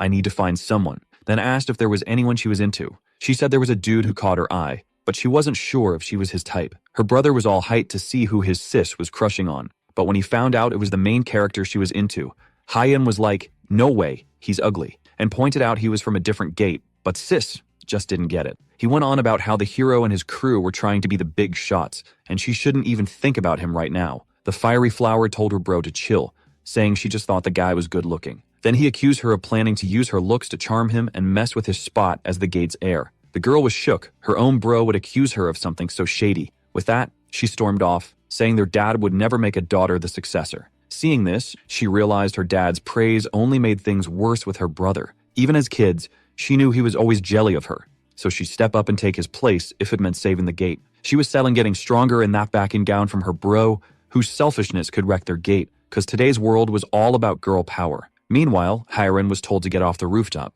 Seeing the young girl in danger, the secretary was like, get down. Then her big bro showed up with a hero and asked what was up, so the guy explained she was trying to heal her broken heart. While the hero was confused, Lee King-chun figured she must have heard about his thing with Yuhara, but that didn't explain the rooftop, so the secretary said she was praying to the moon and sun. Ha Jung-woo found it kinda annoying, thinking people might get the wrong idea. For him, it was easy to push the Lee family to their limits for practice, but he couldn't do the same to Hiren, who was like a sis to him. So he asked her to get down, and she said she was safe and would keep praying till her wish came true. Our hero got annoyed because she was as stubborn as her dad, and no one forcing her down wouldn't work. He said he'd wait for her. Hiren looked at him with sparkly eyes. Our hero said exactly what she wanted to hear, promising to wait for her for a decade. With that, Hiren rushed to hug him. Ha Jung-woo knew hearts weren't stable and Hiren would forget him after hitting puberty. Just like that, the evil mastermind avoided breaking a kid's heart. Soon after, laughter filled the mansion. Lee Hoguk was happy hearing his preteen daughter was now dating a grown man. But the hero was like, I'm just being nice, don't get it twisted. As the dad kept teasing, he suddenly said they needed to go to war with China. Seeing the strong man confused, he repeated they were going to fight the Chinese government. Hearing this, Lee Hoguk rushed to check if the young man was sick, thinking it was fever talk. So Ha Jung-woo reminded him how he said China would try to take over Korea's martial arts world after sorting their own stuff. Seeing how the Chinese could be a threat once united, they needed to stir up internal conflict to single out the big players. Lee Hoguk was all in, eager to take on the Chinese, saying the first to attack would win the war. Ha Jung-woo said they needed to avoid a direct clash with united Chinese martial artists and break their unity from the inside. Hearing this, the strong man realized the hero wanted to spark a civil war among them. He grinned, totally hyped, saying Peng Se was going to kick off this epic internal war when we got back home. Meanwhile, outside the Wu Group HQ, it was Chaos City, with people demanding the truth about the president's son's mysterious death. After Kang Hyun-woo's death hit the news, the company's stocks nosedived,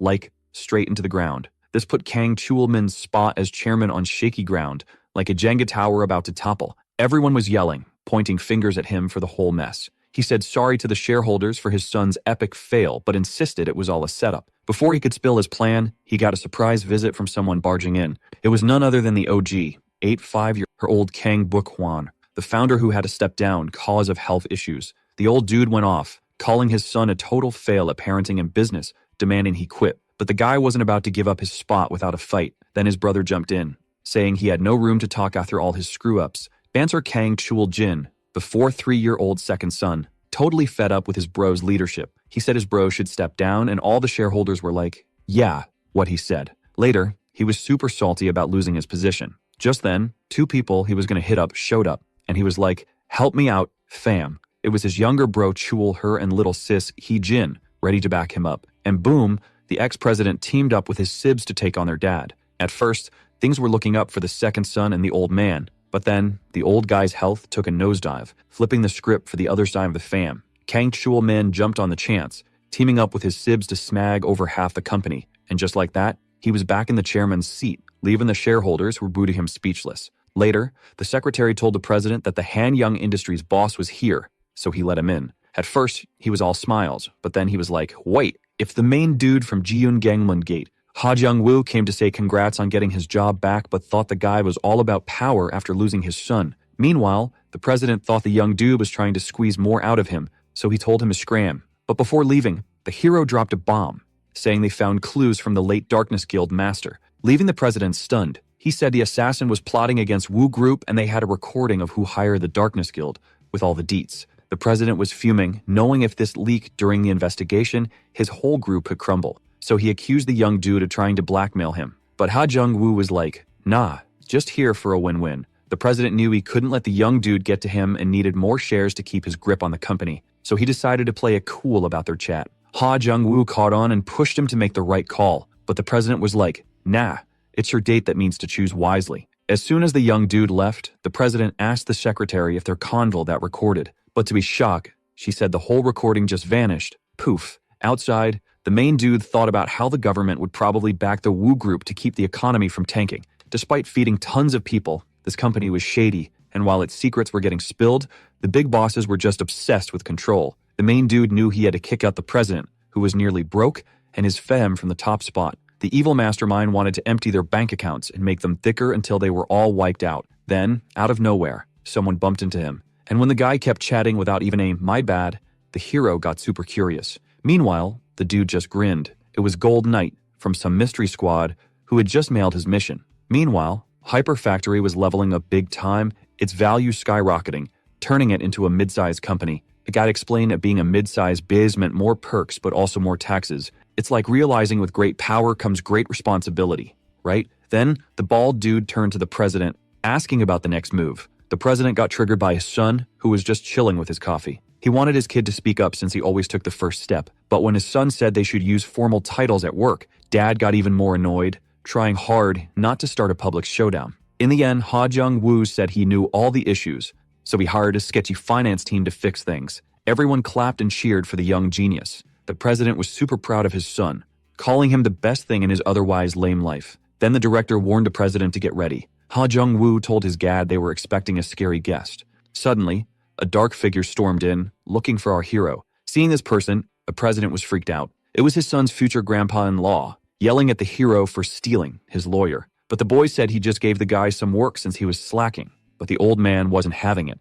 Ha Jung-woo said the old dude shouldn't be so salty about giving his granddaughter's boyfriend one lawyer. This really ticked off the old man, who pointed out the boy never even called his granddaughter, explaining how people text now. The old man threatened to shut down all the young guy's businesses, but the boy reminded him he was supposed to be on a business trip. The old man took it as a diss. Ha Jung-woo then said the old man wouldn't be there if it wasn't for business. At that point, his dad stepped in, telling him to be nicer to his girlfriend's grandpa. But when the young guy said the old man's group was secretly stacking cash from the rifts, the old man was stunned, so he grabbed him by the wrist and took him somewhere private to chat. Once alone, the old man asked how he knew about his plans, and the boy said there were rumors about his company investing in cores and demon remains. Hearing this, the old man didn't deny it, saying his business would score big from those investments. So the hero suggested their companies team up for a new joint investment plan, which left the old man shocked, because it meant Dehan Group at Hyper Factory would be equal partners, which was wild. Then the hero mentioned the Gate of the Strong Man would be involved too.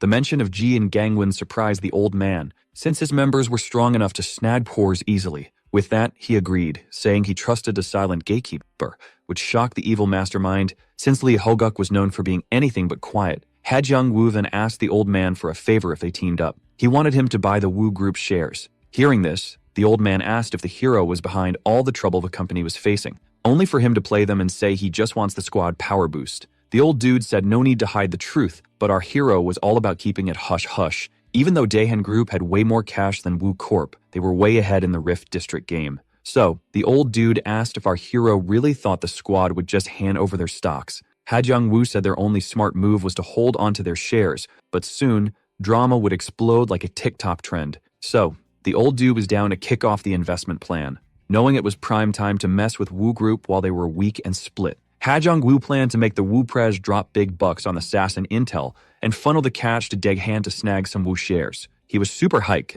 knowing this plan would totally tick off the Prez, who totally fall for their trick. The next day, from a car with some serious action inside, all 4 doors flew open like a scene from a spy movie. Lee Hogup's kids couldn't sleep with all the snoring and Dad's sleek karate moves. Ha Jung-woo told the gatekeeper the Gate Alliance meeting was on the top floor, VIP style. The strong Jew said the Alliance leader made the top floor exclusive for leaders, leaving the rest for the public. Our hero, who said they could grab a snack before the meeting since there was time, realized how loaded this guy was. Lee Hulbuck was surprised by the hero's move, who said they needed energy and suggested hitting up a sushi spot on floor 1. The strong dude was glad the young guy finally got some taste after all their time together, only for him to say he was way more gourmet. Later, in front of drool-worthy sushi plates, the second son was shook by how tasty the sushi looked and asked if the hero was really treating them. Ha Jung-woo said he was going to pay with his own cash at first, then got a credit card from the general manager. The boy was bummed, hoping to eat his fill. Only then did the hero realize he dodged a massive bill, as Lee Gang-cheon was a sushi beast who once demolished a whole buffet solo. This one then said he was bummed, as the general manager would have been mad for spending so much on food, only for Lee Hoguk to say his son shouldn't skimp on food, and when asked to explain, the dad told his son he'd chat with the manager, making his son super happy, and as this one said thanks, the strong dude said you shouldn't go into battle on an empty stomach. Ha Jung-woo said they were going to a corporate meeting, not war. Yet Lee Hoguk said he'd throw hands if he saw anything he didn't like. With that, the 4 of them decided to chow down. Meanwhile, elsewhere in the building, a dude apologized to his gatekeeper for making him walk so much after parting. This was Kim Monsoon, the gatekeeper of Dahemu, who couldn't stand Lee Hoguk and was itching to leave the capital but loved cleanliness. Only then did he see a crowd forming, wondering if the whole fam was there. Everyone was amazed by Lee Hoguk and his fam, who devoured endless sushi plates and kept going. Our hero told them they needed to hit the meeting as soon as possible, hoping to praise his card didn't have a limit. So, the dad told his kids to stop eating since it was rude to eat so much. As they left the restaurant, everyone was stunned as the fam had cleared 400 sushi plates. Only then did the strong dude spot someone mocking him for his ironic silent gatekeeper title. This was Kim Monsoon, who dissed him right to his face. Seeing this, the kids rushed to hold back their dad, only for him to shake them off and charge at the one who insulted him. Meanwhile, the swordsman, gritting wide, dared him to attack as he whipped out his blade. Only then did the son tackle his Gaud to the ground. He used so much strength, it was like the ground got a makeover. Gaud was fuming, but the son reminded him where they were. Seeing him tackle his fellow gatekeeper, the crowd thought Lee Hoguk was living up to his rep as a musclehead. He quickly got up, apologized to Kim Monsoon for the surprise attack. Kim got mad, seeing the crowd switch from booing to cheering for the apology. Just before the fight could start, the Gate Alliance swooped in to stop the showdown. Kim Monsoon argued he needed to defend his honor, but the leader said it was silly to fight in front of everyone. So, when he backed down, everyone was impressed by the Gate Alliance's peacekeeping skills. As they soaked up the praise, Kim Monsoon was itching to settle things with the strong guy. Later, in the meeting room, the Alliance leader kicked off the meeting. Meanwhile, the main dude asked his buddy why Lee Hoguk and Kim Monsoon had beef and got the lowdown on an old insult. Years ago, they planned to eat together after a meeting, but the swordsman ghosted the strong guy. Turns out, while Lee Hobuk was chowing down, he stained Kim Monsoon's outfit. Kim Monsoon got mad, called him a pig, and said he couldn't enjoy his meal with stains everywhere. Lee Hoguk was not happy being compared to a farm animal. Lee Gang-cheon explained Kim Monsoon was rumored to have misophobia, a fear of stains unlike his dad. That's why they ended up fighting, with no clear winner. The young guy said even though Kim Monsoon wasn't super active, he was still known for his strength. Ha Jung-woo realized this guy was a master planner, tough to beat. Suddenly, Lee Gang-cheon spotted something cruel. Our heroes stumbled upon a flaming flower.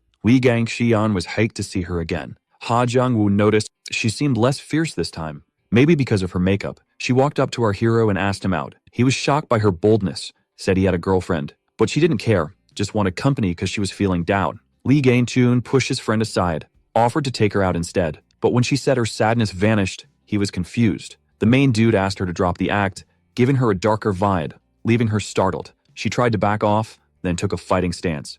Panicking, young Lee was surprised by her reaction. No doubt about it. For a moment, the flaming flower felt like she was being cut down. As she doubted herself, the villain grinned, saying she achieved her plan's goal. Now knowing his true nature, he mentioned her generous older brother, who skipped the meeting and let her come instead. The flaming flower, not shocked by the villain knowing her family issues, was told not to talk about her brother. Then he upped the ante, saying she betrayed him. Just then, someone rushed to him and Lee Gang-cheon. The eldest Lee's son said the meeting ended, and the gatekeepers plan an martial arts tournament, surprising everyone. He explained the gatekeepers wanted a competition to pick the most stacked members from each gate to boost unity and alliance status. So, someone was spilling the tea on how Kanahai and Wu got into a beef with the main dude after he tried to chat up his girl from the game crew. Then it was all about how young Wu hit up the Darkness Guild and the Pang fam, only to get totally wrecked by Jiangaoman. The blonde dude thought it was kinda wild that the hero was mixed up in all this drama. So Gold Knight was like, chill, I'm keeping an eye on Ha Jung-woo.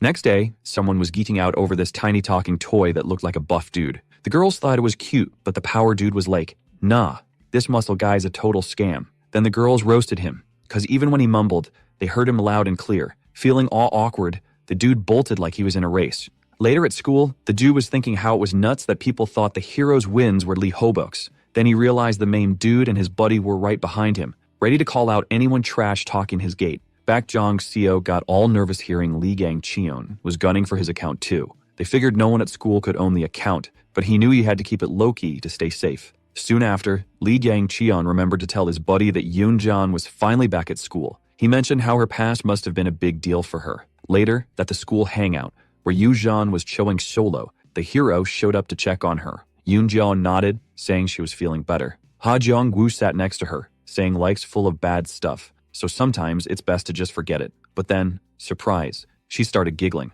She thought it was hilarious that the dude next to her sounded like a grandpa. Our hero, who'd been around the block a few times, knew he wasn't exactly a spring chicken and was stoked to see her joking again. Yoon-jan then asked if he hit the 7th circle and noticed any mana changes, and when he said yes, she was shook. Even though she'd been into magic for ages, the hero zoomed past her in under a year like something straight out of an Isekai. Yoon-jan asked if she could check his mana, and he was cool with it. She was surprised he agreed so fast, cause showing your circle is like giving away your secrets. Checking his power, she was blown away. Not only did he hit the 7th circle, but his mana control was on point. Ha Jung-woo called this new skill New Age Control, but thought the name was kinda meh, so he was thinking of naming it after himself. Yoon-jan was even more impressed, seeing the hero, still a newbie in magic, thinking big and making his own moves. Seeing her doubt, the evil dude offered to let her compare their mana levels. He then wowed her by sharing some of his magic with her. She quickly got that the hero was trying to show her how to hit Circle 7 by letting her see it.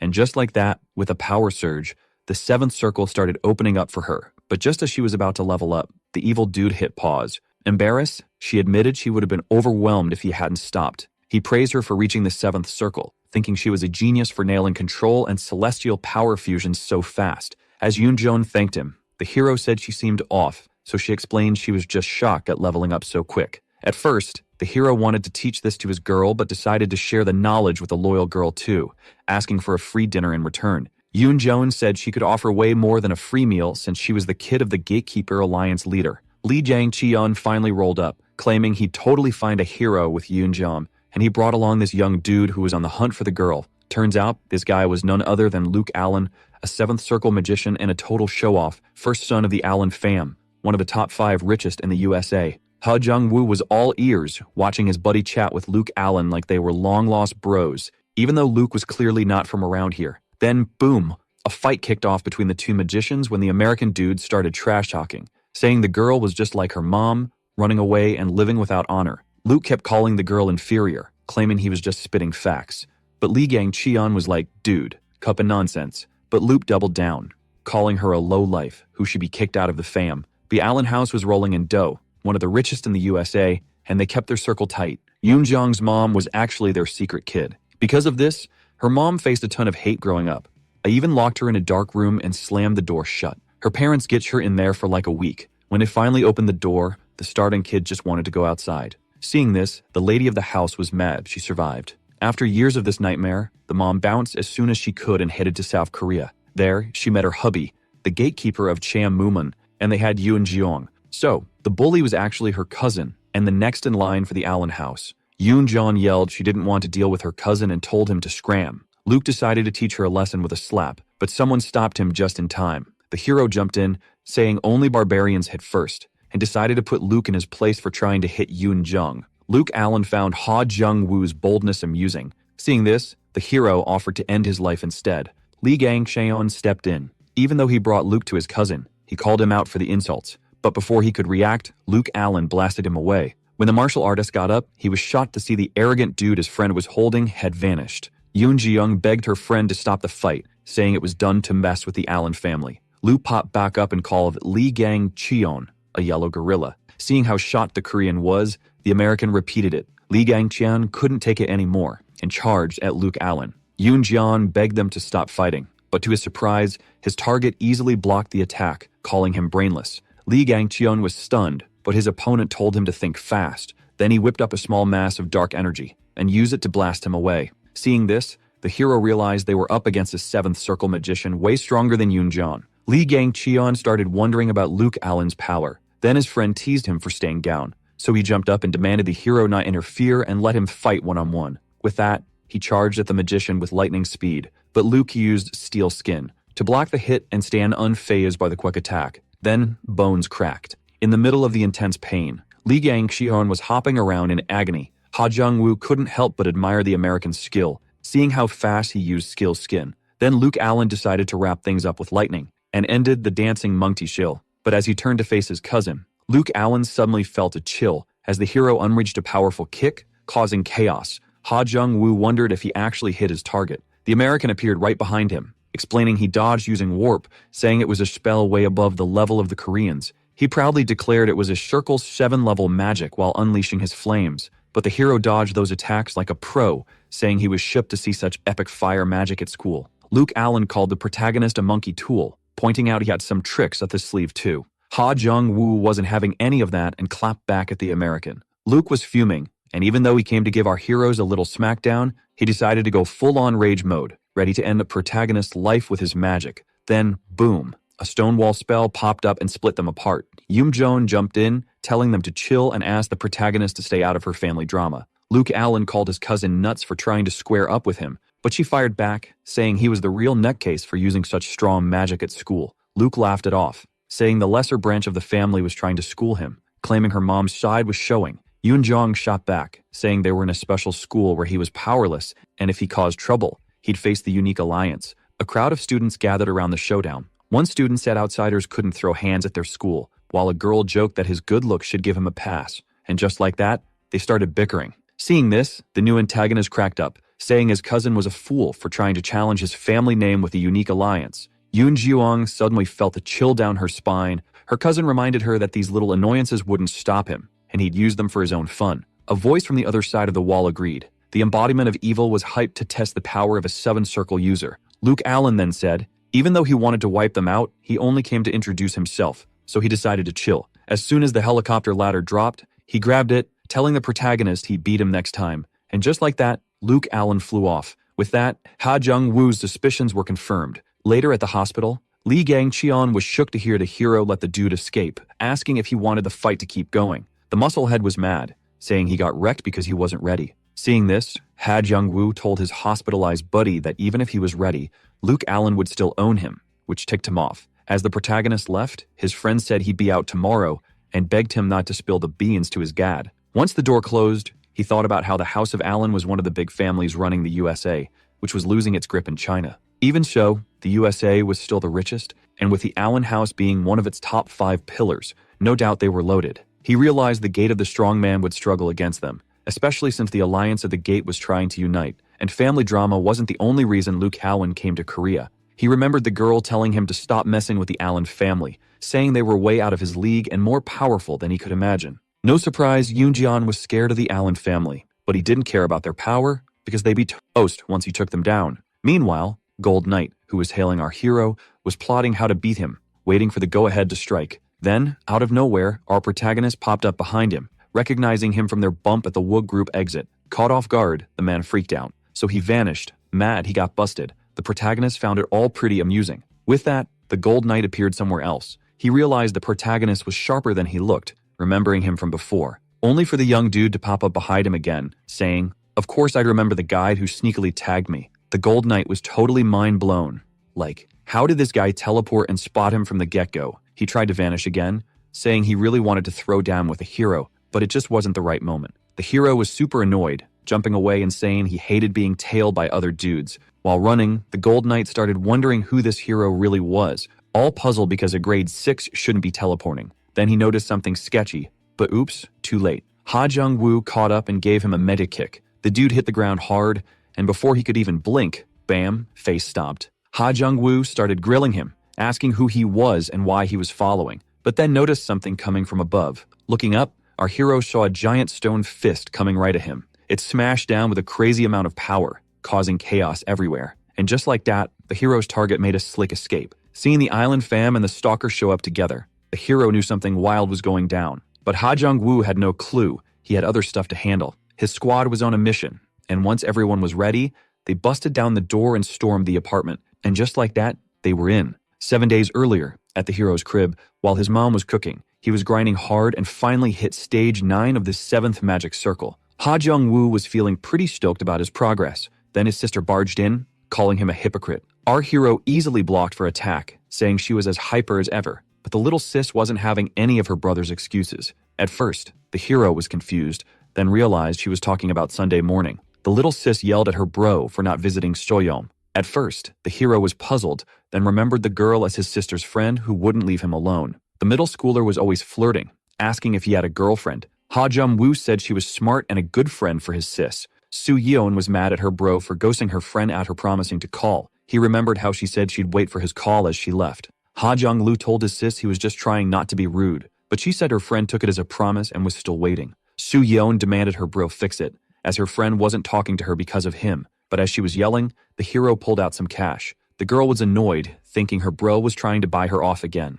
Seeing her resist, he helped the cash offer. Soo Yeon tried hard not to cave in front of those 400,000 won. A big deal for her, but pocket change for him. Seeing she was still holding out, he helped it even more. And when it hit 600,000 won, she snatched it super quick. Soo Yeon promised to talk to her friend, saying money wouldn't just fix it, and vowed to reveal her friend's true colors one day. She said she'd need to beat him first, asking why he'd be impressed if she hit grade 6. The hero explained that hitting that grade was tough and she might be a good rival in less than a decade. With that, the siblings started bickering, with the bro telling his sis to find someone stronger than him, which she felt was silly, since she saw her bro as the strongest ever. Only then did she spot what looked like a love letter chillin' in the protagonist's room. Ha Jung-woo was all, "Found it in my school box," and his sis got super hype, pushing him to open it. But when he did, our dude was totally shook. He was ticked off because it was just a chainmail threatening bad luck if he didn't span it out. His little sis dashed to their mom, grinning like she won the lottery. She spilled the tea about her bro thinking he got a love letter, but it was just chainmail, and he had to send 200 copies. Mom was like, "Wow, kids these days still believe in this stuff." Our hero thought it was dumb too and told his sis to quit roasting him. And then, boom, dinner time rolled around. First bite in, and he bit into something hard. Like, what the heck? Rice is supposed to be soft. Mom was shocked, cause, duh, rice should be squishy. At first, he thought it was just bad luck. But then he tumbled down the stairs, face planted, and got super curious. Stuff like getting smacked by a ball, toe stubbing, and phone dropping kept happening. So, he had only one option left. Just like that, he was cranking out 200 copies of the chainmail. Later, he gathered his crew. He told the squad they'd get a bonus on top of their pay. First guy grabbed his pay, all excited, but found a chainmail copy instead. The boss said they could refuse the kindness, but they'd lose next month's pay. Back to now, the squad busted the door, leaving the apartment guy freaked out. He was like, "What do you want?" and got slapped, accused of ruining their lives. The big guy hit the floor, but his pals showed up to face the intruders. The thug got mad, recognizing the two as the big guy's buddies. Rake John Seo stayed quiet, threatening to call the cops. The intruders didn't care, feeling nostalgic about their criminal days. The boy, feeling threatened, asked why they were attacked, thinking they owed no money. Turns out it was about the cursed chainmail, they wrote. The boy was confused, but the man said it was about the chainmail curse. Bait John Sheo shoved the die and tried to bolt, yelling he had nothing to do with it. He screamed about his bad luck, hiding from the protagonist, yet still getting caught. Then our hero showed up, curious why the boy was hiding. His arrival freaked out the power scaler, who hit the ground in fear. The evil Duke was eager to see what was up. Later, the three boys were on their knees before the protagonist. That Jung Shell was shocked to see him at his friend's place with his crew. Ha Jung Woo told the boys to spill the beans. The scared student asked what would happen to them, and something was tossed his way. A letter landed between his legs. Our hero said he was losing patience and told them denying was pointless. The big guy apologized, saying they didn't think it'd go this far. Those three troublemakers were in the witchcraft department, learning about spells and curses. But at the academy, they were the least popular, easy targets for jokes. Some students walked by, laughing, asking for fortunes or lottery numbers. The loser squad got super mad, saying they weren't mind readers or anything. But the bullies just shrugged it off and walked away, laughing, which made the chubby one even angrier. The squad couldn't handle the teasing anymore and decided to use their skills for payback. So, when the chubby one demanded an apology, Ha Jung-woo realized their revenge was a cursed chainmail. Even then, he was stoked to see them regret it and offered forgiveness for 3 million won. This amount totally shocked the boys. Seeing their faces, Ha Jung-woo asked if he was asking for too much. Baekjong Seo said he was, calling him nuts since students couldn't get that kind of cash. So the hero explained he had to hire 300 freelancers to search for 10 days, justifying the price. He then said he was actually losing money by only asking for 3 million and offered a payment plan of 100,000 won a day. Still, the power scaler thought this was outrageous, calling it robbery. Hearing this, the main dude decided to back off and let his crew handle it. The sooty guys were pumped to get their revenge for every letter they had to write.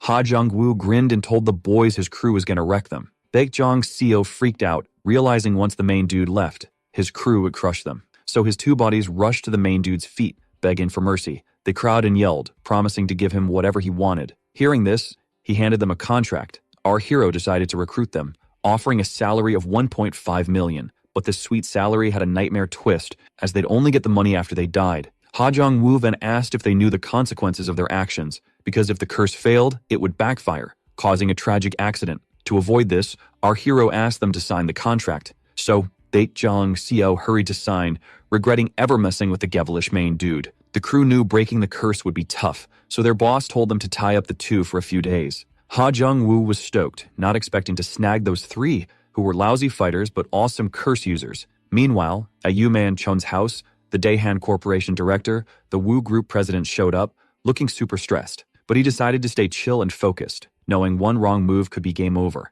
When he walked in, the old man jokingly asked if he got lost on the way. Despite the jab, he was determined to keep his company, as it was all he had after his kid passed. So he apologized for being late, which the old man had already guessed. President Wu started to panic but stayed patient, seeing how ticked off the other side was. Yu-man Shanben asked them to sit and spill the reason for the meeting. With that, he urged them to get straight to the point. Seeing how direct the old man was, President Wu asked for 200 billion, offering enough stocks to make him a top shareholder. But Yu-man Chun said the offer wasn't worth it. So, seeing this, President Wu decided to share some juicy intel. Now the old man was finally interested. Even knowing he was on the losing end, the man knew the union backing Daehan would sway the neutral directors. And so, with everything on the table, the Daehan president got ready to draft the contract. Soon after, in front of the papers, President Wu asked Yu-man Chun to pay up as soon as he signed, which she was cool with. But just as he was about to sign, a little breeze blew into the room. The breeze turned into a huge gust of wind, surprising both businessmen.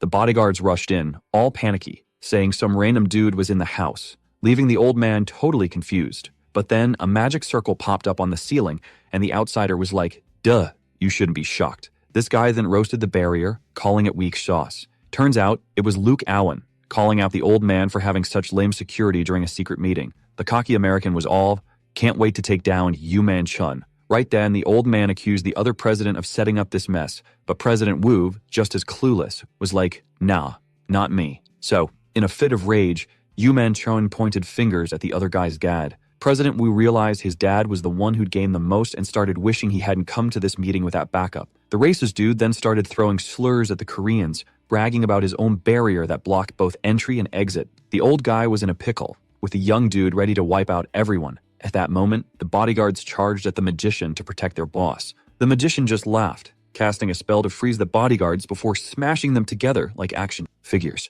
As he crushed them into the wall, he marked them for being too weak to guard a president. Seeing the young guy using magic, Yu-man Chun realized he was from the Allen family. President Wu, spotting some golf clubs, was shocked to see his dad's powerful ally was actually the Allen family. Still, he He wasn't going down without a fight and charge at the magician, hoping to keep his Wu group shares, only to get blasted into the wall. And just like that, the old man was left alone facing the powerful magician. Yu Man-shun demanded to know why he was being attacked and who sent the magician to kill him. But as Luke summoned the dagger, he said the info was useless to the old man, who sealed his fate by messing with his family's business. At that moment, the old man regretted not listening to the protagonist's advice. That then, our hero told the elder to chill at home since he was pretty old. But Yu Man-shun didn't listen and told the young guy to mind his own business. He got really ticked when Ha Jung-woo said it wouldn't matter if he died before marrying Yuhara, as her dad would be there. In the end, Yu Man-shun's only regret was not living long enough to see his granddaughter in a wedding dress. Then, a voice from behind said Yuhara would be super sad if her grandpa missed her wedding. Ha Jung-woo showed up just in time to save Yu Man-shun. Luke was shocked that the protagonist broke through his barrier, saying it was too weak to be a problem. Hearing this, Luke Allen was more fired up than ever to take down the protagonist. Suddenly, a magic circle appeared next to the evil dude, unleashing a massive energy blast that caused chaos. Ha Jung-woo took the hit head-on. Luke Allen was determined to show the protagonist what happens when you mess with a divine being, unleashing a meteor storm that kinda impressed our hero. Still, he said Luke was overestimating himself and broke through a meteor while charging at the caster. Before Luke could even react, he got a fierce punch to the gut, with Ha Jung-woo calling him a pathetic waste of a human. But our hero wasn't done yet, slamming his opponent down so hard it blasted him through the house. The racist was stunned that a Korean managed to land a hit on him. Seeing how shocked he was, the protagonist offered to do it again. Luke Allen was fuming with rage at this boldness, deciding to silence the hero for good. He threw some rubble at him, but the hero summoned his energy sword, asking if his attacker liked the zoo.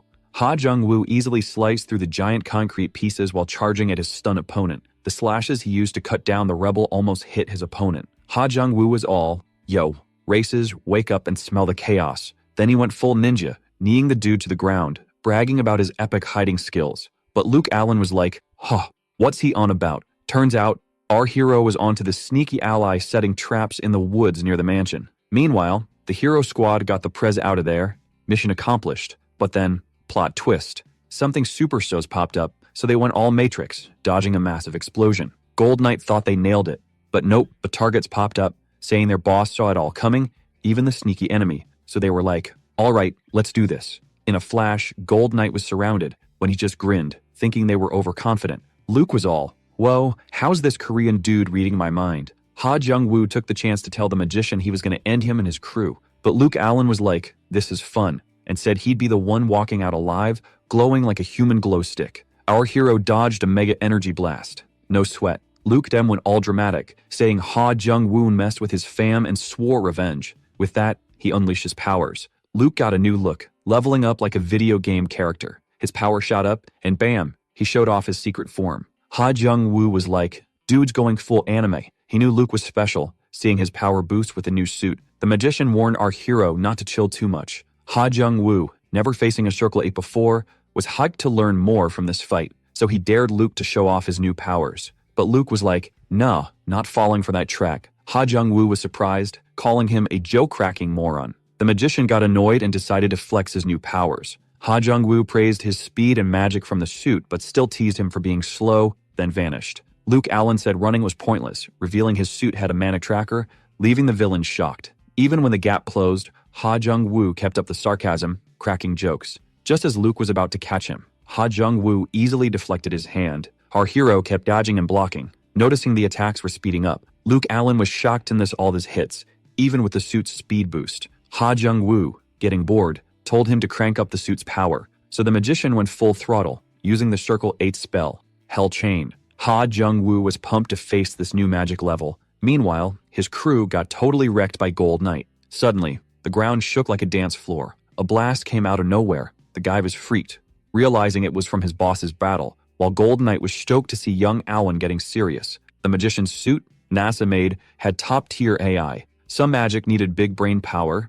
risking errors, but the suit's AI boosted the mind to avoid mistakes. Now, the suit's full power unleashed, wrecking the forest. Luke Allen laughed like a madman, celebrating his win, when the suit warned him about a strong entity approaching. With that, the suit switched to close combat mode, ready to parry. The hero was totally mind-blown by how tech had leveled up fighting skills. Luke Allen nodded, saying a society that embraces change is always going to be better than one stuck in the past, all while still battling our hero. Finally, he managed to land a hit, But even then, the bad guy landed on his feet, only to face a massive energy blast, dodging it at the last second. The magician laughed at the martial artist for being so cocky before trying to punch, but our hero blocked it. Ha Jung-woo backed up, realizing he underestimated the suit. The magician didn't care about his opponent's words and trapped him in a force field. Ha Jung-woo was impressed, admitting Luke was living up through his Circle 7 magician rep. Then, the American went for the final blow with his shining cutter. Ha Jung-woo got caught in the attack. This attack was pure energy,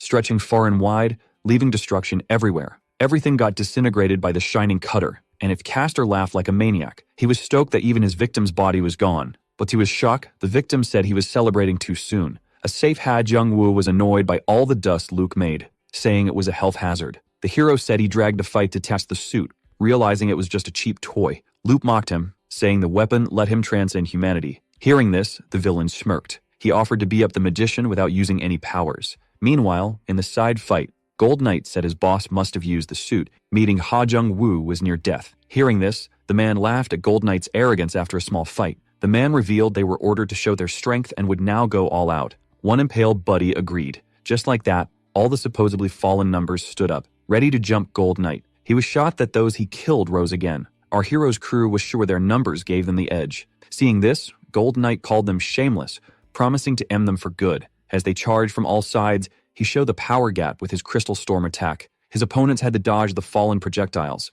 but they kept cool, trying to make him waste energy. Just as a big guy was about to hit him from behind, Gold Knight shielded with a giant crystal, then crushed the opponent with another. Claiming to be untouchable, he was suddenly hit in the neck. Our hero's crew said they weren't done yet, and as he said, 2 needles couldn't stop him.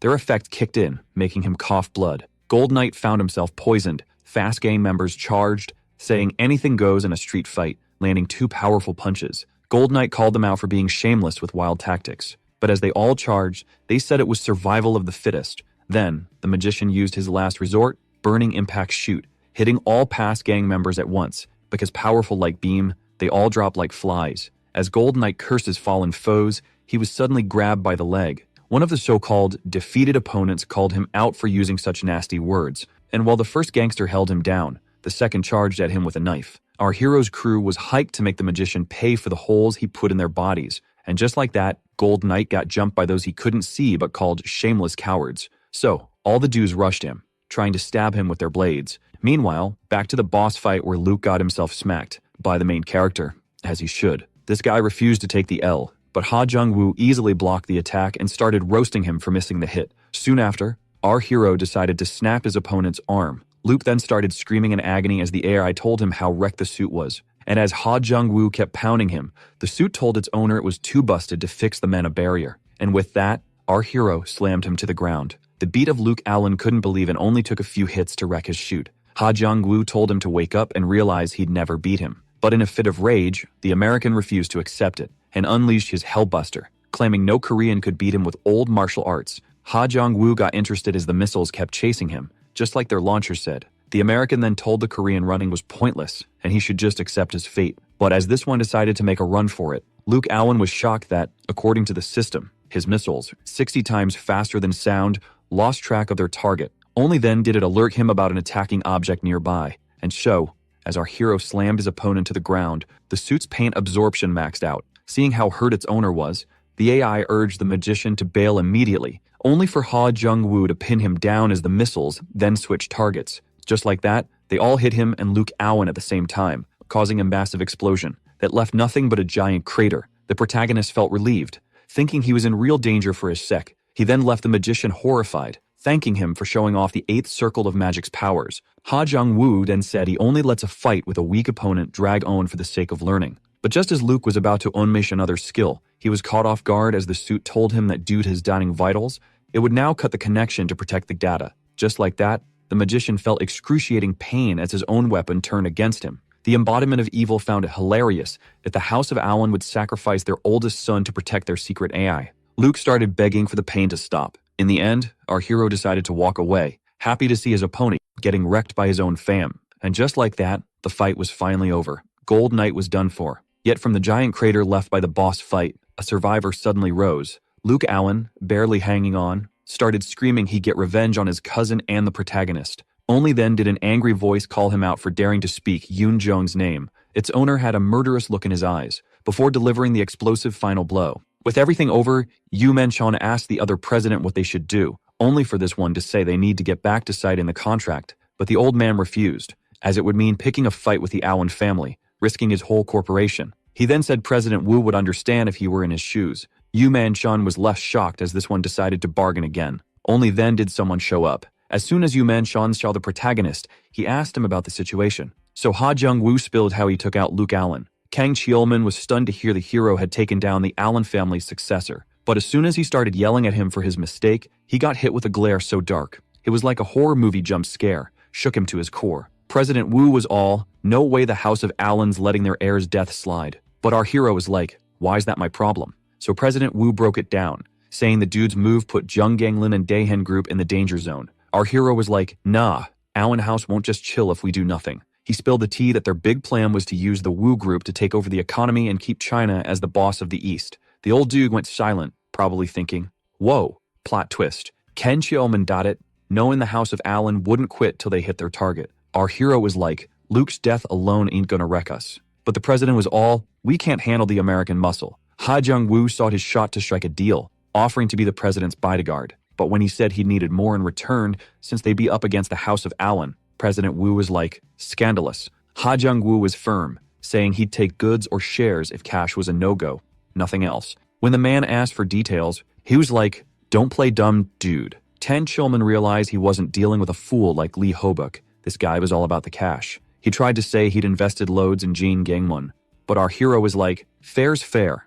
I save you for free. With that, President Wu had no comeback. Ha Jung-woo knew this guy was shameless, would sell his kid for cash, so he wanted him broke. Later that day, our hero told the old man to chill after the wild day, but the old dude asked if he knew about Luke Allen's attack, and when he said yes, the old man flipped from not getting a heads up, but our hero was like, told you not to go to the meeting, dude. Seeing this, Yu Manchun thought this young guide might wreck his group and make Yu Hera a young widow, but the guy was like, chill, man. The old man, feeling like his mind was read, asked why our hero was so chill, so Ha Jung-woo leaned in to whisper, and left him shocked, saying he had a buddy in the Allen family. Just as he was about to drop his master plan, he pulled back last minute. Yu Manchun started thinking Ha Jung-woo was plotting to take over the House of Allen, and when the young guy said he'd help him, the old man was stunned. He realized his granddaughter's future hubby was a wild card with big dreams, so he wondered if he'd be a blessing or a curse. Yu Manchun decided to stick around as long as possible to stop any disasters.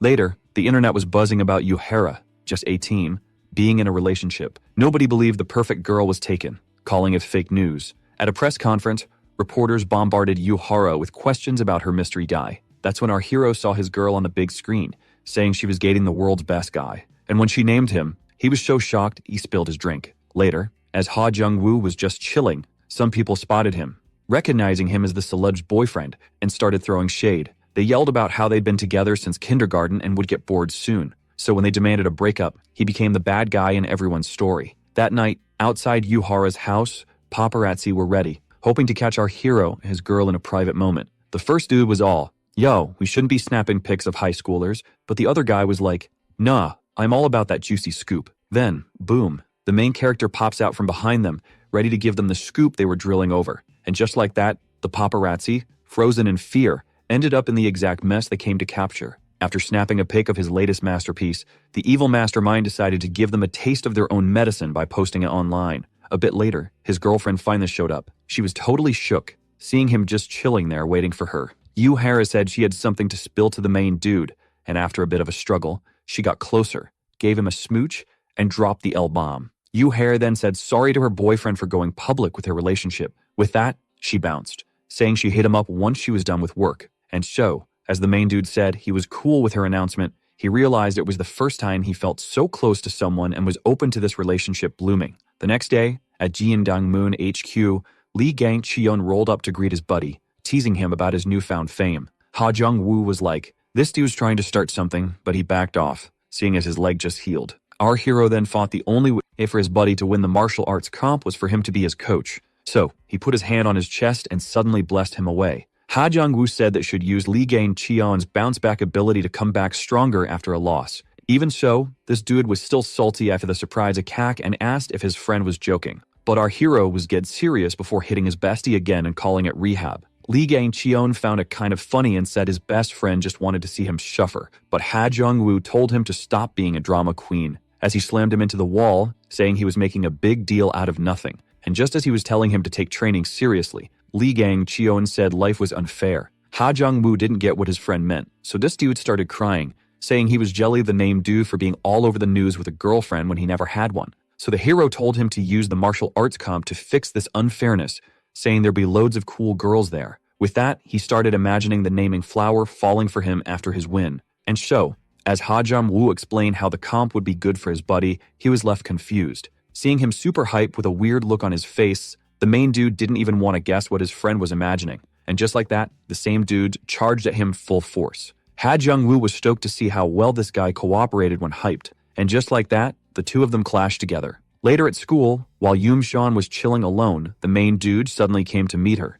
With that, she quickly shut her book. As she walked away, Ha Jung-woo thought it was about his thing with Yoo-hera and tried to explain, but the girl asked why he even showed up at school, and as she told him to scram, he got even more curious. With that, Yoon-jeon told the main dude to bounce as soon as possible. And just as he was asking why she was worried, the attackers came at him with a giant blade, but he took them down like a boss and knocked them out cold. Just as our hero was about to roast his attackers, someone started clapping. It was David, the East Branch manager of the Island family, investigating Luke's disappearance, praising our hero for his win, and right before the main dude could attack him, Yoon-jeon introduced him as an investigator hired by the Allen family, saying he was a good guy just testing him. Yet Ha Jung-woo found it kind of funny since he got attacked with swords out of nowhere. David then started praising the main dude, saying they had intel on all of Yoon-jeong's friends, and were sure he was linked to his case, when suddenly, the hero zoomed in like a ninja, and joked that this aggressive move must be the American way of saying hi.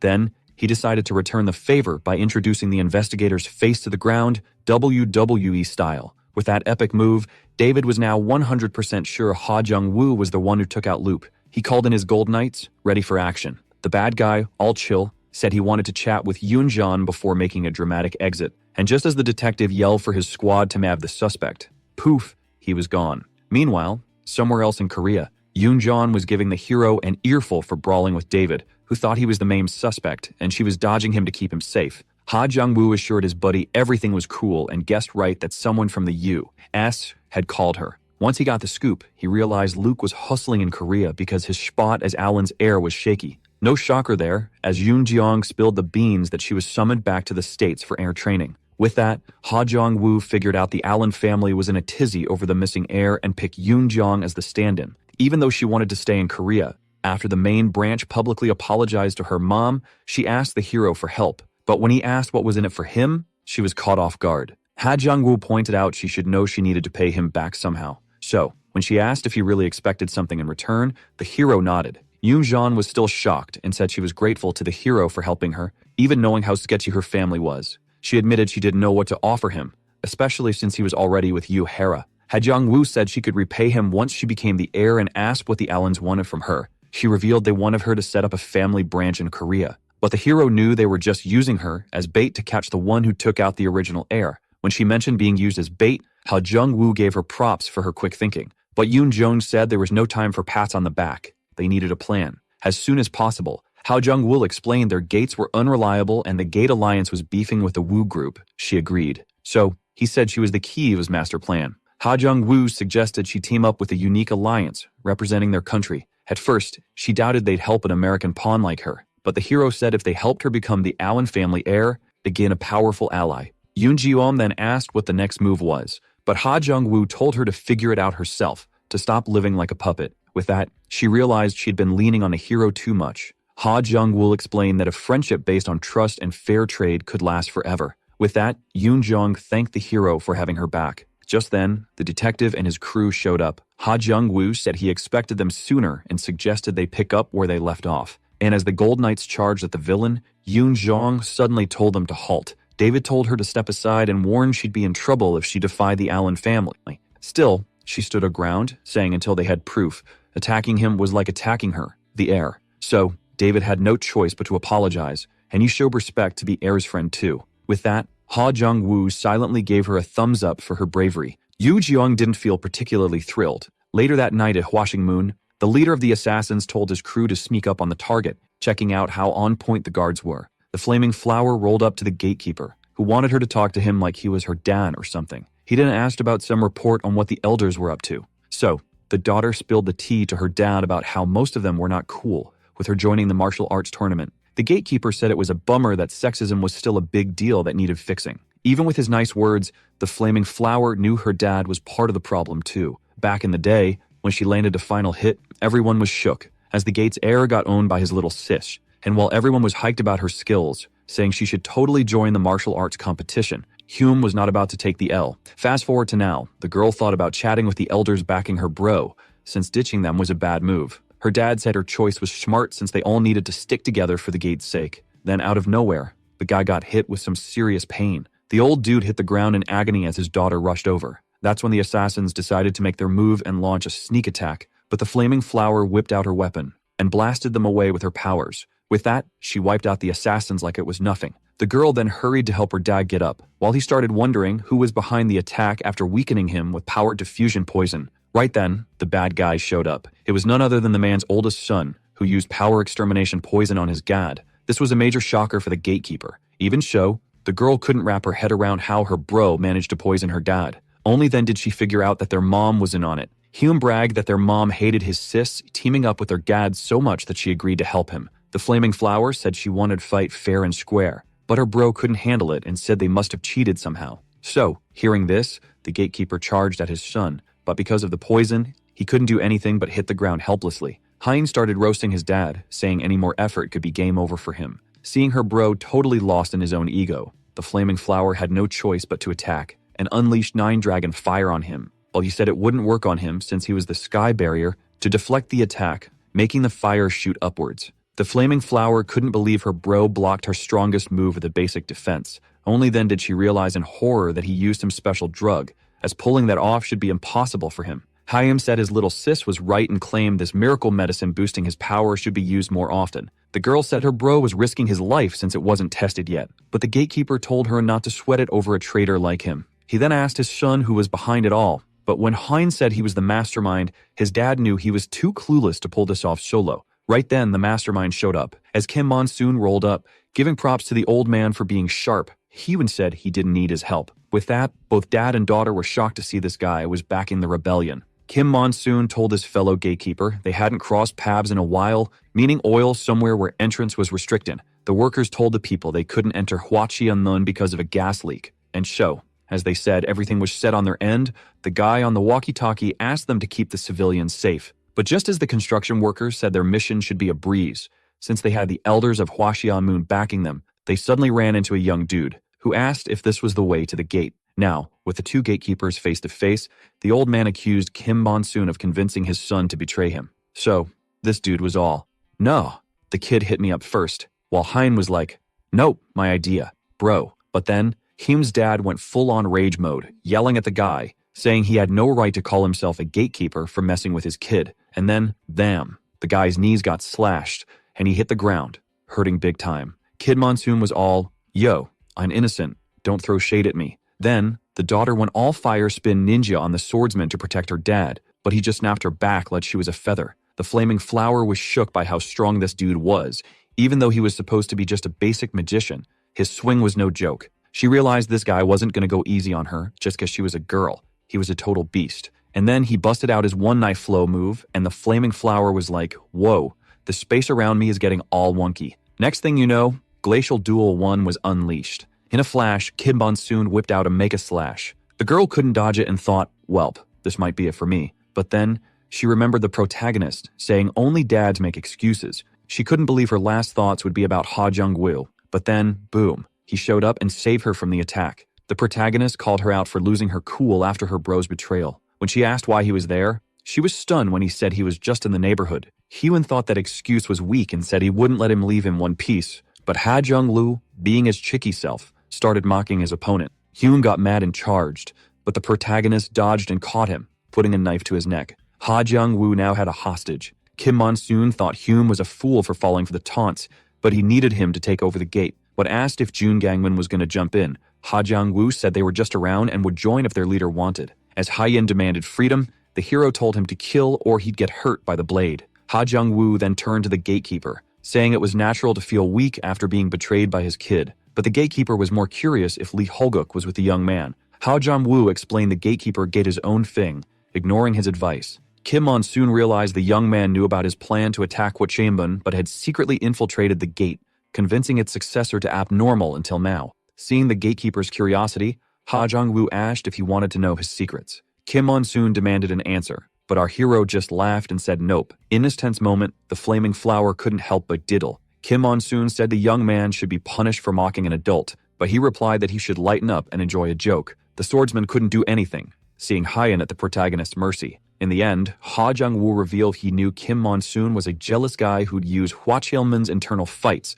but he wouldn't say how he knew when he'd strike. The flaming flower thought it was weird. The swordsman stayed chill even after his plans got busted. Then she realized Kim Mon-soon was waiting for the poison to spread in her dad, risking permanent damage. So, she urged the protagonist to end his life to save her dad from the poison. But Kim Mon-soon said she was silly for thinking killing him would stop the poison. The gatekeeper was all, nah, the caster's gotta be someone else, which is why the bad guy stayed chill. Kim Mon-soon was like, I'll let this slide if you free the hostage and beg on your knees. But the old dude was like, I messed up, that poisoned. So Ha Jung-woo, you gotta take down Kim Mon-soon to save the gate. The son shouted, Dad, my life's worth more than Hwachambun, just give up peacefully. Then the daughter jumped in, backing her dad, saying their gate doesn't beg, and told the hero to take out the intruder. Meanwhile, the intruder thought it was hilarious they believed Ha Jung-woo could beat him. Then, this old guy walked in, all confident, saying he could handle it. This powerful dude said he was late because he ran into some shady character outside. Kim Mon-soon realized the hero was stalling for this guy who took out the poisoned dude to show up. Lee Hoguk was like,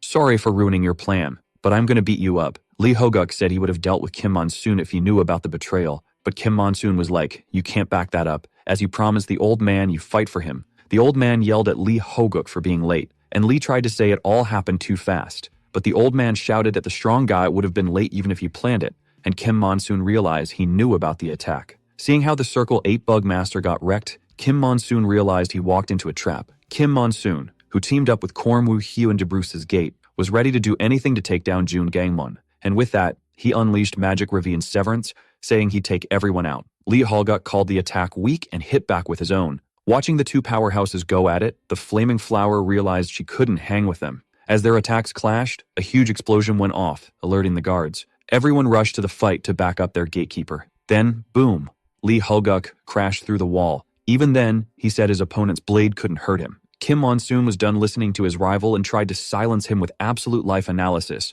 sending a sword slash into nearby buildings. Seeing the epic fight, the flaming flower was shocked by how strong the gatekeeper was. Then she saw her poisoned dad about to speak, only for him to yell at Lee Hoguk and Kim Mon-soon for wrecking his place. But the hero said it was cause he didn't keep an eye on his son. Seeing how Jung-woo, holding Kwon Woo-hen, both father and daughter, thought he was dead, but the hero said he just gave him a timeout to avoid future drama. The flaming flower thought the hero was rude for focusing on her brother instead of protecting her, so she started giving him the stink eye, thinking he might be on the other team. Then some guys showed up, worried about the gatekeeper after the explosion. Those dudes were Yu Jung-il, Jian Dyong-mu, and Ma Jae-gup, elders there to protect the gate. Ha Jung-woo was stoked the three traitors finally showed up. When they acted clueless, the evil dude praised their acting. But the elders said the young guy had no right to call them traitors and blamed him and his gate for the mess. So, Ha Jung-woo was all, yo, stop acting like politicians with your fake acting skills, just to stir the pot even more.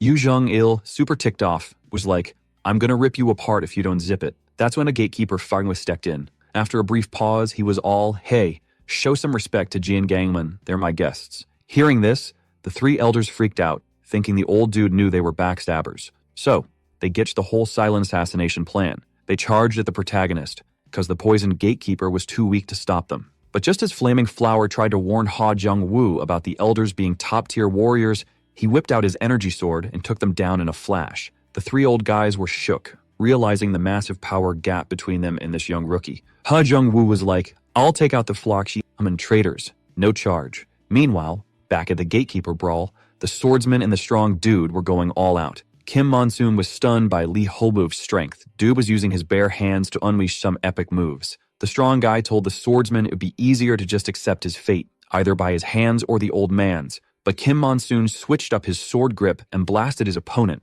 telling him to quit the nonsense. He had to stall for time for the three squads he trained to revive his gate. Those squads were the Crimson Squad, the White Squad, and the Azure Squad. Kim Monsoon was sure with these squads, he'd decide Hwachimon's fate. Then someone stopped the 3 squads. This person threatened to beat them up if they got me closer. A Crimson Squad member recognized him as the protagonist's sidekick and mocked him for being solo. But the X-Gang number was like, "I'm more than enough to take you all down." Kim Monsoon's minion laughed at him for being alone. Seeing this, he said he was only interested in girls and found their company annoying. The enemy thought his humor was lame, and despite rumors of an undead hero psychic, they ignored him. The squads claimed the X-Bane member could take them all at once. He found it funny and told the waste of space to charge at him. The insult ticked off the enemy. They all rushed him at once. That's when he hit the detonator and blew them up. Seeing the massive explosion, Kim Monsoon thought his men were behind it and felt victory was near. But Lee Hobuk explained it was a pre-planted bomb, then punched his opponent, saying that White got his forces. Kim Monsoon accused Lee Hobuk of daring to use a bomb in a martial artist fight. Lee Hobuk shot back, saying invading another gate wasn't honorable either. As the gatekeepers clashed, Ha Jung-woo saw Lee Hobuk was stronger, close to a grade 9 martial artist, way ahead of his opponent. Then he noticed something coming and dodged the flames just in time. The protagonist begged the attackers not to ruin his coat, the gift from his girlfriend. The 3 elders were there to take down the evil for messing with their rebellion. Seeing their unstable strength, the hero realized they used the drug but said power wasn't a reason to betray their master. The elders claimed the gatekeeper ditched them first after all they did for the gate. The old man ordered them to hush, saying his death wouldn't help the gate. The elders argued he broke tradition by choosing his daughter over his eldest son as his successor. Alright, so the old dude was all, "Yo, my son's a power-hungry jerk, but my daughter, she's the real MVP for our crew." The Flaming Flower was totally touched by her dad's words, but the 3 old-timers were like, "No, a girl boss? That's a disaster waiting to happen." So, when they threatened to off the Flaming Flower to bring back the sex glory, our hero jumped in, telling them to zip it. That's when the trio realized they'd been hit, and even the dad and daughter were like, "Whoa, what just happened?" He was all, "You guys yapped too much for being elders," and warned them if they used tradition as an excuse again, he'd take them out, no sweat. 2 of the old dudes couldn't handle the hero's sass anymore, and rushed him, thinking they'd take him down first. The hero was like, "Are you guys deaf, or what?" And then he sliced them up like a ninja chef. Everyone was left totally speechless. Ha Jim-woo was like, "Told you enough to ignore me," saying they let his epic self shine by doing so. The evil dude then said he was being nice, cause in his past life, he'd have wiped out their families too. Seeing this, the last elder was totally freaked by the demon hero. Ha Jung-woo then said he'd spare the traitors' families one last time, before smoothly taking off the elder's head, who didn't react fast enough. And as the head rolled, dad and daughter were both shook. The gatekeeper was horrified by how chill and sure the hero was while taking lives. He realized this hero wasn't so newbie, cause only a battle-hardened warrior could have such a vibe. So, he had to call him the ultimate boss. Meanwhile, his daughter, seeing this devilish, god-tier strength, couldn't help but crush on the evil dude who just took out 3 guys. Meanwhile, as the 2 gatekeepers kept duking it out, the swordsman told his rival his moods were as basic as last time, only for the rival to chuck something at him, saying burying a scaredy cat like him was the best payback. But Kim Monsoon quickly clapped back, promising to take Lee Hoguk down. The strong dude was amused that his rival thought he could actually do it, before smashing him with a massive rock. But the swordsman sliced it up like a pro, and broke free, saying calm always comes before the storm. Lee Hoguk was stoked, his rival was finally going all out, only to notice something weird with the floating pebbles nearby. Then the flying rocks exploded, unleashing epic slashes thanks to the swordsman's 2-blade trick. Lee Hoguk was bummed the move he was waiting for was just a lame spatial glitch, saying it didn't faze him. But Kim Monsoon called it the Great Comb, before dropping his raging storm with the epic move, Magic Raven, Severance of Truth Flowering Blossom. Just like that, the strong dude is all cut up, and just when a swordsman thought he'd won, he was stunned to see a supposedly beaten rival raging out. Lee Hoguk, mad his face got messed up, slammed his rival into the ground like a lightning bolt with all his might. Later at Dohaemon, someone was shocked their kid was gone. The old man couldn't believe his kid, the gatekeeper, and his crew got wiped out so easily, and when he asked for the scoop, the sidekick said their troops walked into a trap. This guy said they shouldn't focus on investigating, cause without the troops and gatekeeper, the sect was out of control. So, seeing they were too weak to even mess with other sects, the old man was fuming at those who wrecked his big plan. The sidekick was freaked out when asked to contact a certain crew. The revenge-hungry dad said they hit rock bottom and was ready to do anything to get back at those who took his son. The next day, at the strongman's hangout, Li Gang Cheon was hyped to hear Korn Wu Hua was in their sect. Upon hearing she was at her dad's office, the dude zoomed over to meet her. Meanwhile, Flaming Flower made her grand intro to the gatekeeper, repping her sect and sang thanks for her dad. Lee Hoguk said her being there was a no-brainer, since he saved their sect. He then asked how her dad was doing. The girl noticed how direct he was and said her dad was on the mend, sorting out sect drama. Lee Hoguk was stoked about the old guy getting better and told her to remind him about their deal. To make up for the chaos, Hwachie Momon and Ji Young Gamewon signed a deal. The contract said they'd be besties, with Hwachie Momon having their back as long as they played nice. Flaming Flower knew the deal wasn't great for her sect, but let it slide because of a certain cutie. Later, she wanted the mansion, trying to find the named dude's office and figure out how to ask him out. Then, bam, she bumped into Lee Hoguk's daughter. Back when they shook hands, their dads argued over who Ha Jung-woo would marry. As the lightning and fire dads clashed, Flaming Flower got super annoyed as they argued over whose daughter had a better figure. The main dude, fed up, split them up, saying he already had someone. Now facing her supposed rival, Kwon Woo-hwa was speechless. Her first thought was if this kid was really the one they compared her to. But as she brushed it off, the kid asked if she was looking for Ha Jung-woo. Flaming Flower was shook at how the kid guessed her mission. Hearing the main dude was gone, she asked where he was. Turns out, he was off to the airport. Meanwhile, at the airport, Yoon-joon thanked the main dude for his help, and he said it was no biggie helping the future island family boss. She expected that and said she'd be back in Korea after her business trip. So, Ha Jung-woo said bye. But surprise, she reached out for a handshake, wanted to seal the deal. Our hero grinned and shook her hand. With that, the plane took off. On his way home, our hero, worried about his friend but sure she'd be fine, focused on Woo Group's shares. Ha Jung-woo knew he needed a quick plan to expose the president. He heard about sects spending big for the martial arts tourney, even if they were weaker. He planned to negotiate and sneak his crew into the competition for some wins, trading cash to mess for the president. He thought about giving his crew epic hero endings, but felt bad since they just became tight. While the evil dude reflected on his good guy turn, his driver was freaked by his dark vibe. Ha Jung-woo, still shocked he turned good after 5 evil lives, had to thank Jin Kang-beg for the change. Then, they spotted someone in the road. Seeing him, the driver freaked and stopped the car just in time. He yelled at the guy for standing there, saying he had no right to drive them into his drama, then realized it was Pang Se. The boy was pumped to see his boss, thinking he was a goner. Before he could explain his mess, they got attacked. Boom! The car exploded. Then, the corpses decided to show up. Those assassins who were supposed to bring Pang Se back alive were now stuck rummaging through the wreckage for his body. They started gossiping about how Ha Jung-woo got caught in the explosion too, and how he didn't live up to the hype. But just when they were saying someone weak enough to get blown up shouldn't be in Jun Galman, our hero popped up, agreeing with them. The assassins, totally spooked by his sudden appearance, scrambled to back off. Ha Jung-woo mentioned he couldn't help but overhear their noisy chat and ask why they were gunning for his sidekick. The first assassin, playing it cool, ignored him and started jamming on his flute. Next thing you know, our hero was stuck in a showdown with a beast, the assassin's stomach. Seeing their chance, the other two jumped in, unleashing a storm of slashes at him and the snake. Just when they thought they'd nailed him, the assassin saw our hero taking a hostage and called them out for being such loudmouths. Ha Jung-woo then laid down the law, saying there were only 3 reasons to try a daytime hit. The first reason, he said, was because they were total idiots. The second reason was they were crazy folks backed by the big shots. When their buddy hit the ground, the 2 assassins charged in for revenge, only to get diced up by our hero, who explained the third reason was to be as strong and untouchable as him. After all that drama in Jun Gain-won's sitting room, Pang Se started chowing down. He said the giant cave of Hebei opened and collapsed at the same time, and it was no ordinary cave. He explained they'd face massive destruction after a great 8 monster showed up. Pang Se then said his family was at war with Sa Hetman for control of the area. Ha Jung-woo got annoyed because his sidekick wasn't spilling the beans about getting booted from his family. Pang Se freaked out, saying he only lost a few rounds to Sa Hetman, which is why his master was putting him through the ringer, leaving him terrified. Ha Jung-woo didn't need an explanation to figure out his minion, who was supposed to become the head of his family, lost so badly he ran away from China. Pang Se said he tried his best, but couldn't beat his second big brother, who was now after him. This made Ha Jung-woo realize it wouldn't be a walk in the park to secure his minion the successor spot, even after taking out his older brother. Seeing him beg to stay in Korea, he realized he might not be the best puppet for the job. Soon after, Lee Hoguk was shocked to hear the hero wanted to head to the Pang family in China. Ha Jung-woo confirmed it,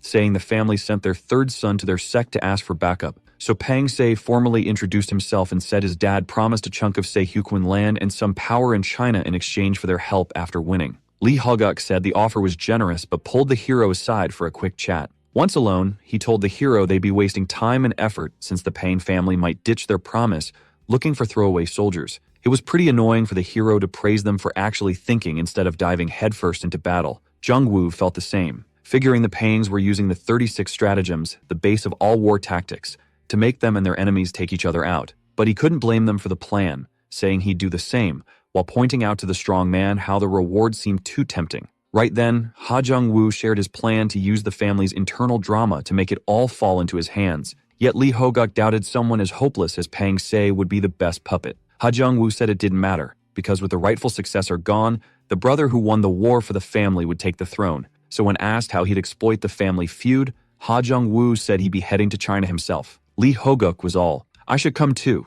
And the hero was like, "Dude, we'll look like hired guns." So they started bickering about Lee Ho-guk being too old for this, while Pang Se just watched, probably munching on popcorn. Lee Gang-cheon, totally zen, meditating away. Ha Jung-woo was like, "Hurry up, guys. We're off to Hebei as soon as possible." Then he asked about the flaming flower, and our hero was like, "She's a powerhouse, gonna be a fierce rival." But his buddy wasn't buying it. That's when the young dude just lost it, tears and all. He yelled about how she visited their sect recently. He dressed to impress, only to find out she ghosted. His sis spilled the tea, saying the flaming flower bounced when she heard Ha Jung-woo wasn't there. So, Lee Gang-cheon was all, "Dude, you stole another girl's heart," and got an ear pinch for his trouble. Ha Jung-woo was like, "Focus on training, bro," and gave him a well-deserved reality check. Later at Tianjin port, Ha Jung-woo got a warm welcome from the Peng family emissary, who hooked them up with a ship for a chill trip. The guy was like, "Of course we sent a ship. Your sept sent some serious muscle."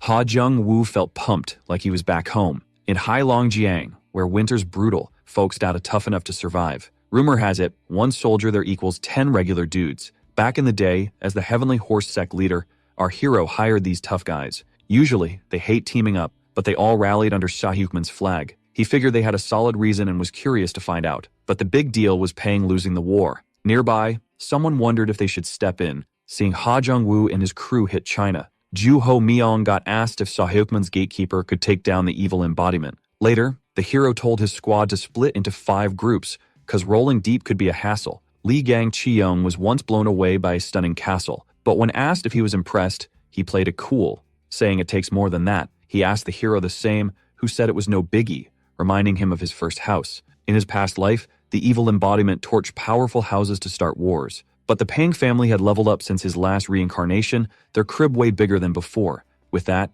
the Koreans got a royal welcome to the palace. Then, someone spotted Jang Dongmun's forces and freaked out. It was rank 7, Pang Jon-seon, aka the Thundering Tiger, telling them to scram. The emissary tried to explain the Koreans were allies, but Pang Jim-song was like, "Nah, they're just mercs." Just as things got heated, the Thundering Tiger tossed a sack of gold coins. He said, "Mercs got paid, time to bounce. Our fans got this." Ha Jung-woo held back Lee Gang-cheon while MSCII tried to explain again, only to get slapped for his sass. Pain Jung-seong was all, "These foreigners are just chatting with the third song and fibbing to the family head." So, he decided to teach the guy a lesson. "Alright, buckle up, cause this story's about to get wild." So the muscle dude was all, "This guy's way too extra," but his pals were like, "Nah, he's just a tiny dude in a big crib, and we're gonna spill the tea soon." Then the Thundering Tiger was like, "Yo, watch your words, I'm the one who hooked you up with this epic trip to China." Ha Jung-woo, being the ultimate stirrer, was all, "Dude should use his gold coins to swap out that tragic suit." Thundering Tiger clapped back, "Worry about your own drip, bro." Suddenly, our hero was all confused, cause something wrapped around him, and the dude slammed him down like a WWE move. Just as the villain started yapping about the hero being a basic hired soldier, bam, strings wrapped around his neck. Our hero was like, "Taste your own medicine, buddy," and slammed him back down. Boom, the grade 7 warrior was toast. Just like that. Then, the bad guy noticed someone new had rolled up. The emissary was shook, cause it was Pang Woo-kyun, the king of blades, one of the big 5 of Junwon. The servant dashed to his boss, trying to spill the beans about the guests, but the head honcho just breezed past him to face our hero. Ha Jung-woo and the old dude had a silent stare-off. Intense vibes. Lee Gang-cheon was mind-blown. Didn't expect someone linked to the lame Pang Se to be this epic. The family head apologized to the Koreans for the rough welcome, which was a plot twist. Lee Gang-cheon was like, "Whoa, the king of blades is actually chill." Later, after munching on a feast, Lee Gang-cheon was stuffed, and his body teased him for picking out. The young dude was like, "This place is lit. The Pain fam ain't so bad." Ha Jung-woo was like, "Don't judge him by a meal. That Thundering Tiger attack was a test." But his buddy already knew. Our hero was shook by the King of Blades' apology, and Lee Gang-cheon was like, that's some noble stuff. But when his friend said the old man hated weaklings, he was curious and asked for the deets. Ha Jung-woo spilled that even after he'd beat up a family member, the old dude forgave him, meaning he was unpredictable. Seeing his bestie all startled, the hero was like, let's stop goofing and get stronger. Ha Jung-woo started piecing together the eldest son's vibe and wondered how they were losing the war. He called his subordinate for a sitrep. The guy said the second song and half the house's forces were all fighting, with Pang Se rumored to join soon. Just as our hero was about to strategize, he heard screams trying to stop someone from crashing the bath. Then, bam, the door exploded and someone flew into the water. Lee Gang-cheom was shipped to see Pang Se next to him, while a girl voice was like, stay put.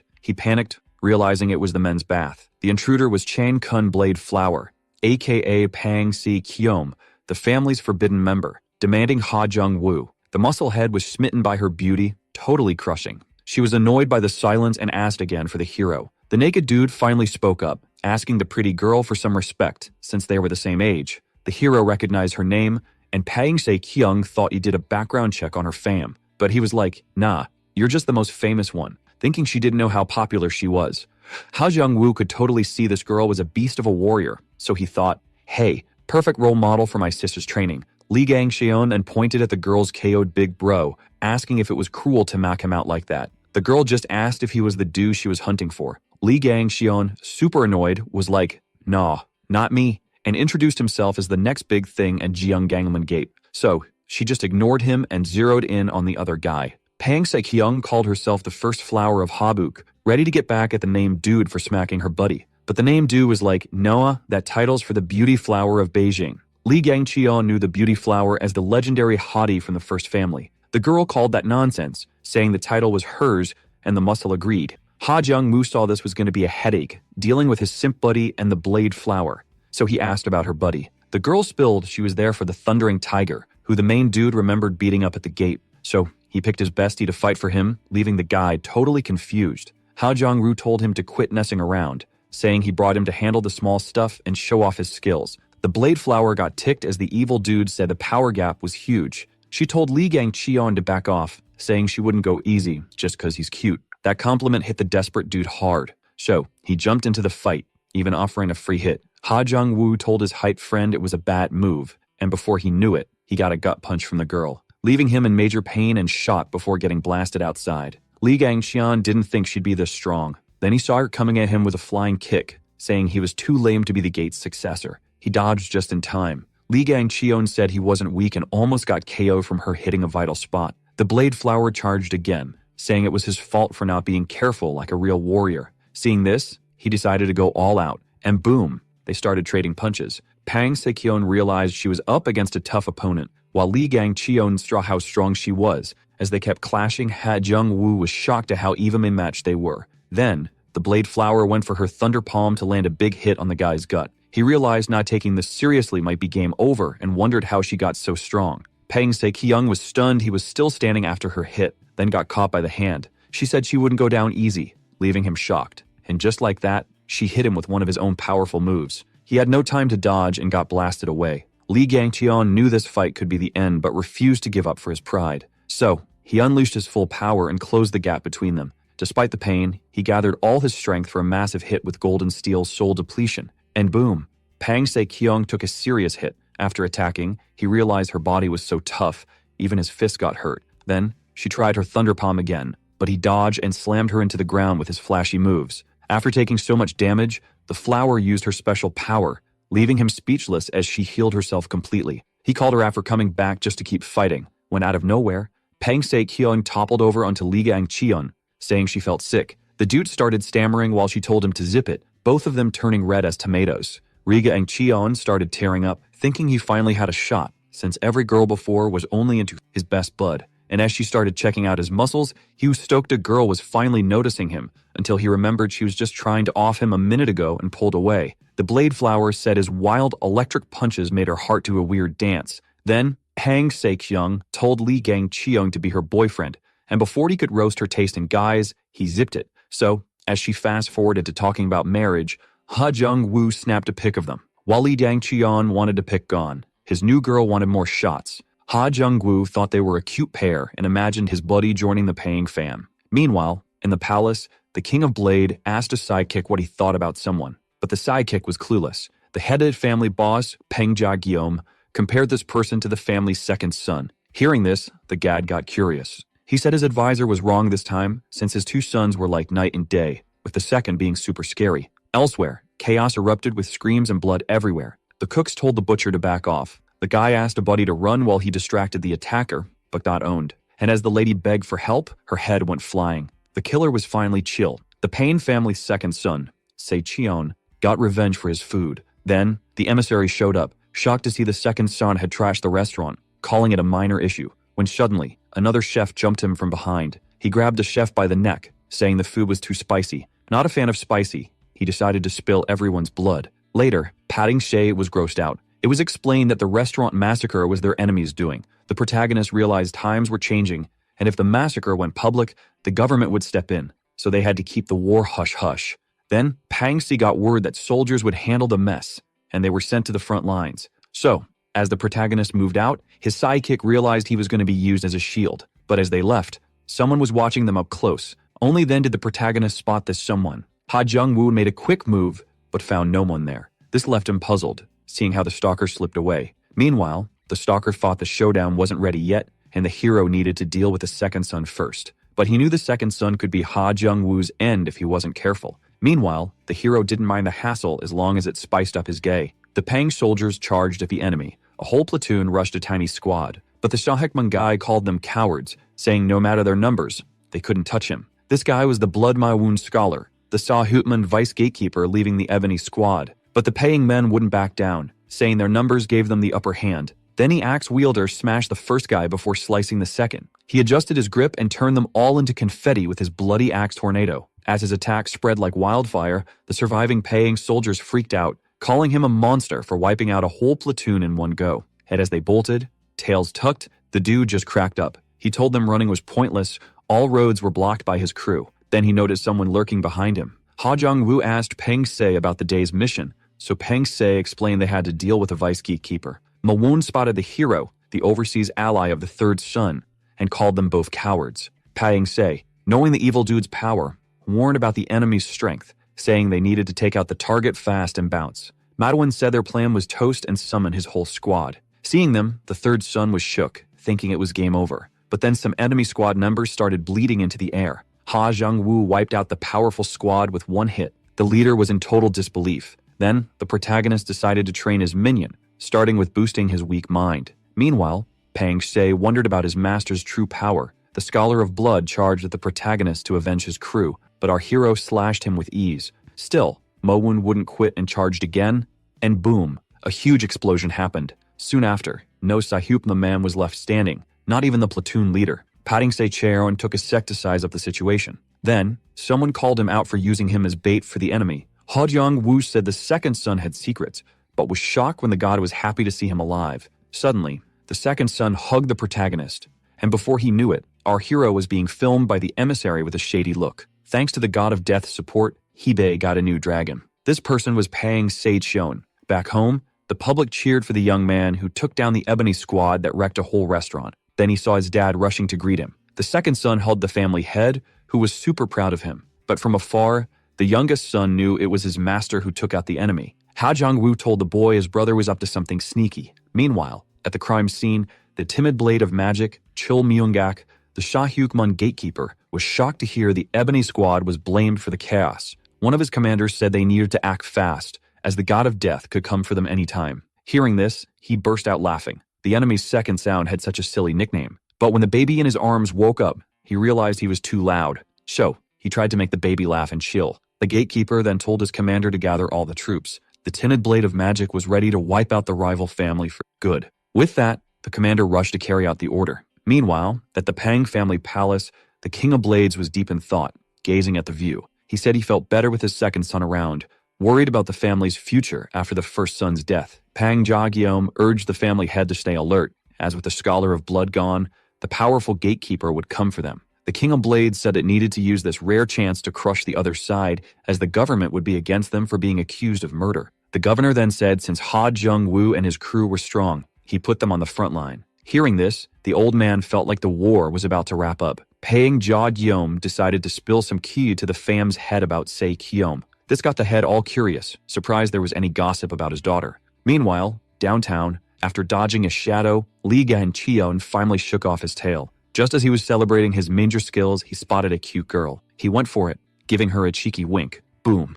She noticed, and he told her she was stunning. She was all smiles and invited him to grab a bite. Li Gangqian was shook, couldn't believe his smooth move worked. Then, out of nowhere, someone bonked his gate on the head. The girl spun around to face the attacker, only to see a dark, scary figure telling her to scram. So, she bolted out of there. Li Gangqion asked Bladeflower how she tracked him down. She spilled that she tagged him with a scent, like some spy movie stuff. Pang Se-Kion then yanked Li Gangqion's ear, reminding him no girl gazing allowed. But he shrugged it off, not having any of that drama. Bladeflower told her new boo they were a thing, but he called her crazy and told her to back off. With that, he decided to make a break for it. Li Gangqion was bummed. While his buddy was charming princesses, he got stuck with a warrior queen.